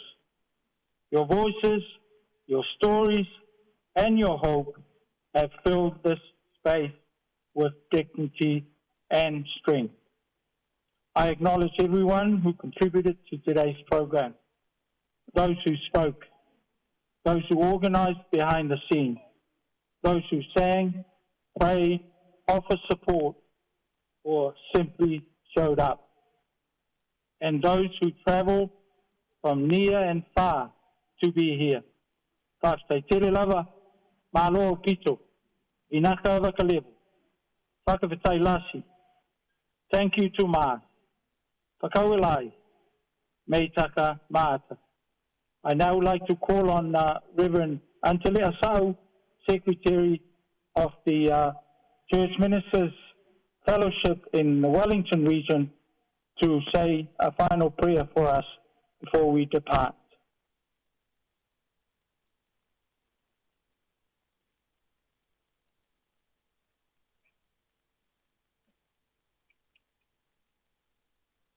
Let us pray.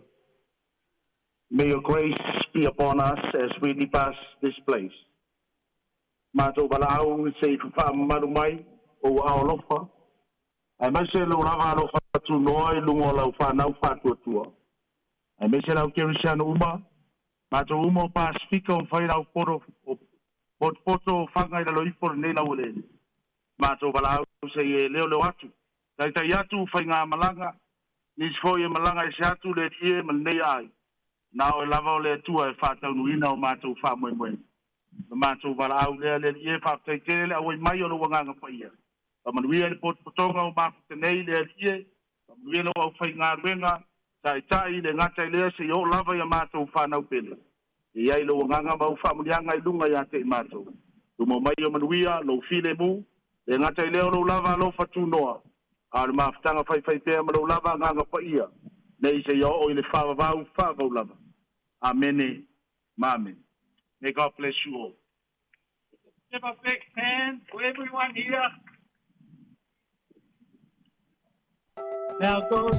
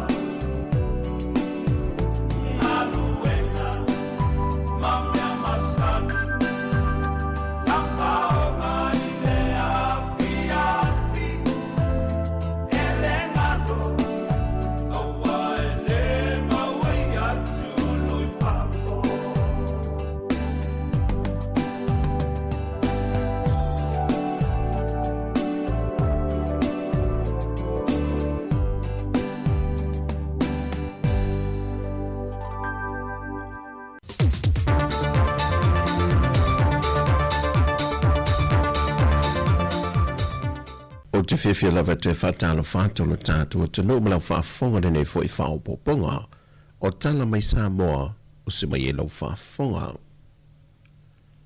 Watu ina mai e le whionga le minista o le mtanga ruengo tina matama I tae a tina e nuu maanga fiso tae fuafuanga le malo mo le whaamatu ina mai o le tasi tesi ma le 1 miliona tā la e lalo le poloketi miliona tā la whaanga solonga le neito sanga.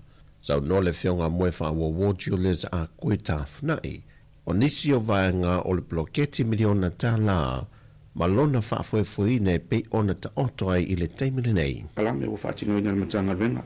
Ma o nei minista o tina matamaitai. Ia po ilalo fo le poloketi 2 miliona pe ona. Ia inisi o whawhitauli o lotu lai mai. Nisi fo o sui o le tatu atunu o lotu te pea ma whaatino ia winga le minga o fo. Ia ono le malamalama inisi o whawhitauli. Ai o le te minei e lelo watua o se update lai titi a wale whamai moe. O le awa uma na tā pena le tanga luenga. I vaenga uma. A tono e lo tono maon tu atu le tu o seleni pe o le tasite si mal 4 miliona I tu ai I tu malo e fati no le poloketi mo le se lauli masfuta la tanga to tas ia e se la e manis poloketi wa finalo ai e tai fono mai tu malo e fati no pe o mona tu fale se lauli masfuta le mai al seleni mo to si la fia lo to fail tanga venga e fati no le tu lama I tu mai ele o le vai aso muli o fepuari o le masinal nei. O se ava nofo ina toi whaamanino le whionga le minista, lona fina ngalo ma le fuafanga o whaata otoa I le malo, nisi o vaenga ele o manino ai le antano, e pe ona o lato whaalia lunga o pengta whaai langi. Sau no le whionga le minista. O le vaenga mua le vaenga le se update mo whaasale le anga numera lua, ia maangele se kati. O le tai fono ne mangeli fasale le ngalua mo le famotino ina ele o ia se solitula fono o afia ilu na suafa I tono le matanga wenga o le taimine o tala sala tu o lo tawave o lo fa pe wa ngaui e mangeli pe fa na se pe fa na le tau seleni ai o mau tu ya li poti le tono matanga wenga e se foi ile matanga wenga tupe ele o fa ngai se na seleni Pau olea, o le afianga mangele lalo tula fono. O le timing sa ia whaona inga le seleni I poloketi. O le timing lea le sa whaati no le palota. Alo unga lue pea ia le poloketi. I tua I fono whawai. Mo le tau sila fia le ele I eise ta iala whapea le poloketi le whatausanga utuana. Au o mato mai tauina. O le afianga o le suafa mangele le il fatino per blocchetti o fai a fina palota o fai fo ia ta iala il time nei le o ma fo fai ta iala e o il time vala o su il palota ona ave ese mai le o su ta telefono mai fai na palota po ta telefono ai o mai stand down la fo per si fa uma ngal vengo fo fa vai ona ta pun ia ile ona morto si la fia e le paia inga o tona su mal fitu ele ia se ta iala e tapunia ai le poloketi a fatino fenga palota sa tatala uma ia fenga le poloketi e le taufia le whionga le minista o poloketi o le 2 miliona tā la le whionga moe whaawo Julius a koe tatwhanai e tolu aso le ua whaamaunia mai o le taitai o le atunu o le lau le mali to planta I Valfosi o le a wha mamadwai le tuto tasi o le malo Sāmoa le neito sanga po le atuanga le o le ono se fumal whātau sanga, talu o na tuto tasi mai pūlenga whaakolone a isi antunu. O whai loa le whionga le pāremia, o le atu e whawhangu mai ele tele o nisi o ngā yoinga matu sa iai I a sisi ngā fu o watua nai, I le sisi ngā fu o le neito sanga lua whelua se fulma le ono. Ta pena le tātou tuto tasi pe ona whai atu mo le tolu aso. Le lava ua uma na whono whaalua le komiti, ta pena uma tulanga uma pe ona iei wha moe tātou whainga meritai, tātou whairipu, tātou tauwanga savali, tātou tālonga kirikiti, tātou tālonga lakapi, ia au whaipese, siva, tāleni, variety show, ia tūlanga o whaaringa o loa, whaleainga, mea umalawa, o leo tā pena mo tātou toru aso. e le ngata fo i lea le valaulia o tātou malo mai fafo ia ma mea uma mo le whasolonga o le tāpenanga o le tātou tutotasi ma ua halu lava le tutino ia ma tātou soa komiti tāpena le tātou whamoemoe e valaulia atu ai whaapitoa o ai uma ni tumano iai la tu whairipu o totoe ia tūlanga o le valaulia e o mai e whaafifia ma tūlanga masani peona iai wa ua whaisi umi talu na tu hapena foi whaalinga tau vanga savari a onga hapena foi tūlanga tau tālonga peona whai atu o le rua vai aso au rumana i le tātou tutotasi e tatala aloa i le tātou liki kirikiti Sāmoa whai ei foi le stala e tāaro i tātou au nei a le vai aso le te wila ia e valaulia mai champini uma o au Sāmoa o lo ia tunu uma mau ma tatala le vanoa mo so se au champini po New Zealand, Australia, Amerika, Hawaii, Tutuila ia o le ua whātoa ai mai nisi o au. Ma ua iei a whio ango whātoa ianto lātu a wanoa e whaafia nisi o lātu tā leni e pe o whaafia fiangai māsani ai e le whaamana tue na lolo se fumele whātou sanga le neitau sanga ua te pena fo le wala au lia mo mālo mai atanu o i whafo e whaatasi mai i le aso whailunga ina.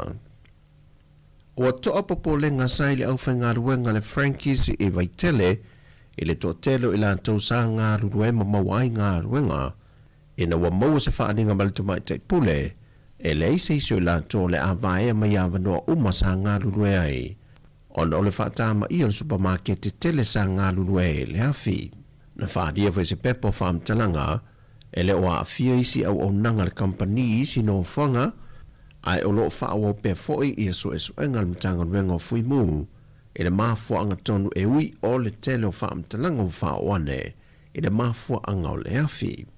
E na wha i wina ngā ruenga le au tine mū mai lātou uma sa ngā lurua i le po le tinei a wha uma i le te o le tūlai lua i le levo le po ma wha mai a e sa lātou whai ngā lotu au leito e ta ape ma tāpena ese ai whaawawa i pe lava leo ngā nisi o vaenga o unanga ai maise le mtanga ruenga o leo.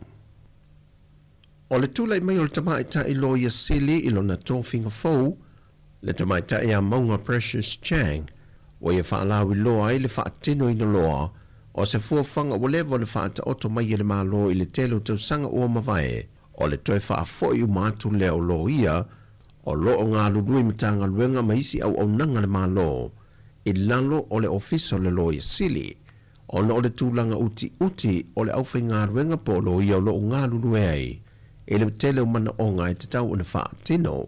Whae loe maunga, o te sila i se awive whaata atia e le ngā ruenga lo ia i le malo, e ngā lurue i le ofiso le loia siri. Na whaadia fo e maunga, o se fufanga o lewa na whaata otom whaata la noa, mai le teimi a o vea i a minglang wai ma loia siri, whapena fo i a taula papa Brenta Heather Latu, mai o se lui tau fo i o le a iei le nei swinga o le a amatalia. Mai ole atu whaatasia i se whaatalonga, mai whaamanino i fo i li matamaita i lo ia lo ngā lulue isi matanga luenga pe ona iei le teimile nei. E le aini tūlanga i whaapopole i nai, mai ole atu o inato i fo i le lango ia i lantou, i swinga pe a o ina whaatau taia. Ma ele o se teimila i titi e whaatulanga i se swinga fau whaape nei, pe ina sau no maunga, e ono o atu i le tausanga atoa, ma wha mautua i le tūlanga le lei e te tau o nei iai. O talafu i mai Sāmoa, whamunia tele le tue fuafanga o le ne yaso le awhenga i male atunu, whasoi foia.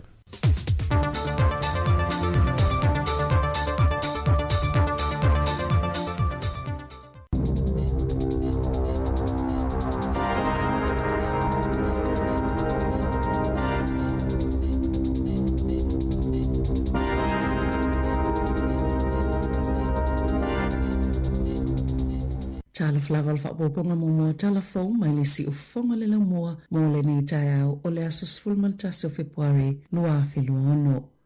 ua tō ai taunu mai i le aso ua liva ona ato whaina. Mō le awhionga ia anae Arthur anae malana komiti o e olo ngā loi whaatasi le nei wha moe moe e taua awa to ai le talo sanga o sainia le silia malto fast fully mafe e le malo New Zealand ina ia mawhai ona malanga mai tangata Pasifika e ono mani visa mo umia e peifo i o isia tunuu na saunua anae o se tasi na avea mwhai pula na malo New Zealand e tolu te sima le 2 biliona tangata i le lanulangi e mawhai ona malanga mai New Zealand e ono mani visa peifa to a maua fo i le visa le malaiva alele ai waleva telo na tapunia le ava noa mo tangata Pasifika i lalo i foles fulu ono miliona o le tai o nei whaiele solo i le palemene e taua au ina atua i le talo sanga ua sainia ma o le atalia ina le fionga le minister ma o vasa mana ia Winston Peters o le valu tolu sifulu e tuua i le pasi le nofang whaatali no fuafi porirua o le isi pasi e tuua le maota o le kalesia sofito i porirua o le pasi mai wainui o mata i le maota o le kalesia e whaka asa e malanga ese mai le itula e valu ma le pasi mai le Official Pacific Health Service Hunt Valley i le afo le valu i le tae o nei mo i la tona le stala e awai atuai i le solo i le pale mene. Wa whalia se li poti fo le Anti-Corruption Task Force e folia mai e le o ato o tona li poti whainga pi o whaaloto i whale. Ona ole le lava o ta iala mo le pui ngai nisi o la po o matanga luenga le malo mai folinga mai e na o sina vaenga le whailoa peli poti. O le vaenga po le Task Force le ana ta ina e le ofisa so ina solito la fono e au fiei ni tupititele le Serious Fraud Office. Lango i eile leo New Zealand fa pe ma le komisimo au nanga le malo pe ona tala ina ile tau sanga talwai e ona masina o le polkala me fa tai sa tau mawhai e whawai se ata manino e winga i whainga pi o mawhainga tau whaasea o fiei tupe i au nanga ese al malo o la i au fia le matanga luenga o whalipui o fiso la fonga ma le matanga luenga o anga fiso o tai o le saili linga na ilo ai e ile vao le tesi ma le wha lima ma le lima tesi ma le ono pasene o tupe le malo e ngau i whainga pi o ma le tau whaase whapea mani sasi tau sanga te tasi ma sa maua i le li poti pe tu sale ma le valu se lau luas fulitonu miliona tā la i le se fulu tesi ma le lua wha biliona tā la ni tupe e ngā wai.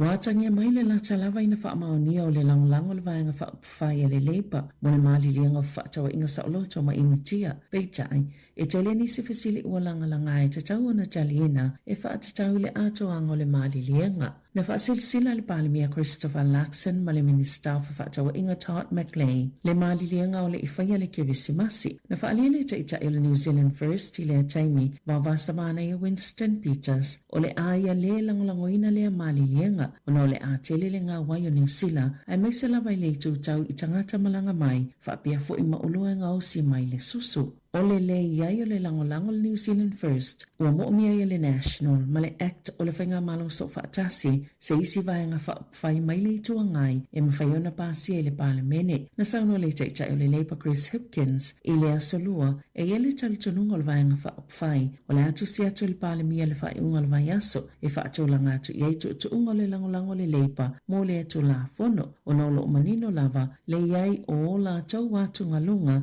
i avanua e sawaina ia tatau a tangata whaingaluenga mai whafo.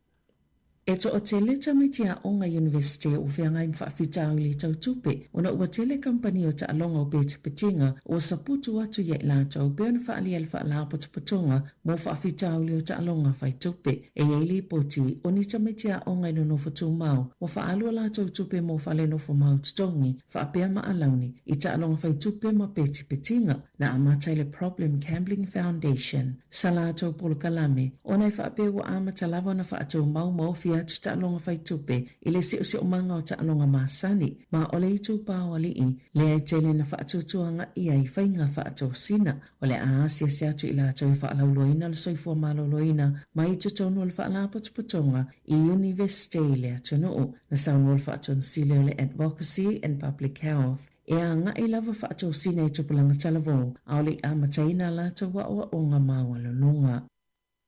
O le atu e fo ile li i whaasala lau John Campbell i le leitio New Zealand e to olua ma le tamaita ai Ingrid Hipcase e whaatau taia le polkalame o le Morning Report i le aso se fulumal tolo o Aperila na whaalia Pip Kane o le Chief Audio Officer le leitio New Zealand e maua e lava le tūlango i lato na tustal sanga i le avanua peitai na tū mātila tila lava Campbell o na os tustala uailonga i whaasala launga e tāua fo iluna nau e whaamatala ni tala e tāua tele mo tanga ta whaalongolongo. Na whaalia Campbell o silia malilua sa fulu tau sanga o ia whaatau taia polo kalame e iai 3 News, Campbell Live, Checkpoint, Male Breakfast, mai na te misia lava whaasala launga. Le asu tolanga Campbell i a Corin Dan, leo le avea ma business editor 4 ale leitio New Zealand.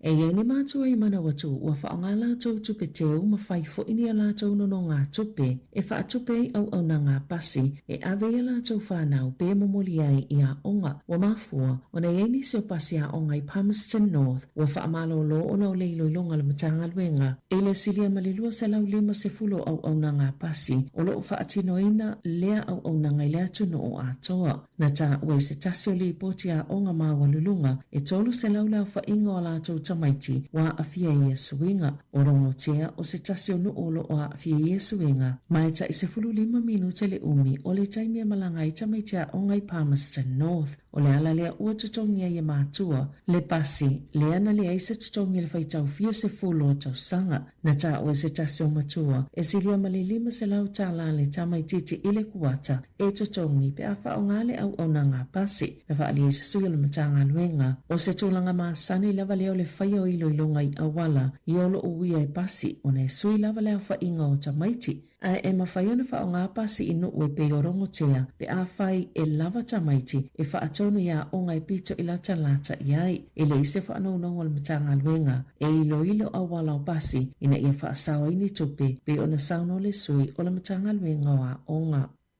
O le atoia sia le WorkSafe se no whanga i vaita ele ma whaase e ngai Mount Albert i au Kilani o na o se tamaititi no ta ulu e se ona ni foiluma i le aso 2 Januari a ilunga le whaase enga ma o le whaalavelavelo na lua lea na tupula ta mai nei na afieni tangatai manuanga i lea lava whaase enga e i se tamana manu ai fo i le whai ungo te sema ma moto ai lona tama i 5 se itulo ina ua la vela na mama i se whao po se whaanifu i tutono le whaase enga i tu saimali poti ale New Zealand Herald na whaalia le tina o le tamaititi lea na lea ngai o na nifo o lea fiangola na tama e ono umalava le o langa neo a vea ma whaafita auli i ona nifo ma o le o whaatupe le ACC molo na o langa atoa na ta ualpule nganu o Aukilani na whaalua na suesuena lea whaaseenga i le ono masina talwai. O lo ngā lulu e whaatasile o leo New Zealand ma au se tālia i se suesuenga i lili poti e winga i sāwanga i tā ua ni whainga whaasātani mātanga i whana witi ma ua li poti ele iau ni suotanga i New Zealand na whaasilsila i leo i New Sawile selva i asu talwai le mōli ai o se tau lea ma o le to ono i leo tangata ua mōlia a o le isi to o se lau whaase 5 o tangata ua masalomia o whaasino anga i la lai whaamalu sia le tau sisial to la whono whaavao malo o mafua lea ona o e ngai ni ngā i ngā taupule whaasātani o sāwanga mātanga i tamaiti le o whaingoina o le Strike Force Constantine. Ngō mauele au su e ni tangati soltula whono mai New Zealand, Amerika, Kanata, Mexico, Europa, Amerika i saute ma Asia saute sa sae i lea mata opo. I tā longa, na whaatuina le au kilikite New Zealand li ile matati ele panga Finn Allen ma team Seifert. Ile ipola langi le T20 po o taalonga o ovaita i 20 ina ua o la taina aia se lau fitu 5 lena matua whaia ina ile awa ale United Arab Emirates e lata ile 5 ova na tito ile taalonga i shena ile asolua e valu aina taina Seifert. Ma le valu wha Allen mai le IPP uma na manu malo New Zealand lana taalonga momoia Afghanistan ile asa e whaaso le a malolo ai au le ianga i atu i Ahmedabad mo le taalonga ma Afrika i saute i le aso sa ai o le taalonga mulimuli o le pulu e ta alo ai makanata i le aso lua. Tala fawia ma le si ufonga le laumua mo le nei tae au.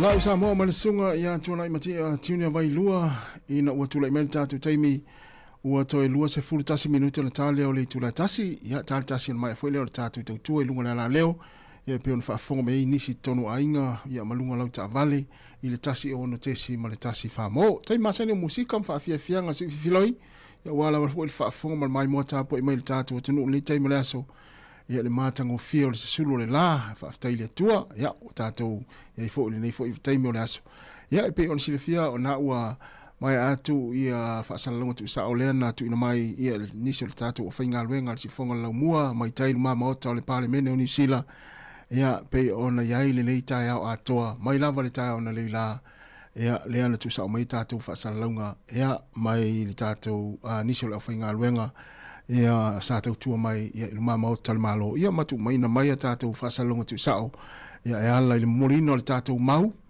ia po le tātou tusi ngā lima sa tātou ngapa tiai fo I nisi o masina utuana I atu ia na wa uma le lewa wa fole le wa uma pe o le vaenga mua ia le sa fai tātou saini ngā lima ia matu whaatisia ia so mai lo le vaenga lon lua lea na whaatau nuina I le so e ala le morina ia I le parlemene o Nisila ia e pe o le mai mo ia I tātou wata ma tātou live lantu inatu ia ne yaso mai le tāo na leila ia lona winga le vaenga lona tolu le la whaatari tātou ia o le talia po le talia ia o le nefa moe pe o na whaafonga ia o levan tā pena mai fo I le fionga ia anae a whaanae ia malana komiti ia male to telo Sāmoa tātou umalava na fulele na ofia uma le whaamoe lea ia e ala I le tātou saini ngā lima ia sawai ma le whaamawapuina ia le ala na whatanuina nei le tāiao ia le whaamoe na e ala le morina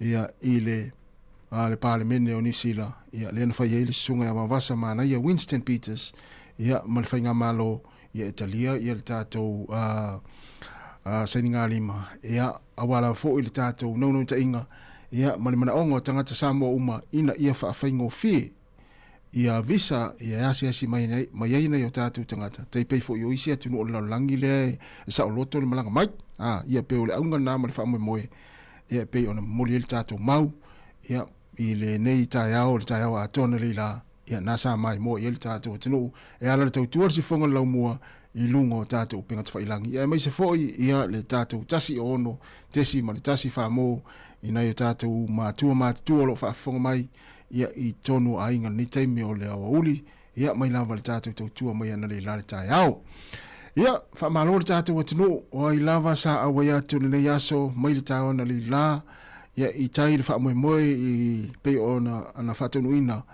ia ai mai se foi ia I la tona malanga mai au ki lani so o se Sāmoa na iai le nei aso ia I tai Wellington ia mo le atu le whaamalo ia ma le whaatai le tautua le si fonga la mo ia te uto umalawa sa tongi uto ma o nisi foi ia sa whaavanoa sa avia o la tau aso malo lo le nei aso ia e mo le atu le whaatai ma le whaamalo malo le lotonu ia o tu lava o tō ngā luenga mwhai au tō whaanoi ia e tō ngai lava I tai ia e langolango ina ia le whaamoe o si o tātou o tunu o Sāmoa ia manisi o atu moto le Pasifika ia e pei ona mai mo ina I le tai au na le la tau mai lava I le tūlai se fulu ma le lua ia tātou tārusia ia le tūlanga o le iloilonga o lea vaenga na fulan tātou sāvalia I le tai au na le la ia I se tali mai al parlemene o Nisila ma le whainga maa lolo ia le teimine nei ia ai o lea ua to e se fulfitu minuti ana tale o le tu la tasi ia o le si fonga neo la mue Wellington o whaafia fianga o pespesenga musika se filoi ia wa fo I le whaafonga mai ma le mai mo mai le tātou o tino ia I lunga lea la leo malunga o tātou penga te whailangi ia o lo o iainisi o vaenga o lo o tau whaamai ai tai Wellington ia ai ona o lea ua to e whaawina le tātou tautua I nei aso ia se I pa ia le tūlai lua I le o nei lunga o tātou penga te whailangi ia a o lea la leo lava ia o lea ua to e 45 minuti o na tā leo le tasi e mai ai le tātou tautua I lunga le tātou frequency le tasi ono te si ma le tasi whamo ia mahalo lava Sāmoa le mafta mai mahalo fo le on sai ia I la tau fo ina o toeanga I mai ina o mai e le whamoe na leila ia tautua nare saunga le mulunga la wala I le toeanga I mai a inga ia simayang fo le malanga mai au kilani ia whamoe ia stain fo I toe taliwi au kilani manuia le toe whainga malanga ia po la tau fo ina malanga mai motu I saute na o mai wa lele ia ma awai le whamoe ia mo le atu whamalo le tātou puklame manuia fo I le toe tali watu ia I le motu I saute ia ma le loa lole atu nuu so o se vaenga le lalulangi sa mai moa matapo I mai le whamoe le nei aso ia leo whatanuina ma le manuia ia ai tātou tālia po le astali mai le malo New Zealand ia malola fo le tapuai malo te talo ia I sunga I whawhiangainga I so se whatawhai taulanga ia tālusia le nei whamoe wei mo le manuia ia le whamoe o le nei aso ia sa awe atu ili tātou o tunu ia I tai Wellington I le maa maota le malo o New Zealand O mawhai nei ona whaatau top up al Digicel li lunga le website le ClickX Pacific. Mawhai fo ona la fo ilau se eleni mai cash al Digicel li Sāmoa tonga fiti mavanuatu i le fi e na ole 5 tala. E le leile rate i aso taitasi mai whai mo fie fo ona le sitala ai oe. Asi le website www.clickx.com e la fo ai sau top up al Digicel. E la fo ai fo i sau tupe le mai cash al Digicel li Sāmoa tonga fiti mavanuatu. O li si whaamtalanga whaafsota i le o lua tasi, 5 tolu whawha. O lua tasi, 5 tolu whawha. Sekia Digicel.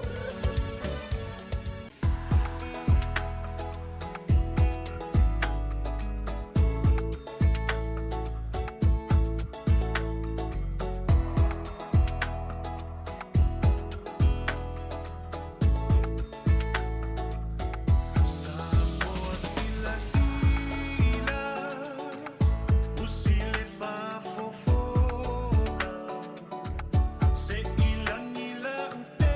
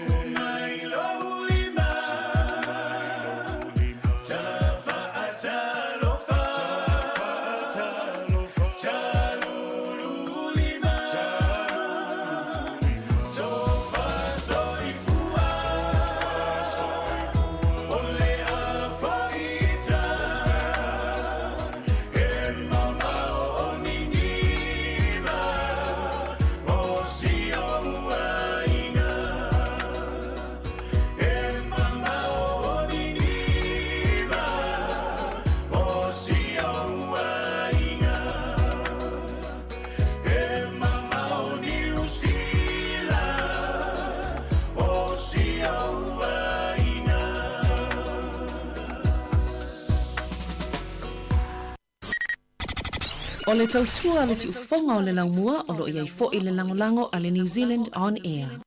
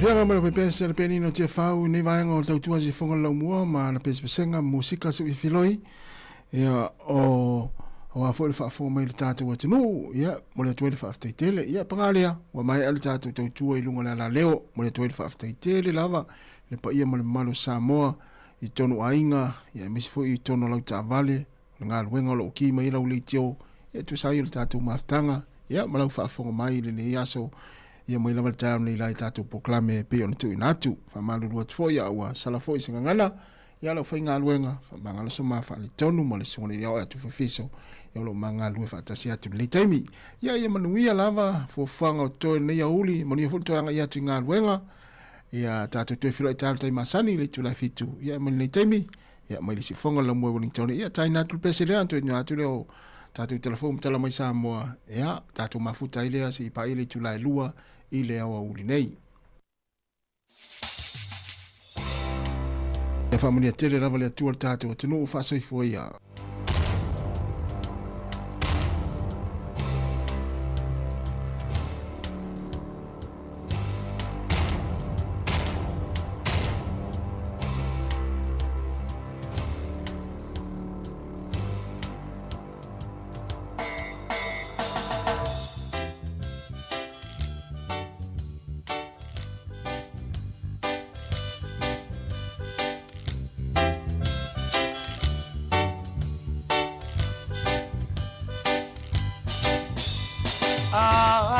Natu ia so lava la te a ele mawhai na ngalo e ui ua lewa sa tau mawhai e matua so talu manai e nei Sāmoa ua I una e tu to atasi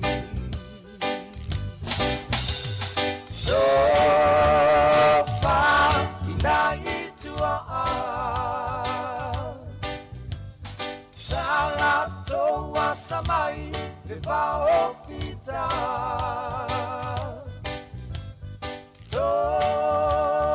Fa inai tua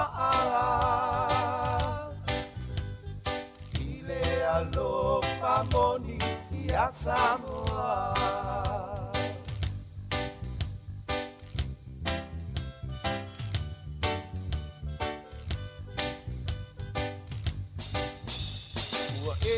Tau vivi ina maua so ai pasili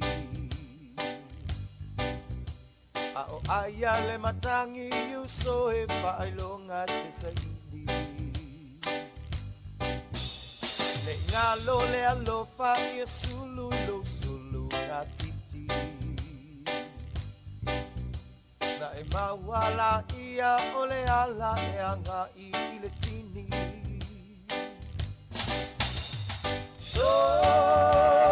Fa inai tua Salato wa samai le va pita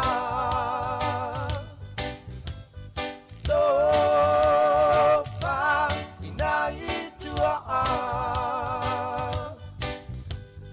Ile alo famoni ia Sāmoa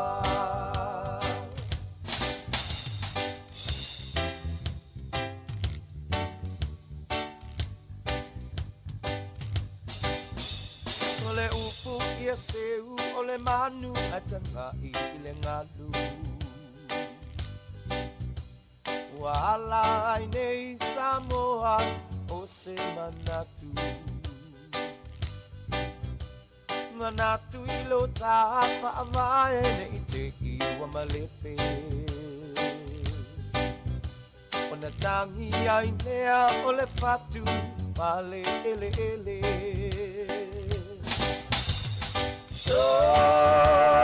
Fa inai tua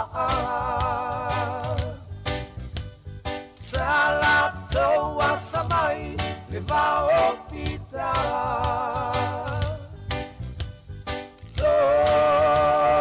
Fa inai tua Ile alo famoni ia Sāmoa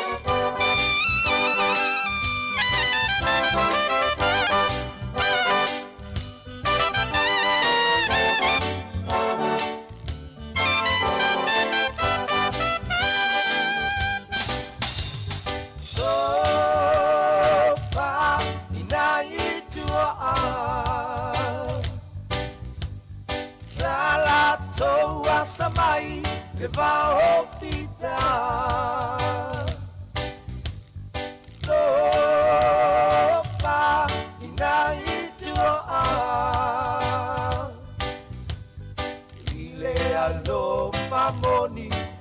Sāmoa Ile alo pamoni ia Sāmoa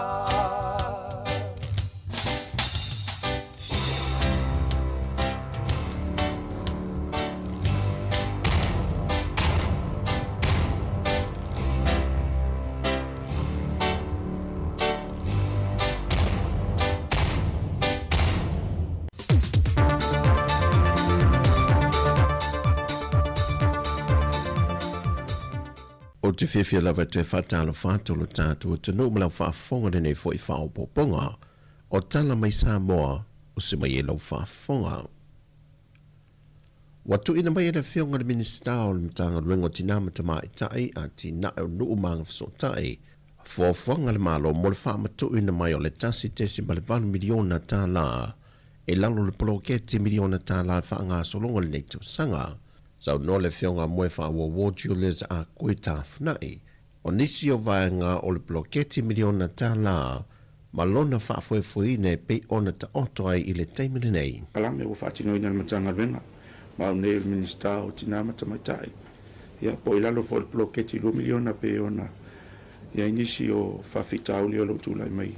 Nisi fo yo sui, o le tatu atunu, o lo te pea ma whaatino ia winga le minga o foi ia ono le malamalama ini so fa fitauli ai ole terminei le lo watu o se update le titi awale fa mai moi ole o mauna ta pena le tanga venga I vaenga uma a tonu ele to maon tu le tu ol seleni pe ole tasite si mal 20 miliona I tu ai I tu malo e fati no le poloketi mo mo le se lauli mas futala tanga to tas ia e se lai manis proketi ua fingalo ai e tai fonu mai tu mano e fatino pe o mona tu fale se lauri mas furu ele mai al seleni molo to si la fia lo to fail tanga venga e fatino le tulanga I tu mai e le o le vai aso mulio februari o le masinal nei o se ava novo ina toi whaamanino le whionga le minista lona fina ngalo ma le fuafanga o whaata oto e le malo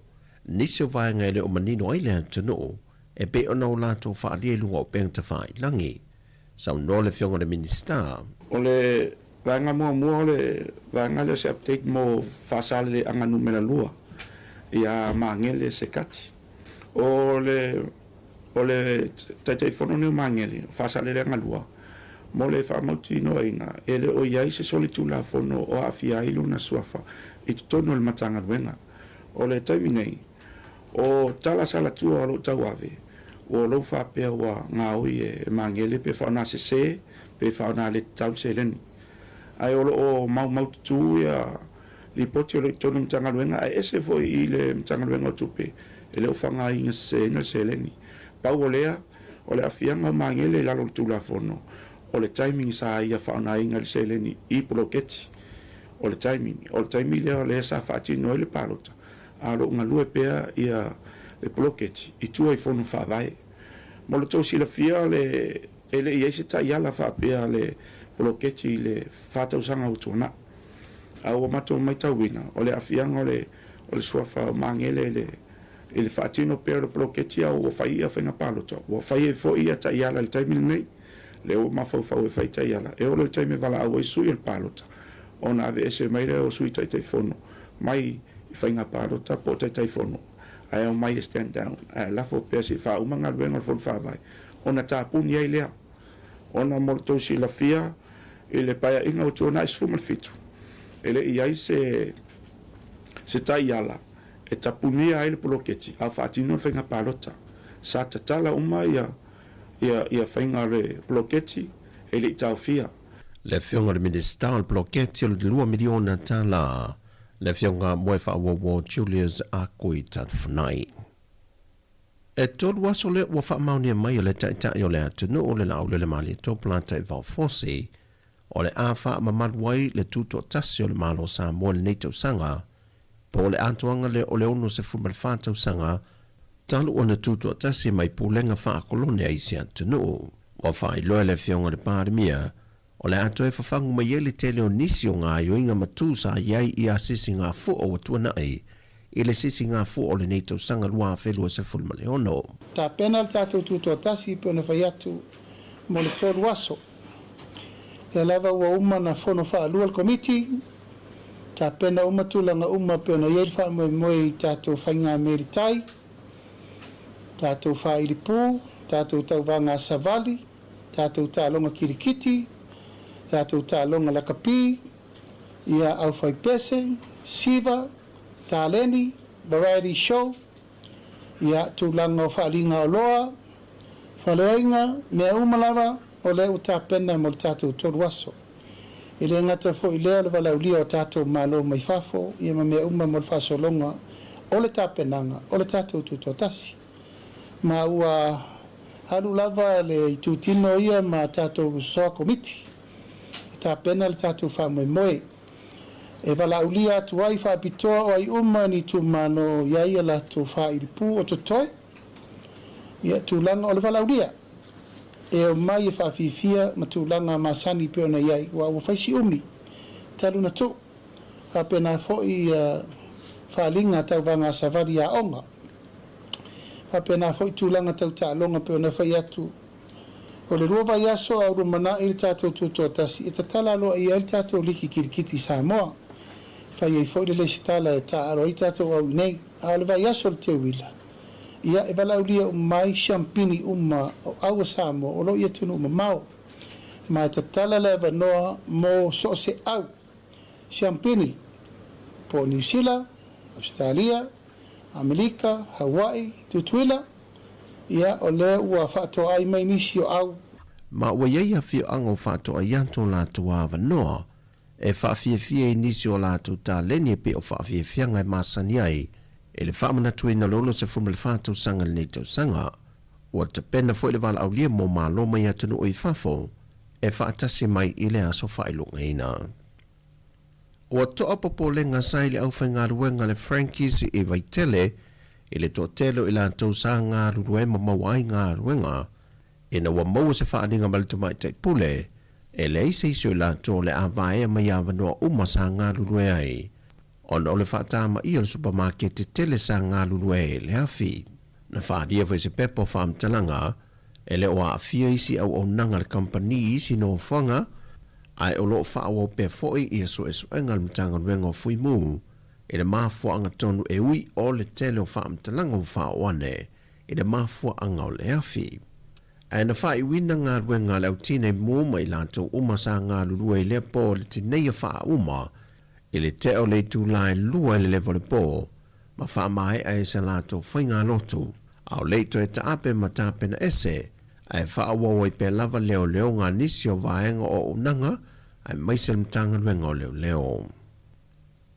O le tūlai mai o le tamaita i loia sili i lona tōwhinga fau, le tamaita i a maunga Precious Chang, o i wha alawi loa i le wha atino i na loa, o se fuafanga o lewa le whaata oto mai i le malo i le telo tau sanga ua mawae, o le toi wha foi u mātu leo lo ia, o loo ngā lurui mitanga luenga maisi au au nanga le malo, i lalo o le ofiso le lo i sili, o na o le tūlanga uti o le aufai ngā ruenga po lo ia o loo ngā lurui ai, i le tele o mana o ngai te tau una wha tino, wha e loe maunga, o te sila i se awive whaata atia e le ngā ruenga lo ia i le malo, e ngā lurue i le ofiso le loia siri.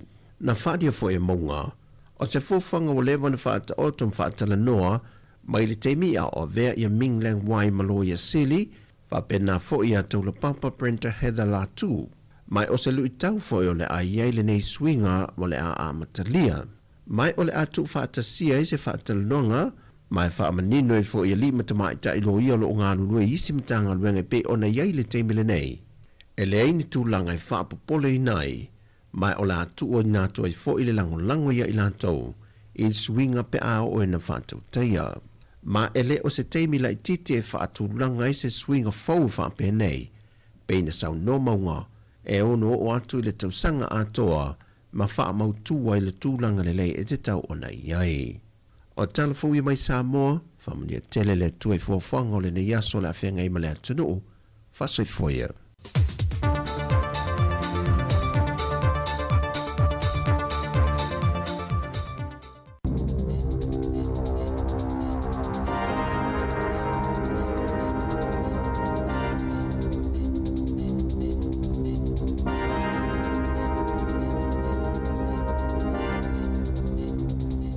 Tala flaval fa boponga mo telefon mai le si ufonga le mua mo le ni taiao o le asos fulmal tasi o Februari nua whelua ono.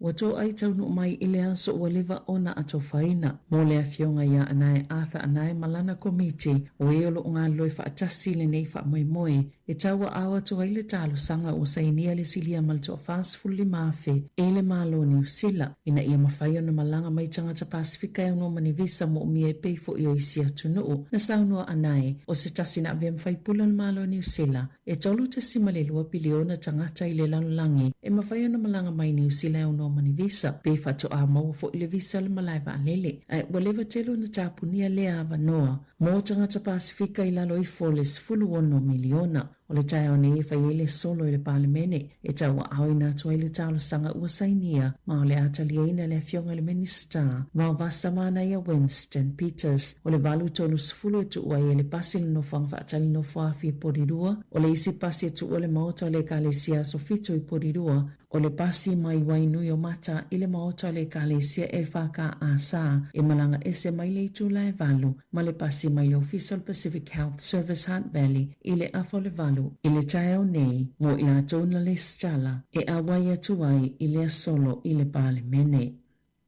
O whalia se li poti fōwa le Anti-Corruption Task Force e fōlia mai e le o ato o tōna li poti whainga pi o whaaloto i whale. Ona ole le lava o ta iala mo le pui ngai nisi o la po o matanga luenga le malo mai fōlinga mai e na o sina vaenga le whailoa peli poti. O le vaenga po le Task Force le ana ta ina e le ofisa so ina solitu la fono e au fiei ni tupititele le Serious Fraud Office. Lango i eile o leo ni usila whape ma le komisimo au nanga le malo pe ona tatala ina ile tau sanga talwai e ono masina o lea polkala me whaata itai. Sa tau mawhai e whawai se ata manino e winga i whainga pi o mawhainga tau whaasea o fiei tupe i au nanga ese al malo o la i au fia le matanga luenga o whalipui o fisa o la fonga ma le matanga luenga o anga fisa o tai o lea saili linga na ilo ai e ile vao le tesi ma le wha lima ma le lima tesi ma le ono pasene o tupe le malo e ngau i whainga pi o ma le tau whaase whapea mani sasi tau sanga te tasi ma sa maua i le li poti pe tu sale ma le valu se lau luas fultonu miliona ta la ile se fulu tesi ma le lua wha biliona ta la ni tupe e ngā wai. Wātangia mai le lata lava ina whaamaonia o le langolango le vaenga whaupwhai e le leipa mo le maalilianga o whaatawa inga saoloto ma imitia peitai e tele nisi fesili ua langa e tatau ana taliina e whaatatau le atoanga o le maalilianga. Na whaasilsila le palimia Christopher Laxon ma le minister o whaatawa inga Todd McLeay le maalilianga o le iwhaia le kewisimasi. Na whaalia le taita e le New Zealand First i le taimi wawasamana i Winston Peters o le aia le langolangoina le maalilianga ona le atele le ngā wai o New Zealand ai mai se lava i le tūtau i tangata malanga mai whaapia fo i maulua ngā osi mai le susu. O le iai o le langolango le New Zealand First ua mo'omia i le National ma le Act o le whainga malo so whaatasi se isi vaenga whai mai le itua ngai e mawhaiona pasi e le palemene na sauno le taita o le Labour Chris Hipkins i le asolua e ele talitonunga o le vaenga whai o le atu si atu le palemia le whaiunga le vai aso e whaatulanga atu i aitu utuunga le langolango le Labour mo le atu la fono o naulo manino lava le iai o la tau watu ngalunga i avanua e sawaina ia tatau a tangata whaingaluenga mai whafo. E to o te leta mai tia o ngā university o whiangai mwhaafitau li tau tupe o na ua tele company o ta alonga o bete petinga o saputu atu ye lātou pēna whaalia le whaalāpatapatonga mo whaafitau li o ta alonga whai tupe e eili poti o ni ta mai tia o ngai no whatu mau o whaalua lātou tupe mo whale no whamau tutongi whaapea maalauni i ta alonga whai tupe ma bete petinga na amatai le Problem Gambling Foundation. Sa lātou polo kalame o nei whaapea wa amata lava na whaatou mau atu ta alonga whai tupe i le si o manga o ta alonga masani ma o le itu pāo alii le ai tele na whaatutuanga i ai whainga whaato sina o le aasia se atu i lātou i whaalauloina le soifua maloloina ma i tutonu o le whaalapatapatonga i University le atunuu na saunu o le whaatonsile o le Advocacy and Public Health. E a nga i lava whaato sina i tupulanga talavo a o le amataina lātou wa o ngā maua lulunga. O le atoi fo ile li ifa asala lau John Campbell ile le John New Zealand e to olua ma le tamaita ai Ingrid Hipcase e fa atau taia le polkalame o le Morning Report ile aso se fulumal tolo o Aperila na fa ali Pip Kane o le Chief Audio Officer le John New Zealand e mawa e lava le tūlango i lato na tustal sanga i le avanua peitai na tū mātila tila lava Campbell o na os tustala uailonga i fa asala launga ai tāua fo ilona nau e fa amatala ni tala e tāua tele mo tangata fa anōlongo na fa ali Campbell o silia malilua se fulu tau sanga o ia fa atau taya polo kalame e iaile 3 News, Campbell Live, Checkpoint, Male Breakfast, mai na te misia lava fa asala launga. Le asu tolanga Campbell ia Corin Dan, leo le avea ma business editor fo alele tioni usila. E iei ni mātua i mana watu ua whaanga lātou tupe teu ma whai fo ini a lātou nono ngā tupe e wha tupe au na ngā pasi e ave i lātou whanau be momoli ai i a onga wa mafua o na iei ni seo pasi a onga i Palmerston North ua wha amalo lo o na o leilo i longa le matanga luenga e le silia malilua se lau lima se fulo au na ngā pasi o lo wha atino ina lea au na ngai lea tuno o atoa na ta ue se tasio li poti a onga mawa lulunga e tolu se lau lau wha ingo a lātou tamaiti wa afia ia suinga o rongo tea o se tasio no olo o afia ia suinga mai ta i se fulu 5 minuta le umi o le taimia malanga i tamaiti a onga i Palmerston North o le ala lea ua tutongia ia mātua le pasi le ana lea i se tutongia le whaitau fia se fulo tau sanga na ta o se tasio matua e silia male 5 se lau tala le tamaiti ile kuata e tutongi pe a whaonga le au na ngā pasi na whaali e se suyo le matanga luenga o se tūlanga māsani lava leo le whaia o ilo ilonga i awala i olo uia e pasi o ne sui lava leo whainga o tamaiti a e mawhaia na whao ngā pasi inu ue pe o rongo tea pe a whai e lava tamaiti e whaatonu ia o ngai pito i lata lata iai e le ise whaanau nongo le matanga luenga e ilo awala o pasi ina ia whaasawa ini tupe pe o na sauno le sui o le matanga luenga wa onga.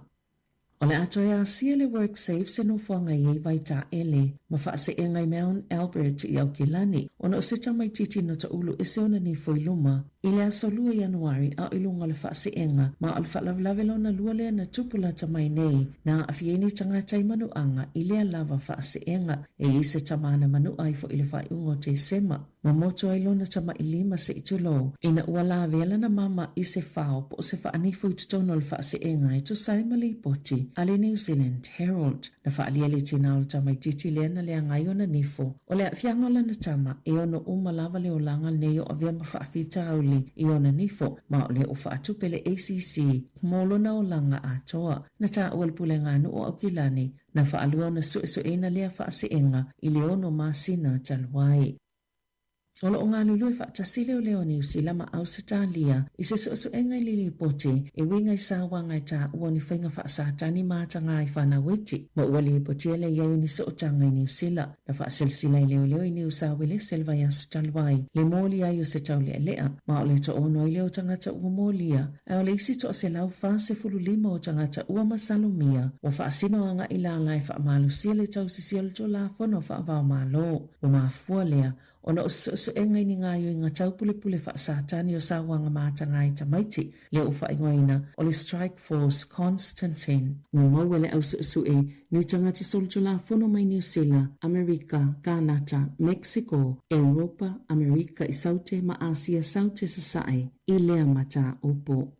I tā longa, na whaatuina le au kilikite New Zealand li ile matati ele panga Finn Allen ma team Seifert. Ile ipola langi le T20 po o taalonga o ovaita i lua se folo ina ua o la taina aia se lau fitu 5 leana matua whaia ina ile awa ale United Arab Emirates e lata ile 5 ova na titoi lea taalonga i shena ile solua e valu aina taina Seifert. Ma le valu wha Allen ma ele IPP uma na manu malo New Zealand lana taalonga momoia Afghanistan ile sa e aso le amalolo ai au le ianga i atu i Ahmedabad mo le taalonga ma Afrika i saute i le aso sa ai o le taalonga mulimuli o le pulu e ta alo ai makanata i le aso lua. Tala fawia ma le se ufonga le laumua mo le nei tae au.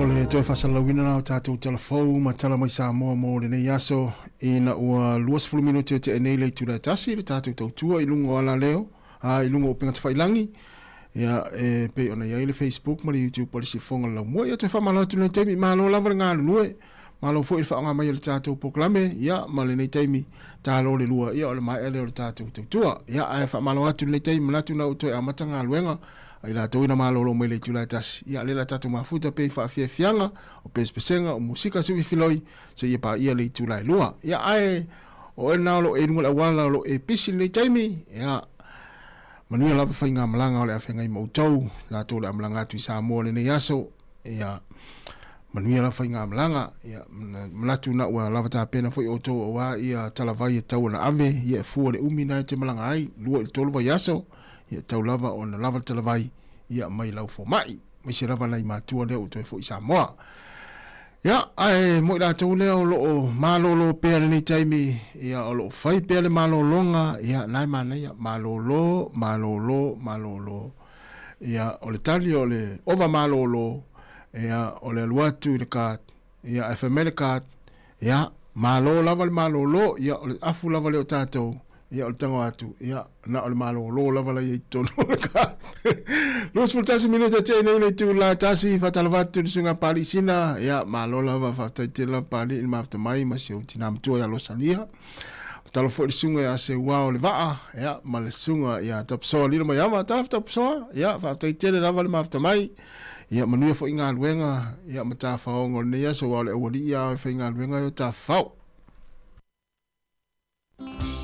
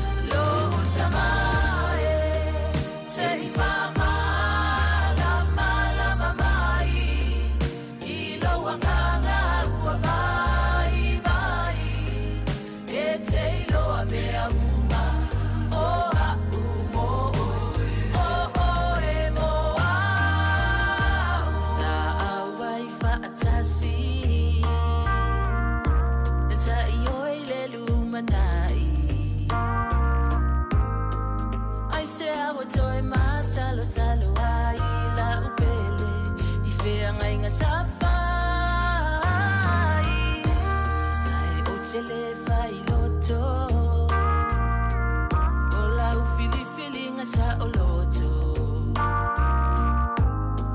ole me alo fasili ale tu ale tama o ita uwa le mafai o se moe ile mafau fau ya oe fe renga osia ile malu malu pa ia ua bei o se ata ua mau male faata ipu vai wa masaa ua le maua mai lo utamae se ifama lama lama mai ilo wanganga ua vai vai e te ilo a mea uma o a umo o e mo a Lia la pele, caro failo mafakia. I am so sorry, my love. Raio, se o que ele musu ya oi. Esse chega ao caca de comum a fale lo. Na ma foi uma vale fogava. É mangaku. E é o que é o ia kuvasa. Ai kuri uma soka. Lele mo kafa ma ya kau kau dele. Fa malo si mai la pele. O ka uale. ae ui lava mataile u ole ala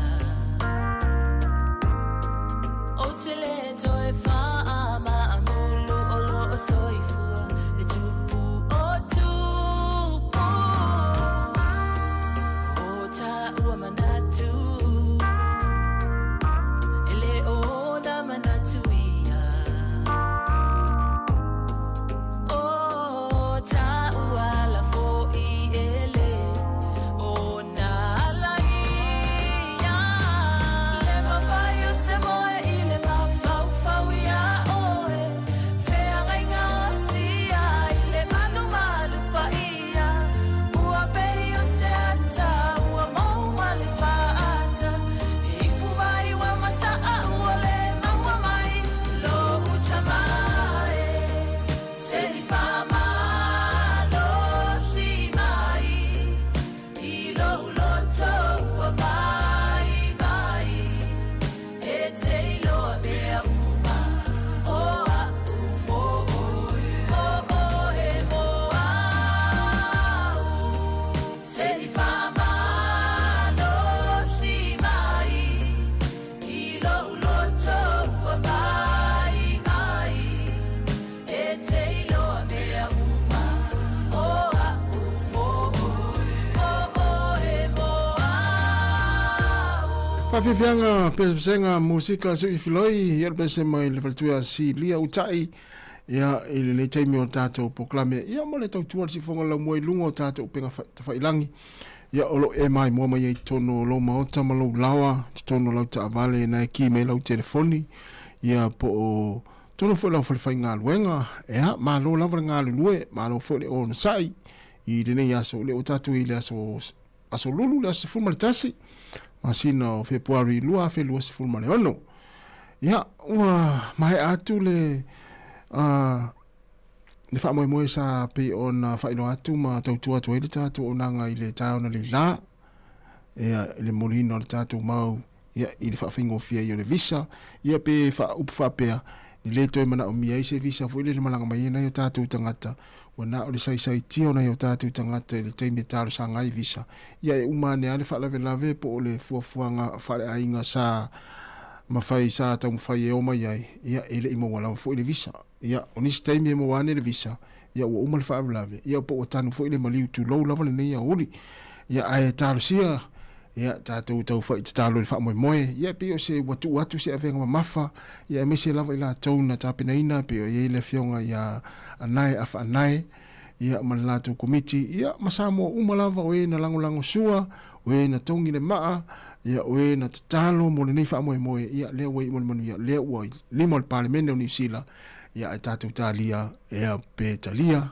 Ia pe le talia foi. Ia on tātou anga i fwile i jesi vaenga ia ai malo lava o i lava na awai ni yaso i pe na matu tala o i lava na awai ni yaso ia o e fwe na e talo mai ma e tāpua i mai so o se i tue whao le lolo langi ia wa o le neima tā upu na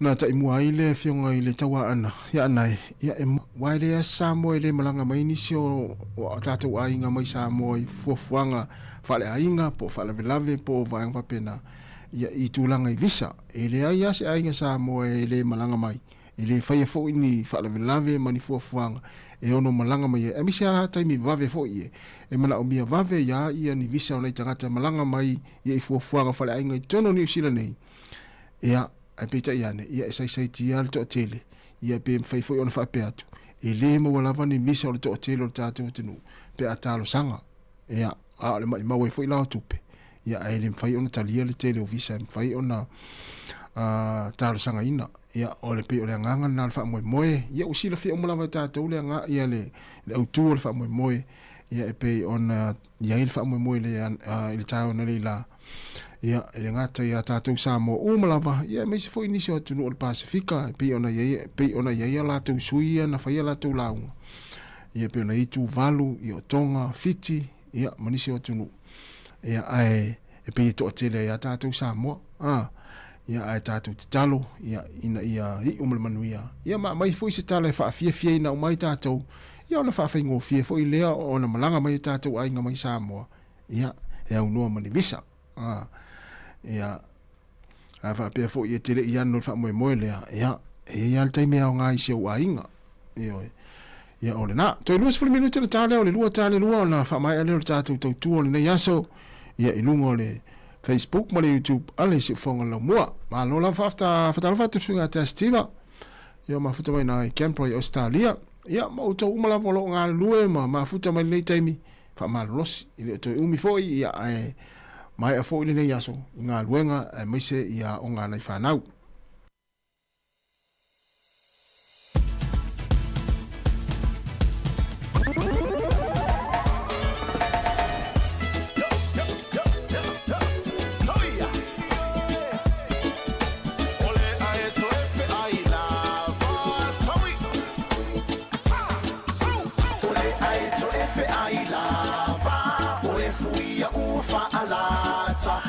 Si pula vea olo oile fatto anga ole lupe la lei ole mo e tofele ole mo uolele ma ufa a pepe le basta tele le tava e upa e pa uolele atu isa sa e ma ona fulu otto muli e umi pa auli